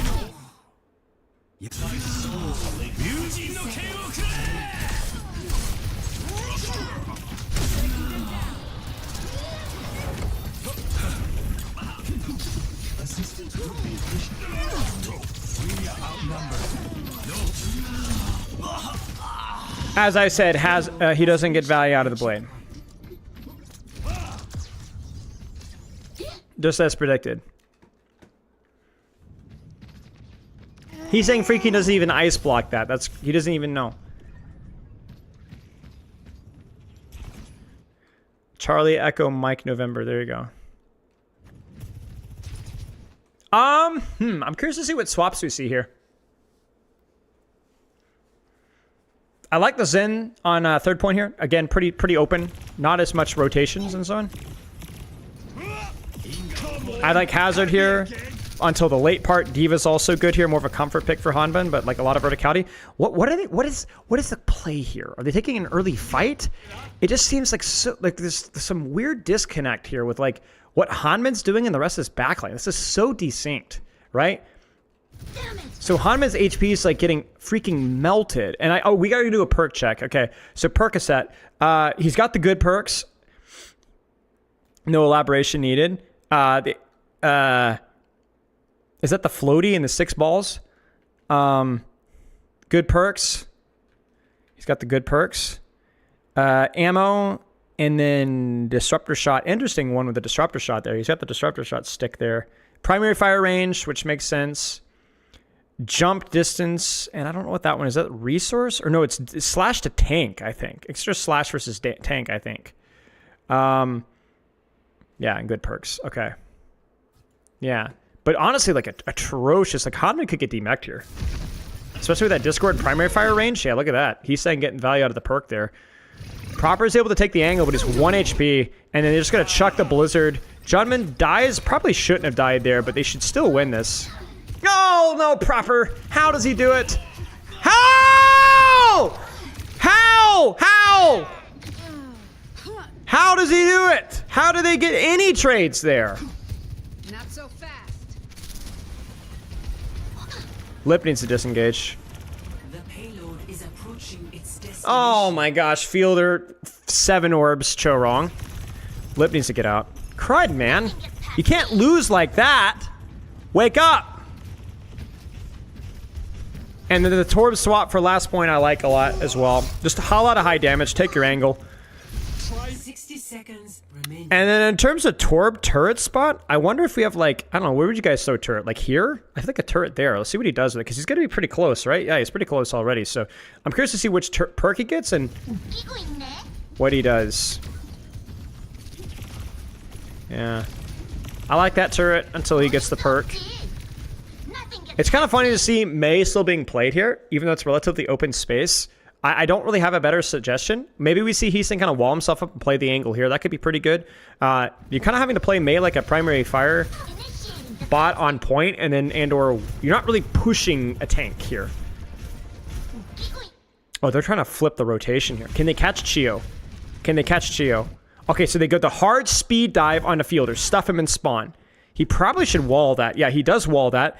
And then just turn ult Chio. And he does. And it's a juicer. It's a juicer. He gets what he needs. There's the ult, but Juno ult should be enough to keep him through.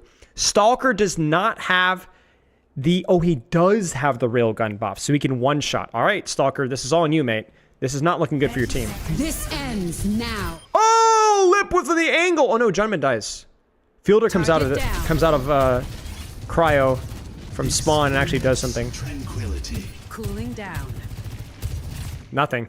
And trance is used. This is tolerable. If Choan gets his trance here, we're cooking. He does. Into the iris. Lip needs an angle. Lip needs an angle. Lip needs his angle. They get the D-Mech. Heesing touches. Heesing will need double pocket, but does have Blizzard Jumpman's back on the ball. Heesing can handle cart maybe, but we desperately need pressure. I want a ball slam here. Ball slam, Sojourn shot. Let's cook. Go. Do it, Junman. Do it, Junman. Do it, Papa. Go, Lip. Lip! Lip! No, Lip! Overtime. We have to dive. We have to go. We can't AFK. You have to go. You have to slam. You're playing Wrecking Ball. Go. Heesing is suffering for you. Heesing died because you did nothing. Poor. Lip finally goes, but waits until Heesing dies. Why? Why did we wait so long? I mean, it's very chaotic. That is an insane pocket on a Chorong. And then the overhealth share. Chorong dies anyway, but there's an actual cap potential here. That's insane. They had no business winning that one. No business. No business winning that one. I was just really odd lack of action there with like Heesing burning on point. And just like we're just like content to AFK with these like half-hearted dives. Like, bro, you have to take a gamble here. You have to. Initiating match. So could have been a lot better. Could have been a lot worse. Yeah.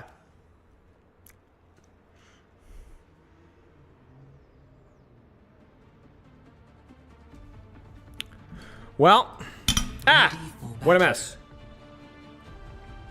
Look like Jumpman messed up his engage. Yeah, I think I assume you must be right. Yeah. Well, we can't skip ahead. So, how's everyone doing today?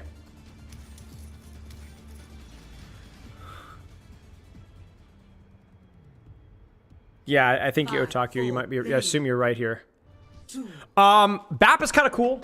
I mean, he's really good in first point. It's probably one of his best points in any map ever. He's still kind of a weaker character, but maybe if you get some perks with him, he can function. Let's see what happens here. Did they run kind of a Kiri Lucio comp and rotate on them? Looks like it. Wow, this is weird. This must be Bubble Genji. Because Zarya's not super great here. A little bit too much open space. But maybe... I really think the ball with Zen can wreak some havoc here. Excuse me. But let's see how they space it. Genji top. Fielder desperately needs to take an angle. There's the bubble on Genji, but he's too far by himself. They Lip TPs away and directly in. Fielder TPs in to guard the angle. Pretty nice setup, actually. I was a bit of a hater initially, but they did set it up really, really well. They had a really... I mean, look at the pincer push there, right? Yeah, good stuff. I wish I could go back and look again, but we're just going to have to be comfortable with that. Maybe the only thing I could have said there is, like, maybe that's a situation where... I don't know, Jumpman just didn't get a whole lot done early on, right? And I think one of the problems with Torb Sim is maybe the Torb could have played more aggressive sooner. I don't know. The Pharah looks like it kind of... So here's the problem. If you're playing Torb Sim with Bap Zen, we talked about this earlier, not with Bap Zen specifically, with Torb Sim. You need to take angles and kind of use your HP as bait. Like, you have your overload and your 275 HP if you're Sim and so on, and you're kind of absorbing dives and then disengaging with your overload or teleporter. The problem is first off, they didn't really take any of that space. We had like freaking Symmetra shoved back here and Torb shoved back here. But then to make matters worse, it's really hard to get that early poke when you're playing versus Pharah. It's just not, you don't, quote unquote, put out a lot of pressure on the Zarya or the DPS. You just kind of get poked out yourself, even though they're running Kiriko Lucio, you know? So, I don't know. I felt like not a lot of beefy high ground flank control. It just kind of folded over, and then Pharah just poked him out. Genji poked him out, you know? Or dove him out or whatever. So, not a great execution, but also I do like the Pharah. Pharah does kind of dumpster this. It makes me wonder they've had success with Pharah versus this, and it didn't play out the way that they thought. I don't know. It's good. It's good setup by Falcons. Like, I got to give credit where credit is due. And we're definitely going to see some swaps here. I'm curious to see what they swap to. Yeah, full swap. Wow. Full swap. Now, the question here is, do Kiri Lucio swap? I don't think Kiri Lucio are near as good, or Kiri especially. Do we go something more greedy? Do we go Ana here? Objective Or do we stay? Stop the payload. I don't hate the Zarya here. It's not great versus the DPS line, but it's not terrible versus the support and tank line. Looks like they're going to stay. Okay. Oh, Ana's banned. True. Good point. Thank you. Shut the frick up. You guys are way too smug. Stop being smug. That's my job. So basically, here's how you're playing this if you're Falcons, okay? You need to take as little damage as possible from this Ashe, from this Pharah, whatever, fill in the blank, and find a way to rotate on top of, you know, any of these characters. Now, you could, in theory, off-angle, like you could set up like an off-angle here and poke out the hazard too, but you just can't stand in open space. You just can't. You just can't. You're going to get your face blown off. You need to use your mobility. You need to use your Lucio, your Kiriko, and play to your strengths. And if you are a Raccoon, it's the opposite, right? You need to be aware of things like this here and do a good job doing your homework, right? Don't get surprised by this stuff. You know, Chorong is like packing here and there, but like we can't, as long as we don't get surprised by any angles, we should be good to go. Hanmed will probably have like 0 charge. It will be mostly charge on the thing that he's pocketing. Like, oh man, that's a huge feed there. But like, it's crazy that he's way higher charge than I thought he would be. Let's put it that way. The Genji angle is so good though. Like proper going in for the dash, the deflect, and then that isolates Junbin, so that forces defensive cooldowns. And yes, it costs double bubble, but I don't think that's a trade that you're too sad about here. So you see what I'm saying? When we talk about, okay, so here's what it is. It's not about having to kill backline as your win condition. It's the threat of the flanks and the angle pressure that then isolates the tank, which then allows you to win the tank trade. You get what I'm saying? And that's exactly what happens here. What the frick is Chorong doing here? I'm sorry, guys. I have to roll the dice. I have to roll the dice. I'm going to regret this till the end of my days. I know I am. I know I am. But it just has to be done.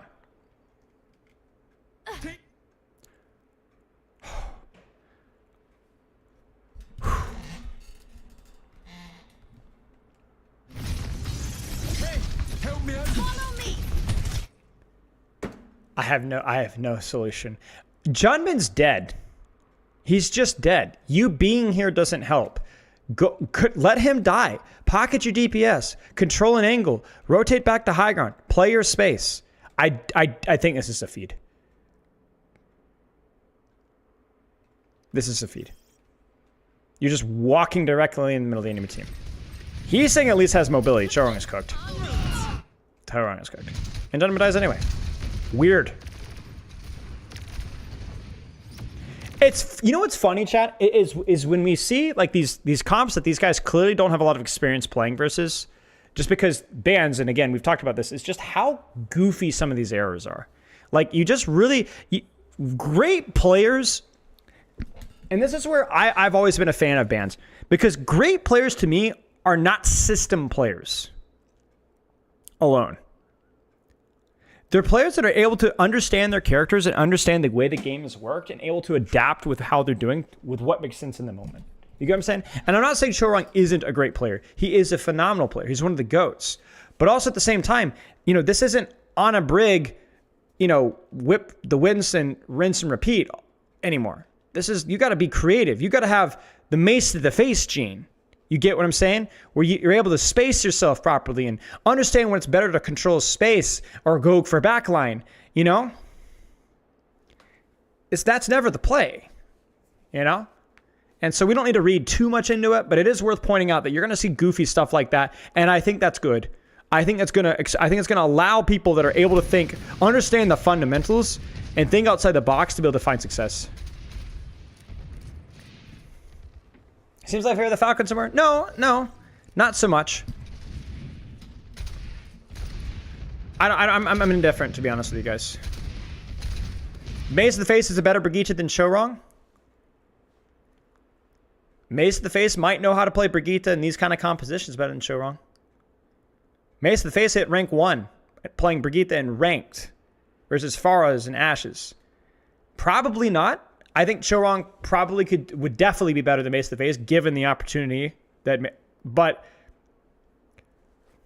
it's a different story. A lot of these guys are system players, you know, and they do very well in ranked, of course, but yeah. Dispersing. And it's also just one fight too. Like, we don't want to read too much into it. All I'm saying is that it's not so. When you introduce instability and weird comps and weird maps and like Torb Sim, all of a sudden everything goes out the window. Everything goes out the window. I actually do like the Winston swap, I will say. If we can keep him alive. Even without the Ana, I think it's pretty reasonable.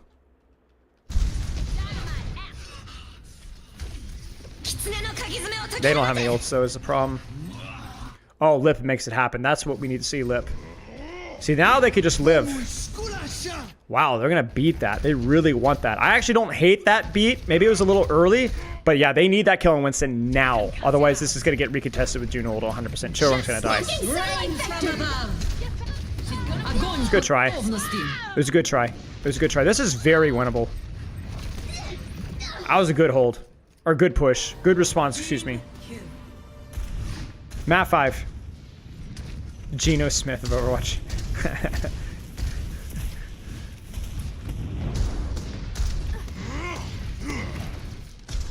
I don't think Chorong is a systems player. I'm saying high-level players in general are more system biased. So you could introduce some instability into things. No, they won't fix replays for some time. Deep dive from Junbin. He needs help now. He gets it. That's 1 bubble. That's 2 bubbles. Hanman is a million charge. So we might see a blade now because there's no bubble. Those are some CDs. Let's. What do you got, proper?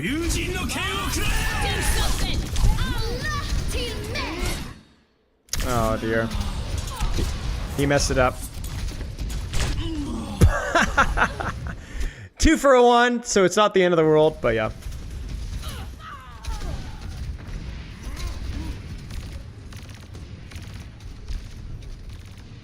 By system player, I mean players that are more used to playing certain heroes versus certain compositions.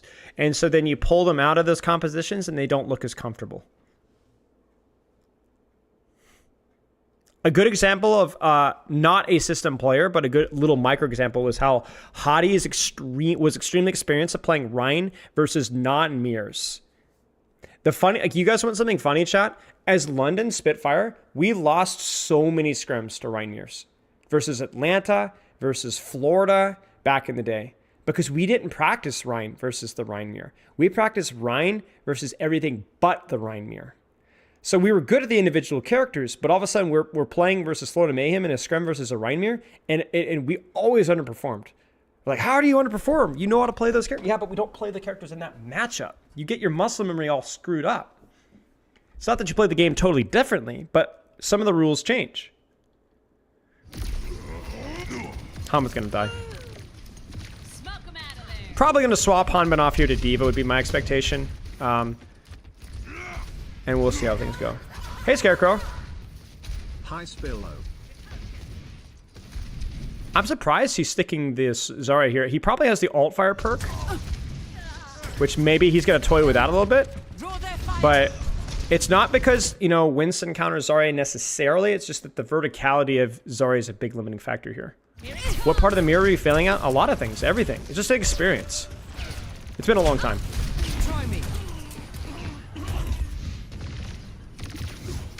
Man, Junbin is in deep. Junbin's gonna be a problem. Junbin should be a major problem with this Primal. And he is. Now, Hanman catches Lip.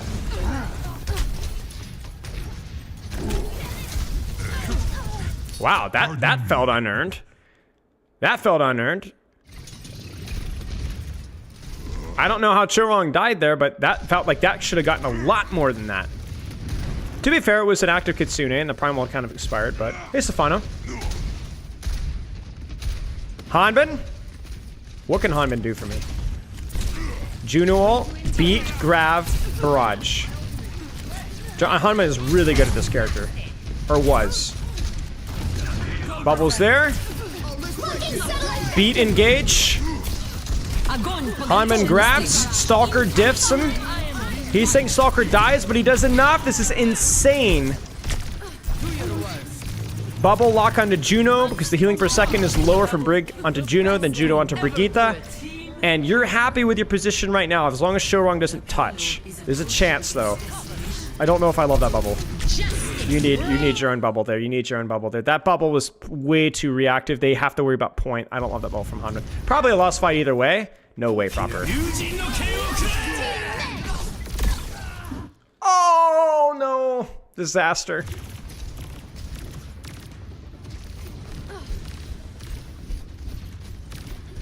I mean, to be fair, you're playing Brigitte versus like Pharah and crap, so it's Pharah and Brigitte, or Pharah and Zarya could be a bit tough, so. Alright, kind of a one-fight gimmick here. Probably, the reason that they swapped the Reaper here is not because of Winston. The reason they swapped the Reaper is why, chat? Why did they swap Reaper? You tell me. You tell me. Yes, Kitsune Rush, exactly. Reaper's so good in Kitsune Rush. Just Kitsune Rush and point, have your Pharah mark there, Pharah, so you don't instantly die and just do whatever you want. Or anything, honestly. Let's see. Let the Kitsune guide you. Do something.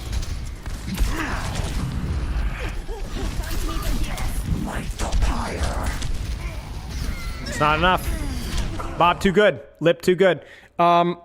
I would have loved for them to actually do a rotation first into the Kitsune Rush. So shove the Zenyatta in here and then go from here while having your Pharah lurk around behind. They just Kitsune Rush on point. It's lazy.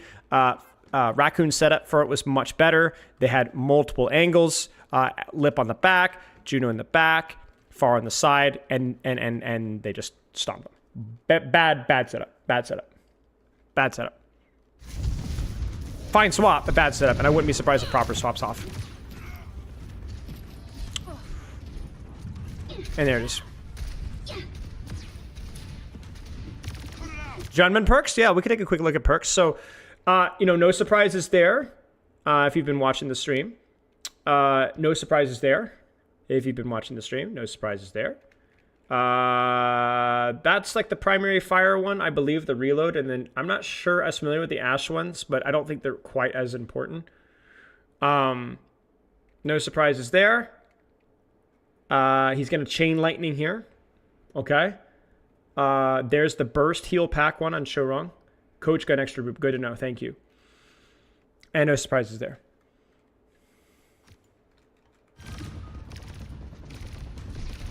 A little bit of primal. Looks like Junman's trying to build.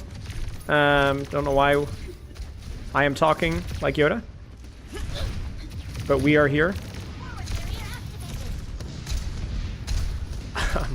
Primal Rage. This is tough. You really got to play for the old, honest map control approach here because you don't have Jack All.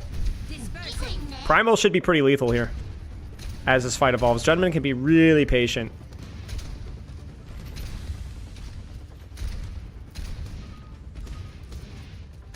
Repulsion.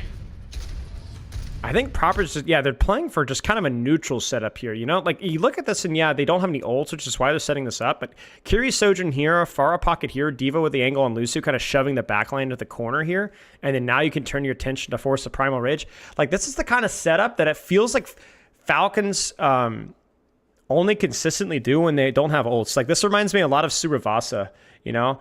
I was like, dude, where was this level of effort when you had ults? You know? Put that same amount of effort when you have ults, mate, and you'll win this. You would have capped here 2 minutes ago. Why chain lightning over 30 healing per second? A lot of it's just due to how long you're able to keep your bubble, which is kind of becomes a point of contention. And I have not experimented enough with how far chain lightning reaches either. Widow swap, yeah, it's just like last fight stuff. Widow swap is fine. You could just literally just sit in spawn and control this. It's like it's a pretty consistent swap here. Yeah, I don't hate it.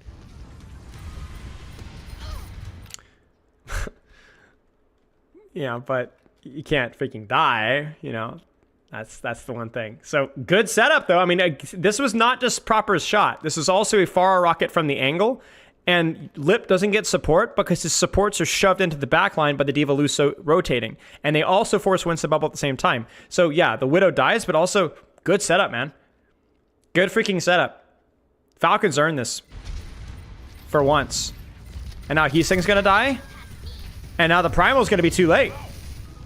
Chorong was flying in for some... I don't know why Chorong keeps doing this, and people that are clearly, like, sunk costs. Play your own life. Pocket your Juno. Let your Primal stall and live. Chorong is, like, honestly throwing his corpse in lost fights, and that is not the first time we've seen that. This map is certainly not the first time we've seen it this series, and that's going to be a cap. Rains from above. I will almost skip forward chat, but I've learned my lesson. Where's everybody meme? Yeah, exactly. I mean, it's good. He can't force the Primal early. He has to wait for them to walk in, but there has to be the general like response to how crazy or how Falcons were spreading around from Raccoon was not good. They looked kind of lost. You had both supports in the same side, stuffed in spawn. You had both DPS on one side, stuffed in the spawn. Not great.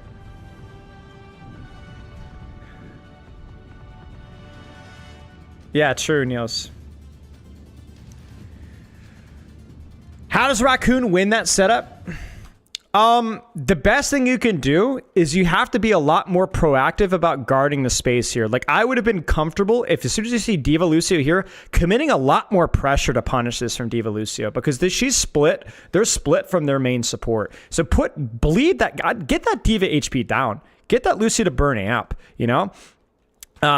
You know, if you're... First off, also, Widow needs to not just be body shot, right? Like, Widow, go back to spawn, heal, peek back in. Maybe even consider, if you don't have a support ult to push with, just park your Brig over here. Park your Brig with your Widow Pharah. Go back and spawn and park your Brig here. If you're holding backside to spawn, there's no real reason to have both supports in the same angle if you're sitting in spawn, right? Because your Juno's like, oh, you're rotating me. Well, I'm just going to sit here, sit here, sit here, sit here, and then allow my DPS to actually apply pressure. So there's like a lot of little things there.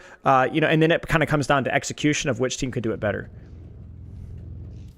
Should Junman have staged further forward pre-fight? Not really. Not with where his backline was. His backline was in spawn, so he should be in spawn too. 4, 3, 2, 1. Attackers incoming. No real surprises here again. Same kind of crap, right? Juno Zen. What flavor is Raccoon gonna whip our way? Malga.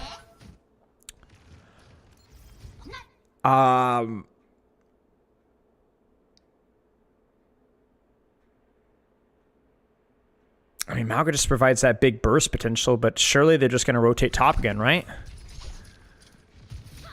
Or maybe they let their Genji Brigitte clear top, and then they apply point pressure, but...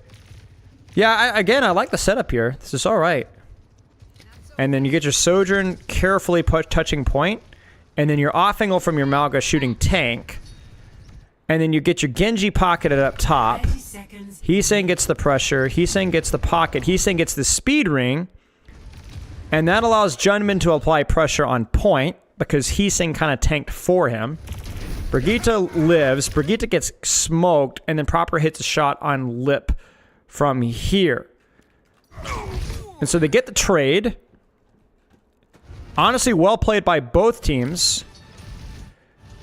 Heesang doesn't quite get the kill on Stalker, but they still have plenty of time. Shu needs to live. There's the pocket. There's the juke. Heesang dies, but it's worth it. He gets a lot of space out of it. Well, okay, maybe not worth it, but it's not a waste of time. Oh, Malga's tough here. Malga's tough. Like, even with the cardiac and even with the running and damage reduction, he's getting melted. I don't know. I like the way that Crazy Raccoon approached this. I just don't know if the comp worked. You didn't get the bubble support on your Genji dive top. You didn't have a tank that was allowed to clear high ground like the Ramatra. And you don't really have the presence of like a Reinhardt or a Sigma or even a D.Va to just kind of put pressure on point without bleeding damage. You weren't grouped around. You didn't use Malga's mobility. You didn't use Malga's cardiac. I don't understand the Malga. I don't understand the Malga. You don't have the point presence, you don't have the DPS support, and you don't clear the high ground. And then you don't use the cardiac, and you don't use the mobility. Well played overall by both teams in terms of their setups and stuff. Like in contesting space, it was like really, really shuffling. But Junman's kind of the odd man out here. Yeah, there's too many angles, there's too much damage, and Malga doesn't provide anything here. You could have run probably literally any tank here and done more than what Malga did here. Even Hog could have at least threatened hooks off of the high ground here. I legitimately don't know what Hog or Malga provides here at all. Like, you could even argue that Malga is there to off-angle and apply pressure on D.Va, but with the way that they were spaced, he couldn't just peek D.Va. He was peeking Torb or Zen or Ashe at the same time. Yeah, maybe the double heart on point perk, that's a good shout, but both of your hearts are exploding. You've had a double cardiac arrest, okay? Those are not odds that we like. Because honestly, everything else was played fairly reasonably, you know? Yeah, what happens if the game is in a draw? You go to next map. Bummer. Score 3-3. Switching sides. Well played, but I don't think the comp worked. Initiating match. What do you think they could have played against this comp? Literally anything. I think that's more of a personal preference or what they've practiced. D.Va could have worked there. Frick, man, even Winston would have been very high risk, high reward, but like would have done something. I mean, you don't want to play Winston versus Torbs and D.Va, but ready for battle. Anything. You could have done the same exact thing you just did, but do it with Zarya. You know, give yourself a little bit more bubble support, at least get a little bit more charge, so maybe you can win the D.Va trade, right? Throw out the Sigma for a first fight cheese, you know, just so that you can win first point and go from there. D.Va's strong, but I don't know if Junban has that in his hero pool.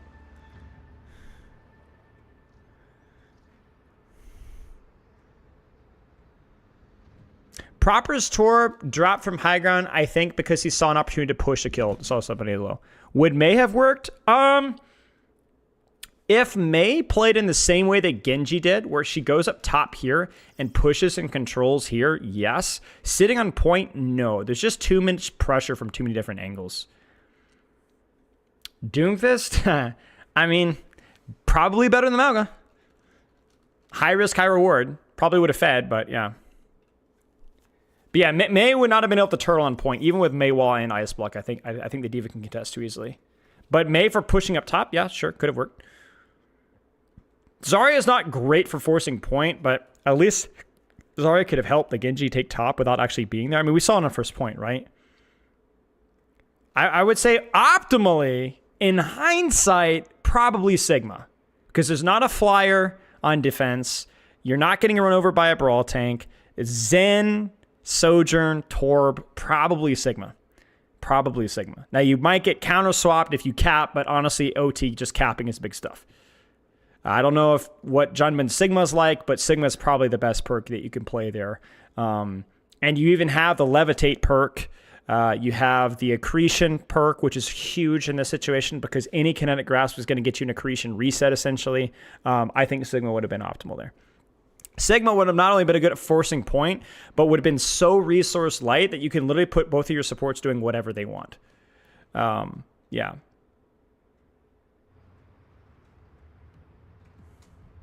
Hazard would have been better, but Hazard would have also gotten murked. Hazard would have only been better because he has like wall climb and stuff, but like Hazard also would have been kind of hard.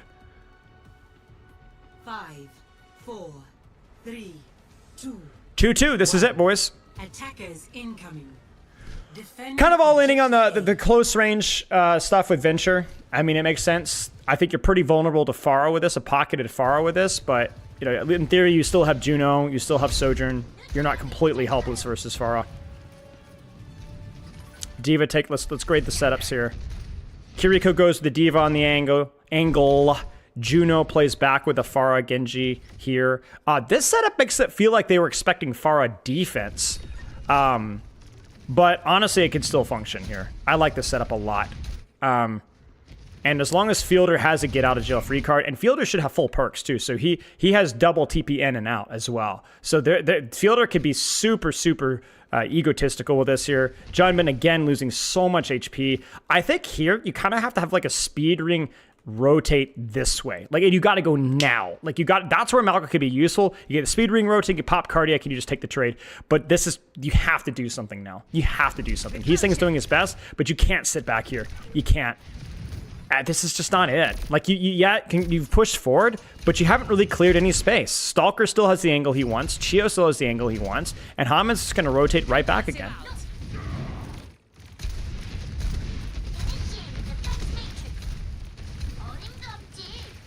Seconds remaining. Yeah, and then Brigitte gets caught with her pants down. Brigitte pushes through, tries to retake the angle, but it's just simply too late. It's just simply too late. They had their opportunity to flip and rotate. Proper with his sick angle. Proper with the sick deflect. He will maybe die. Nope, he's okay. The GOAT. And that's it. Wow. Falcons pull it out, man. Falcons had a really bad map on Suravasa. Just looked completely inept. But honestly played really well on the other maps. They deserve this map win. They deserve the map one on Gibraltar. Chat, forgive me. Esperanza deserved the map win there. Consistently the better team. Every map win felt earned. Every map win felt earned. Lijiang was relatively close. I think Junbin honestly bailed out Crazy Raccoon there. Played just really, I mean, not that Crazy Raccoon played poorly there. I think they played fine for the most part. But really high-level solo performance there. And just the better team. Yeah. Very, very, very entertaining series, actually, though. Since Hanman carried the series with unbelievably perfect play, I think Hanman played fine. You know, joking aside, I think Hanman played well.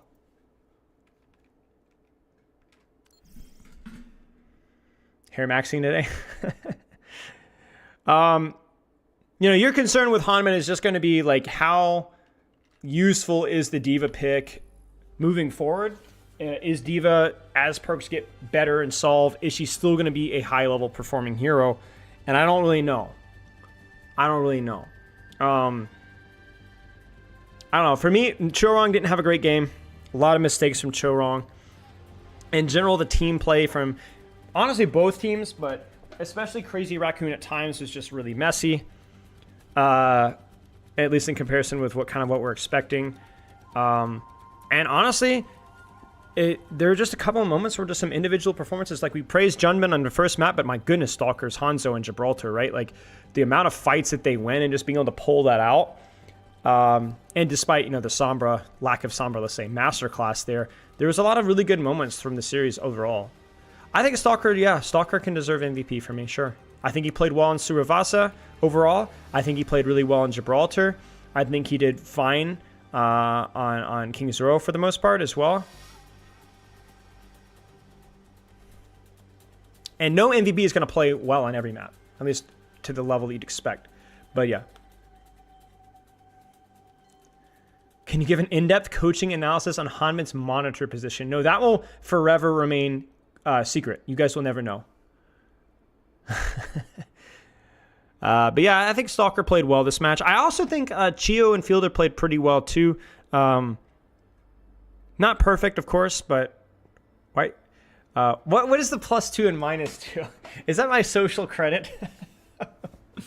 Is that the best team right now? Not sure. We only watched the one game. I've been completely out of touch with OWCS, so don't take my opinions on player quality. I'll tell you how I felt that they played this particular game, and that's just a general run through because I didn't exactly study POVs here. We just kind of looked at third-person perspective. But yeah.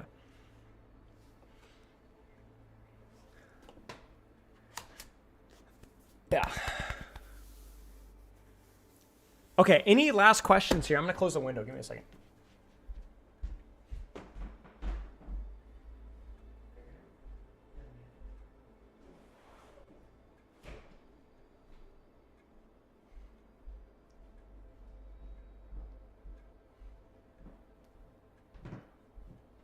I'll say this.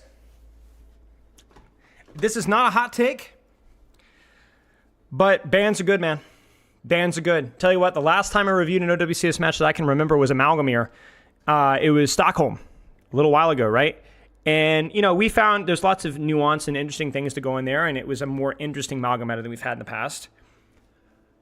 But man, oh man. Man, oh man. It is just nice to see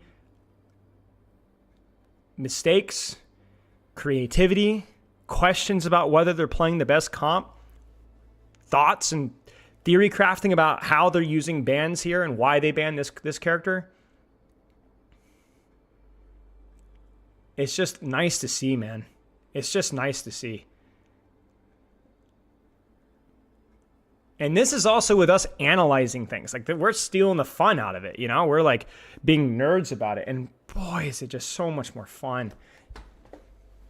You know?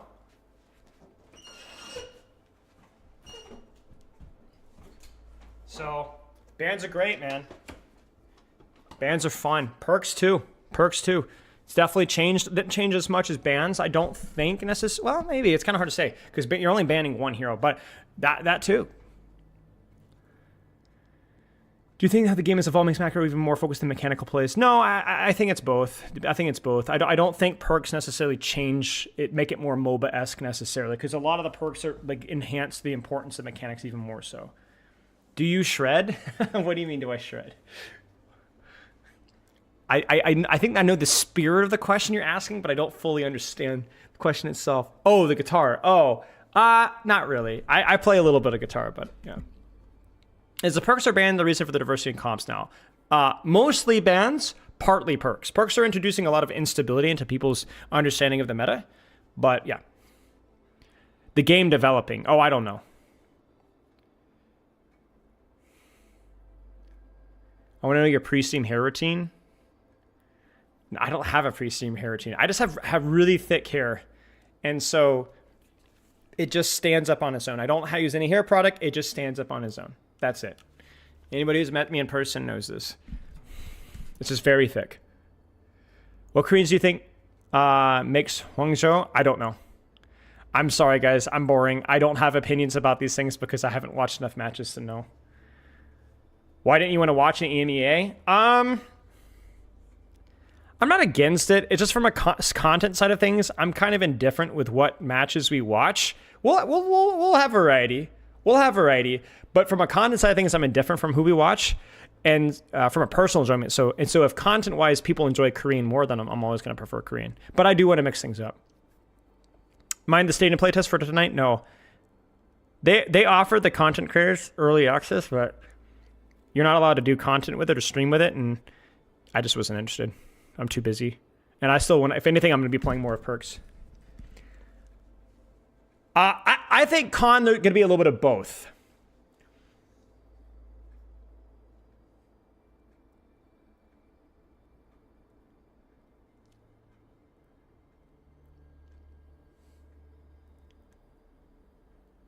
Oh, you're in Australia? Tragic. Yeah. Anyway, fun day. Fun review. Fun review. Hopefully do a playtest for Australia. That would be nice, yeah. Should we try some ranked, y'all? Where are we at with rank? We did placements. I think it was like Diamond 2, Diamond 3 tank, Diamond 4 damage, Diamond 1 support. What do you guys want to watch? Tank, DPS, or support? Did you miss the VOD review? Yes, you did. But you could go back in the YouTube VOD right now. We'll do a poll in Twitch chat. Let me not even ask. Let's just do a poll and I'll let you guys choose. What role? Tank. We'll only do a couple games. I have a question. Doofus new perk called Power says he could absorb projectiles to the first second duration, but can he absorb on a sleeps already grab? Yes, he can. To my knowledge, yes, he can.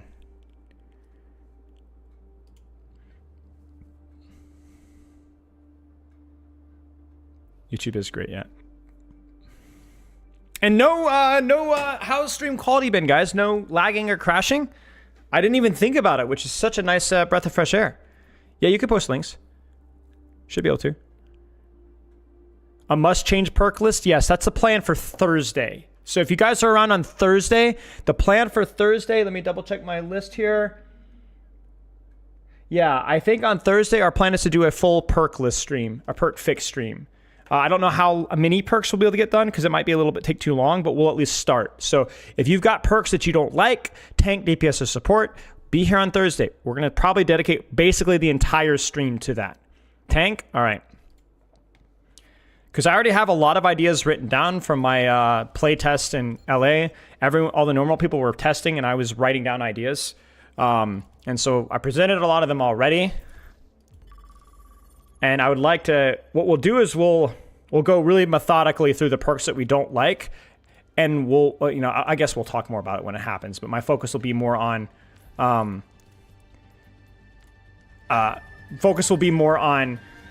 not the balance of perks, which is partly true, but too much the design of perks and which ones are healthy and so on.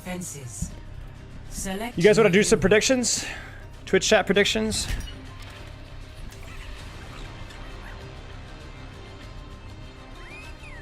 Alright, Preds are live. As in 48 hours. Okay, not 48, but 44 hours from now. 44 hours from now. Which should we do Winston here? I think I flex queued on tank last time, which is kind of not a good idea because my flex tank is way weaker than it used to be. And yes, I'll certainly be better than Hansman. My Winston is probably my most washed hero. It was my best tank and one of my best heroes, top 2 or 3. And the last year I just haven't played much at all, and my mechanics are really bad with this character. Let's make this quick. I have so peanut haters. butter I in the oven. mean, this is a good hero for the map, but haters, you might be onto something here. 5, 4. Oh, remove stream overlay. Yeah, remind me after this. I'll get it as soon as this is get a chance here. Stop the payload. I will guard this position.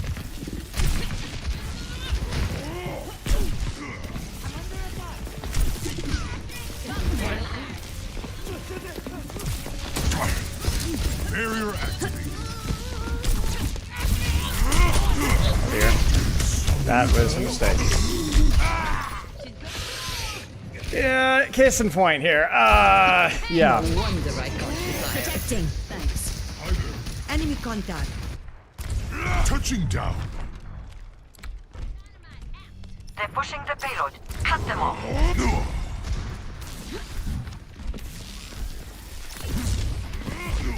Observing this point.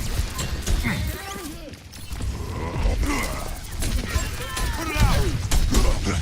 Restoring balance. I will keep watching you. Salutations. Washed away. Engaging the enemy. I actually kill this off because I think this guy dies. It's nothing personal. I promise. Barrier That was not a good bubble. Shoot.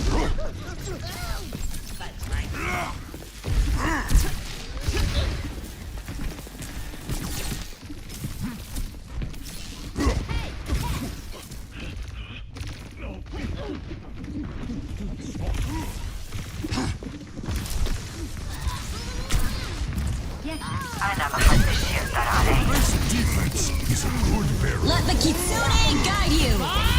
Do something. Frick. It's okay, we got to trade. Convin kills 6 there? Yeah. Hello. We got to lock in, man. It was a good trade. Their comp is pretty good. All things considered, could be a lot worse for Diamond. Ladies and gentlemen, start your engines. Observing this point. Huge kill. I will guard this The Eye of position. Horus watches over you. Eyes on a target.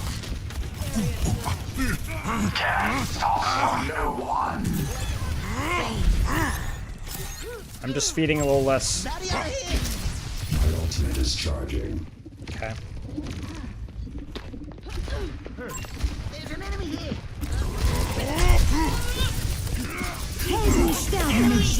Frick.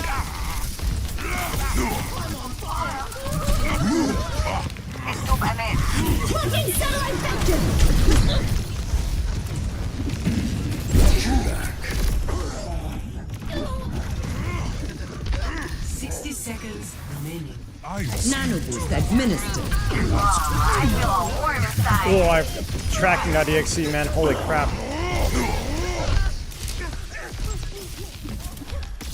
He's thinking about it.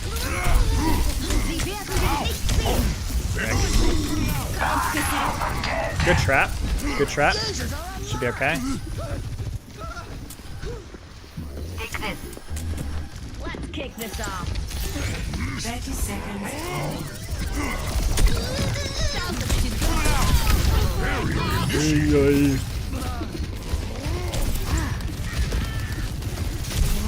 Not so fast. Don't fret. I see you. 10 seconds. Almost there. Probably didn't need to do that, honestly. That was bad. Yeah, I needed to let them out. Let the kitsune guide you. I'm over the moon. They're pushing the payload. Ladies and Cut them gentlemen, off. start your engines. I never had this shit that I Dude, what was that, man? Just he's slowly walking forward. Okay, well, okay, we got the title here. Score 0 Or wait. to 0. Switching sides. I guess tank ranked. Hey, I suck. There. Tank ranked pro coach does insane things.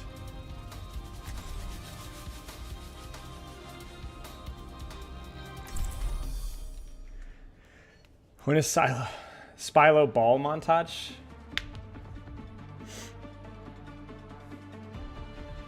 Yeah, I mean, this is pretty rough, I'm not gonna lie. a better world is possible today.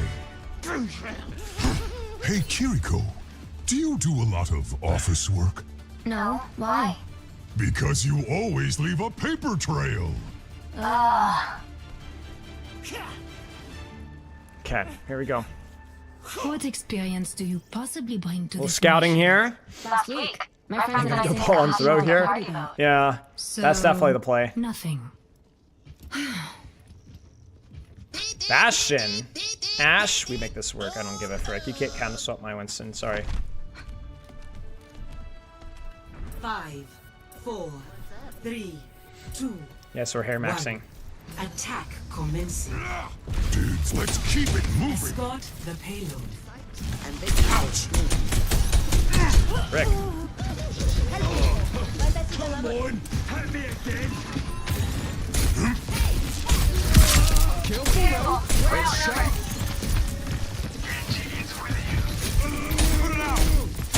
He'll have to be cleared in a second because my backline, he's peeking not in my backline. Feels good, huh?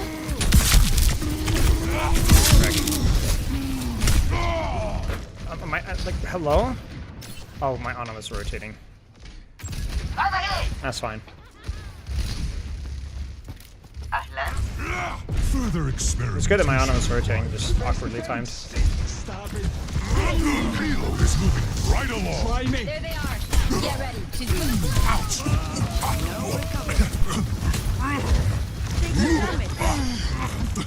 Let's try to not die here.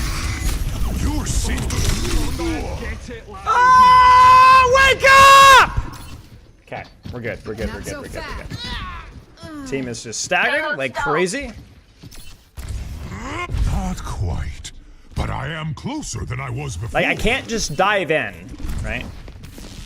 I will keep watching. Touch cart. Payload forward. There's block.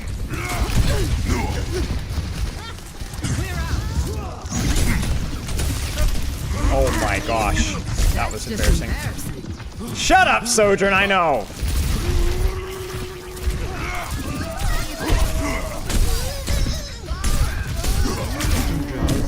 Frick. Hit the one that's in the trap.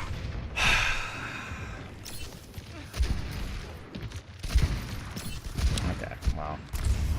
Onward and upward. Amelie. Hi. Payload stuck. Get it moving.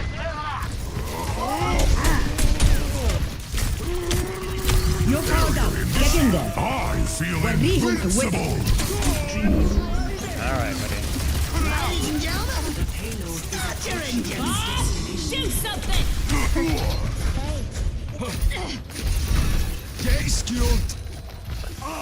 Bring it on. All right, we're good. We're good. We're good. We're good. We're good. We're good. We're good. We're good.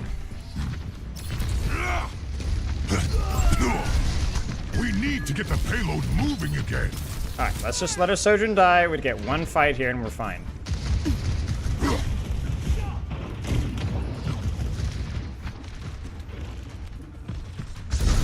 The best defense. Stabbing. 60 seconds. Eyes on a target. Touch cart. Keep it moving. Soothing your wounds. Get high ground now.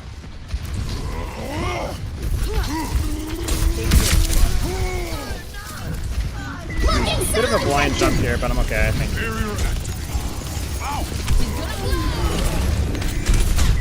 Payload stalled. Get on it.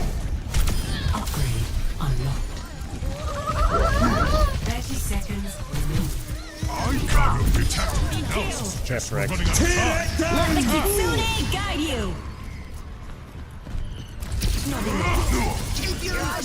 Yeah. What do you gotta say now? What do you gotta say now, frickers?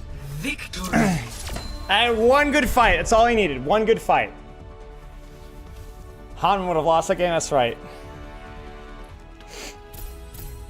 Play of the game. Oh, it's not me. Pick out of that. Yeah. So it is what it is. We do certain things. That's true. That's true. Actually, we stay winning. I told you my mechanics are garbage. I don't know even how you have bad mechanics to this character. I need to update my YouTube title. Hang on, chat. I'm sorry. Sorry, YouTube chat.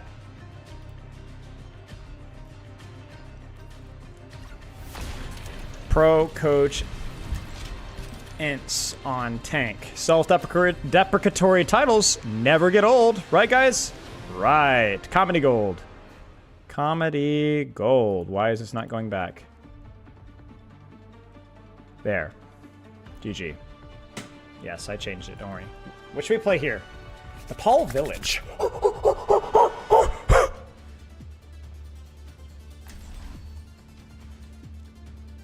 No. Every time I ask that, ball is always the first thing that people say. Doomfist? I'll play Doomfist. I will. I will do it. Our future I'll do it. Be forged in conflict. VOD review's good, Kevin. That was really good. I'm going in. A few tricks. 5, 4, 3, 2, 1. Round 1. Capture the objective. Roll out. Work as a team, everyone. Enemy spotted. Area denial. I'm charging. We're out. When I say roll out, that's what I mean. Reforming you.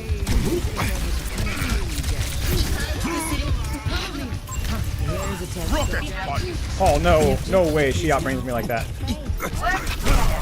That's better.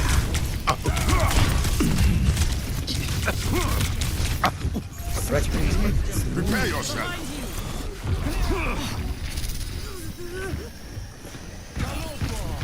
Just keep that coming. Powered up. Disrupted. Enemy here. I'm going in. Frick, dude. Rocket button. Ah, I need to go coast. I need to go point. I need to go point. I need to go point. I need to go point. We have no space. We can't go top. Supports have to do something. I have to do something. I've come too far to stop now. I don't think my approach is bad if I were to force stop there, but at least in concept, but I can't do it. Objective's mine. Enemy spotted. Face me. Surrender to Holy crap. You know who I am on the objective. Report here now.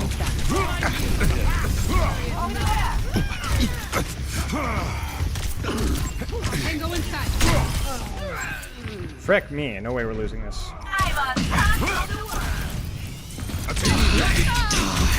I wreak chaos. Come here for healing.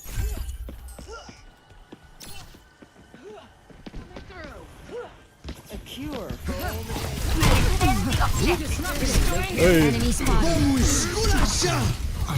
Wait, no way! No! I should have ulted. I mean, I guess we just lose it. I'd stay there. Chase was always the best. We get a pick. Nice Sojourn. I am on the objective. Report here now. This ends now. I knew that was coming. This guy 2 ults and we didn't press Q. We could have Kitsune that, I think, maybe. But we're just not going to press Q. We're literally going to lose this game with 3 ults. Guarantee my Kirku doesn't press Q. Guarantee This is your warning. Do it.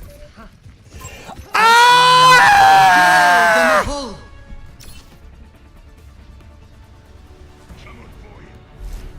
Bro, I got ulted.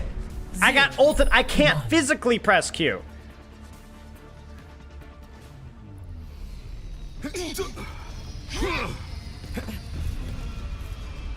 There is always room for improvement.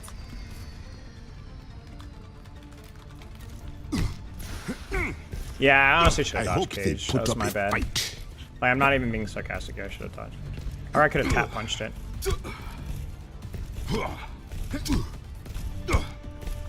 5, 4, 3, 2, 1. Round 2.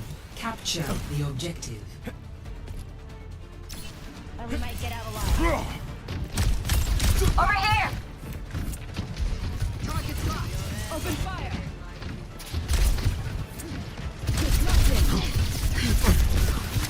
Enemy here. Over here. You guys saw right? The objective is now active. Enemy here. Hostile spotted. Over there. Tango in sight. No, I got my one. I got my one. I got my one. I got my one. I got my one. And we get the D-Max.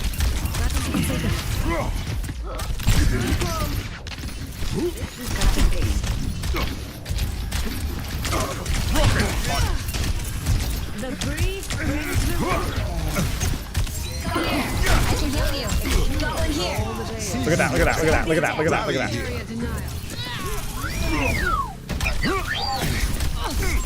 Enemy spotted. Okay. Not so fast. My ultimate is ready.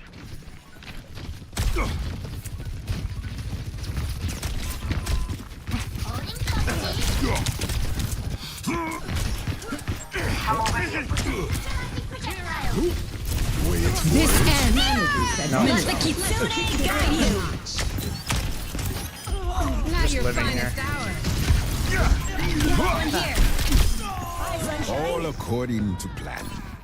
Still charging up. Under my down. No, why, Bastion? Why? They're in spawn. Like, what are you gonna do? Upgrade unlocked. Over there. Fully charged. Behind you. Hot cocoa. Fine. I'll have some. Watching this position.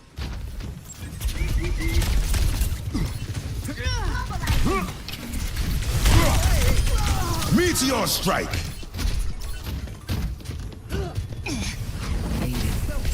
Over there.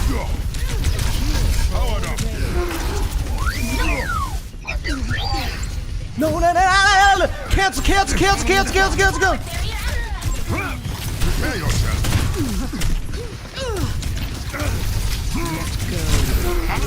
Receive my aid. Dude.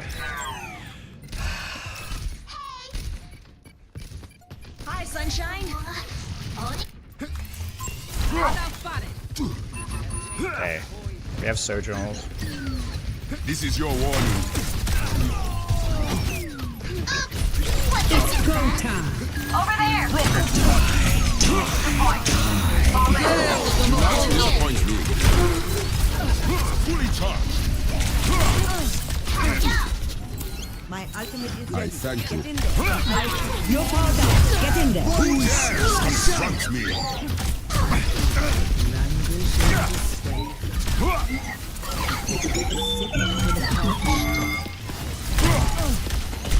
Overtime.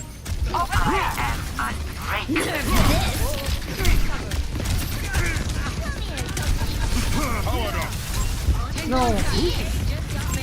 Enemy spotted. Shoot. We're so close, man. I just like one shot away in any of those, and that fight's winnable. I know we did not need a Q there. That queuing would have been a mistake. We were down 2. Gauntlet charge. Queuing would have been a mistake. I needed to hit a shot there, then hit Q.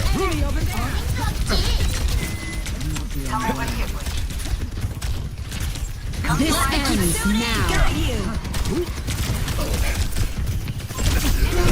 Meteor strike. Enemy spotted. Cooling down. Your fully charged. I wreak chaos. Thank you. Overtime. In the desert, the cheetah lived for 3 years. Round 2. Nice. 1. Gale the Mahol. I mean, I could for that one, but I also could have gotten it. I lost the Sojourn. I could have killed the Sojourn. That was bad. That was bad. It could have been so much cleaner. My ultimate is charging. I like Doomfist on this map a lot better. Watch than our flanks. Village. They might A try little more something. congested. And the Pharah swap is really good. Pharah's really good here.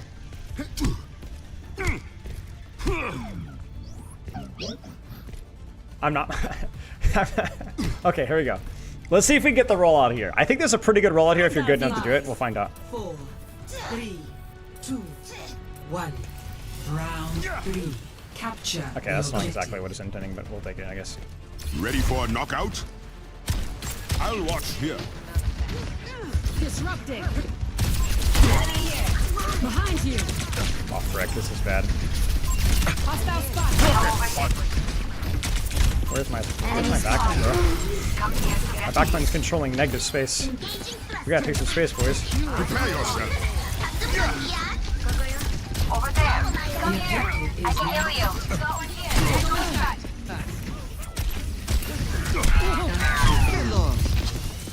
Rocket bud. Frick.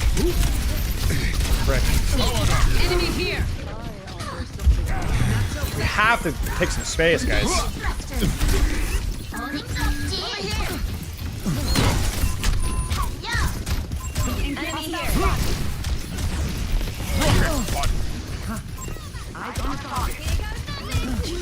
Charlie. Come over here, please.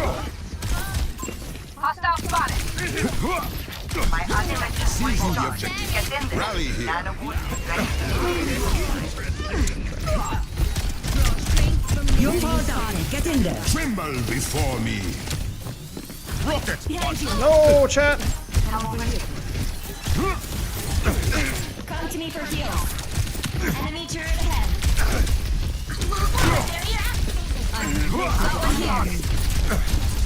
Powered up. Meteor strike. Attaining the objective.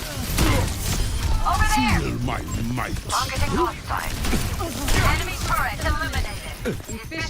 Got the space. The eye of horror. Jeez, dude. Bad mechanics and also zero space for my Ana. Anyone want to join me? Got a few tricks.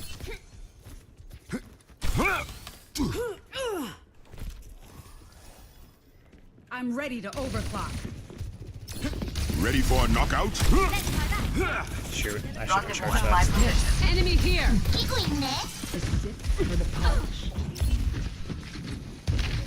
My sim needs to be careful. Over here. Come on now.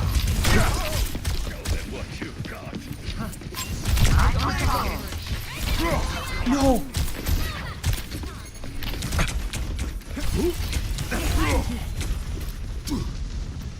The goddess is here. Literally died to We're nothing there. outnumbered. That sucks. Enemy spotted.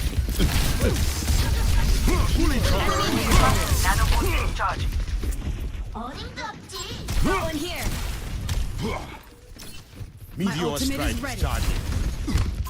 Enemy here. Your day just got made. Oh no! Prepare yourself. Nano boost. It's go time. Rick me, dude. No way I live that. Just don't touch. Defeat.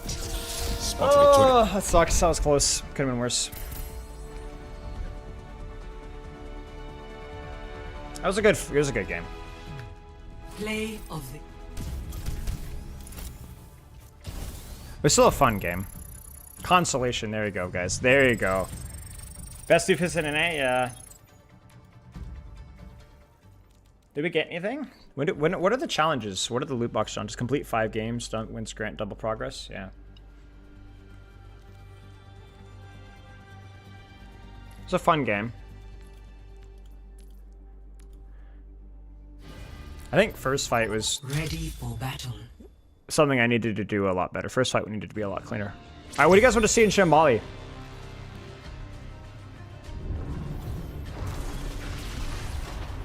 Yeah, go ahead, Taco Cat. I don't mind.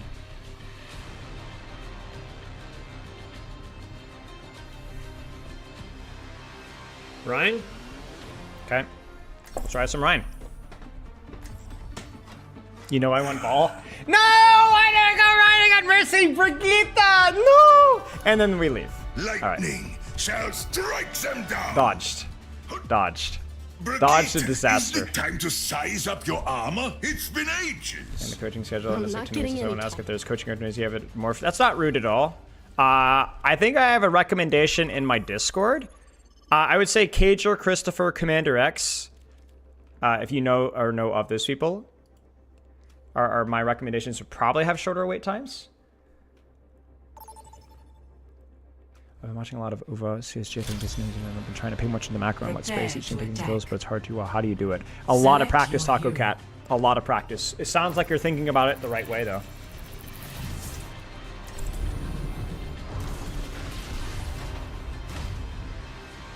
Akari is good. I've never heard of Akari, but I'll take your word for it. Any recommendations, fine with me. Akari FPS. I just googled it. I don't know. Lightning shall strike them down. Reinhardt, answering the recall is not my idea of hanging it up. I had to show. Otherwise, your life would be just watch the Wizard's Young video in AIM, or watch any of my other videos in AIM, and then see if there's anything that you pick up that you want to practice. Crosshair placement, trigger discipline, being deliberate and slow with your shots, warm-up routines, stuff like that. Also, Stefano's a good coach. I don't know if Stefano you do private coaching, but Stefano's a good coach in chat right now. So, happy Stefano 123. Do you do coaching? 5. I don't know how busy you are, mate. Slava's a good coach. 1. Attack commencing. Capture objective A. Okay. Of course he does. Okay, well there you go. I want us dead. Let me answer. Thor defends you. Enemy trapped here. Frick. Good patience with the nade there, honestly. You know what? Screw it. Screw it. I'm on the objective. Stop me if you can. Should I have helped my team to rotate? But the point says flip. Greater in spirit. This is so tempting, Chad. I'm not gonna lie.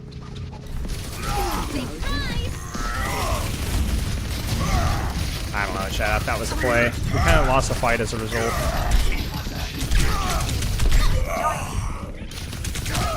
I keep you up. My barrier will soon fall. There's no way. My Reaper's just like completely going nuts. What's up? I'm on the objective. Stop me if you can. Ooh, that was accidental.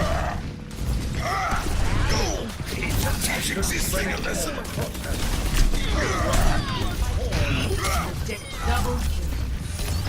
Escort the payload. Boosting your damage. That Reaper literally had nobody looking at him, and man, he made the most of that. That was well done. Payload is back in our control. Oh, frick. Oh, we got him. We got the roll damage boost. We should just be able to clear out the ball. This is crazy pocket from Mercy, though. Cards just move for free.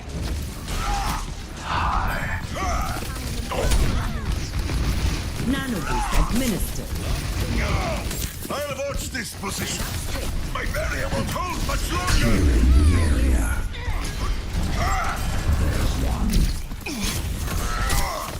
Stand behind me, mortals. Heroes never die. Getting rid of ball.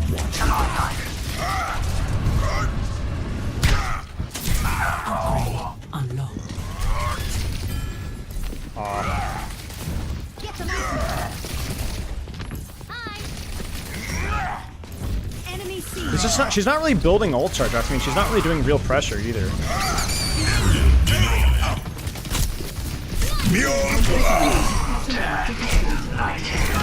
I am on fire! Come face me! I actually should have swung more. My team just didn't have any map control. If I'd hit, I think the mines zoned us off more than I thought they would. The storm rages on. The mines zoned us off way more than I thought they would. That's my bad. And I could have gotten like 2 kills there if I'd been a bit more aggressive and then died.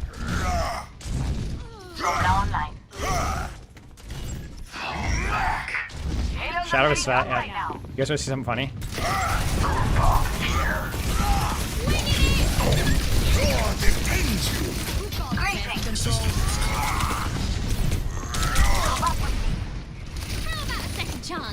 Come on, get greedy with it, I dare you. Can't take much more. Dude, like she's gonna die for that, man. Like, what is my Sombra doing? What's the frick?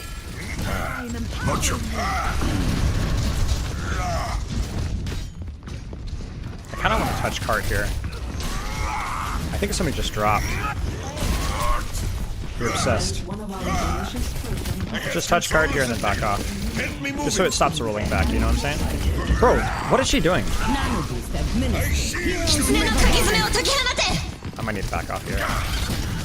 It's new. I'm sure what we're dying to. Oh, that was bad. Oh, I almost got her! My barrier is about to break. Frick. Today's special is There's that perk.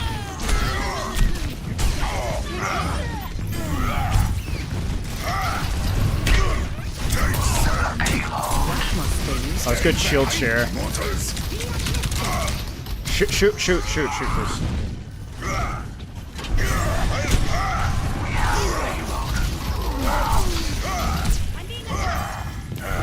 Come on. I feel like we're super disconnected with what's happening here. Like, I'm trying to not take too much damage, but...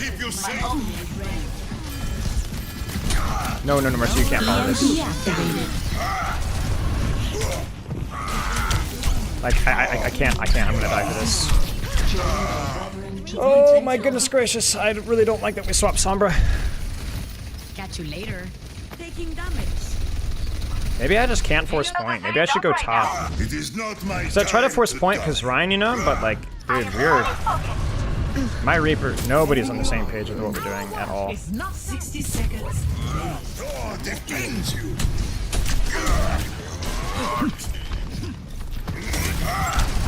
Enemy here. Mjolnir down. Warihum away.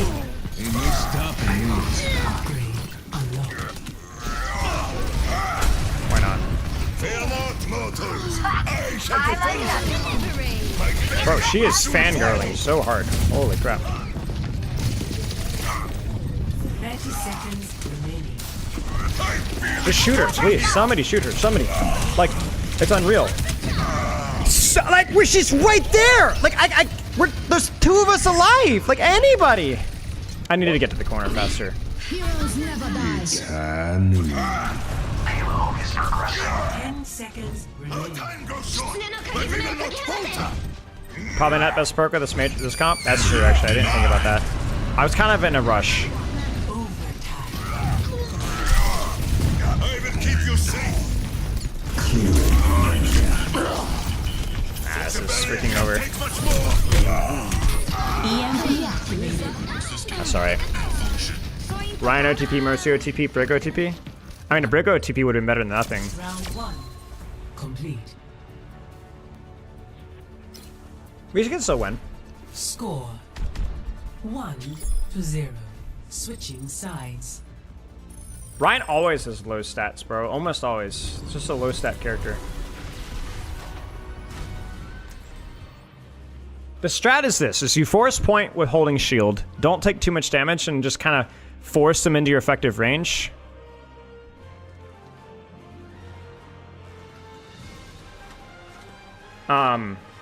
But you actually have to...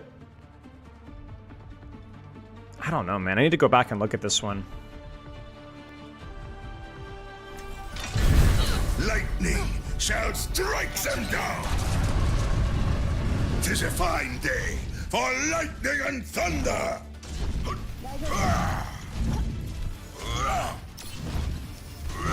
You'll never guess what I heard when I tapped the Hashimoto's call. This guy clearly doesn't know how to play Sombra. And I What's your price? I'm trying to think. I think maybe we should have just gone top. Because in theory, shield means that we should be able to clear them off of top. I think I should have gone top. I think that was a mistake. I don't think I should have had to force point. I think I could have walked with them. You see Life Weaver? It's fine. Life Weaver is fine here. First point's good for Life Weaver. 4, 3, 2. Gotta copy and paste my seating. Attackers incoming. Defend. Still winnable. Fine, if you want to troll your game, be my guest. I do not give a rip. Okay, we've actually backed off a little bit, so I'll back off as well to the next corner.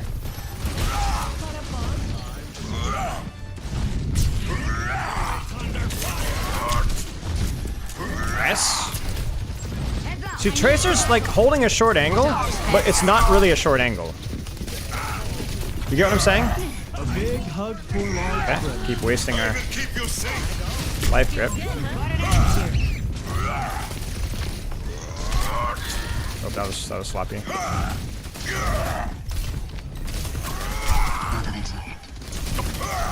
Like, look at this. This is not effective use of her resources.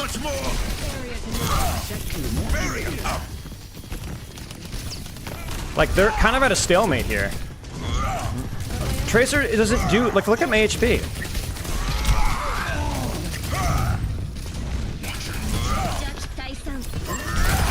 Don't know why they thought they could pick a fight with you.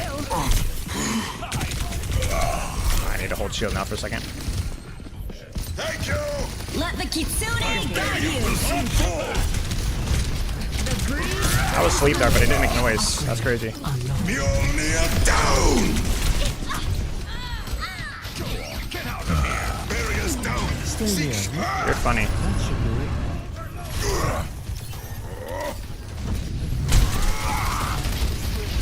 A little bit cheeky with that shatter. That was a little too low HP for it to be good. Need to do a little bit better job with my... I'm getting so much attention right now, again, a Rhine Classic, that I actually have to be a little bit smarter with my HP management.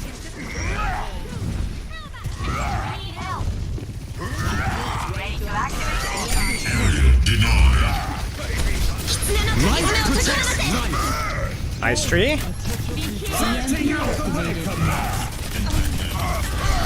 Feel better?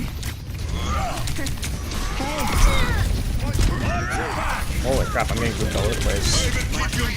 Wait, what was that? Did you? Oh no, my latency. I was wondering what was going on. I'm lagging like crazy. No, what is going on? Why is this happening? Gotta go. I've high hopes for you. Why is this happening? Is this the YouTube stream? This happened last time with YouTube stream. Okay, we're on the way down here. Surely that fire strike will work.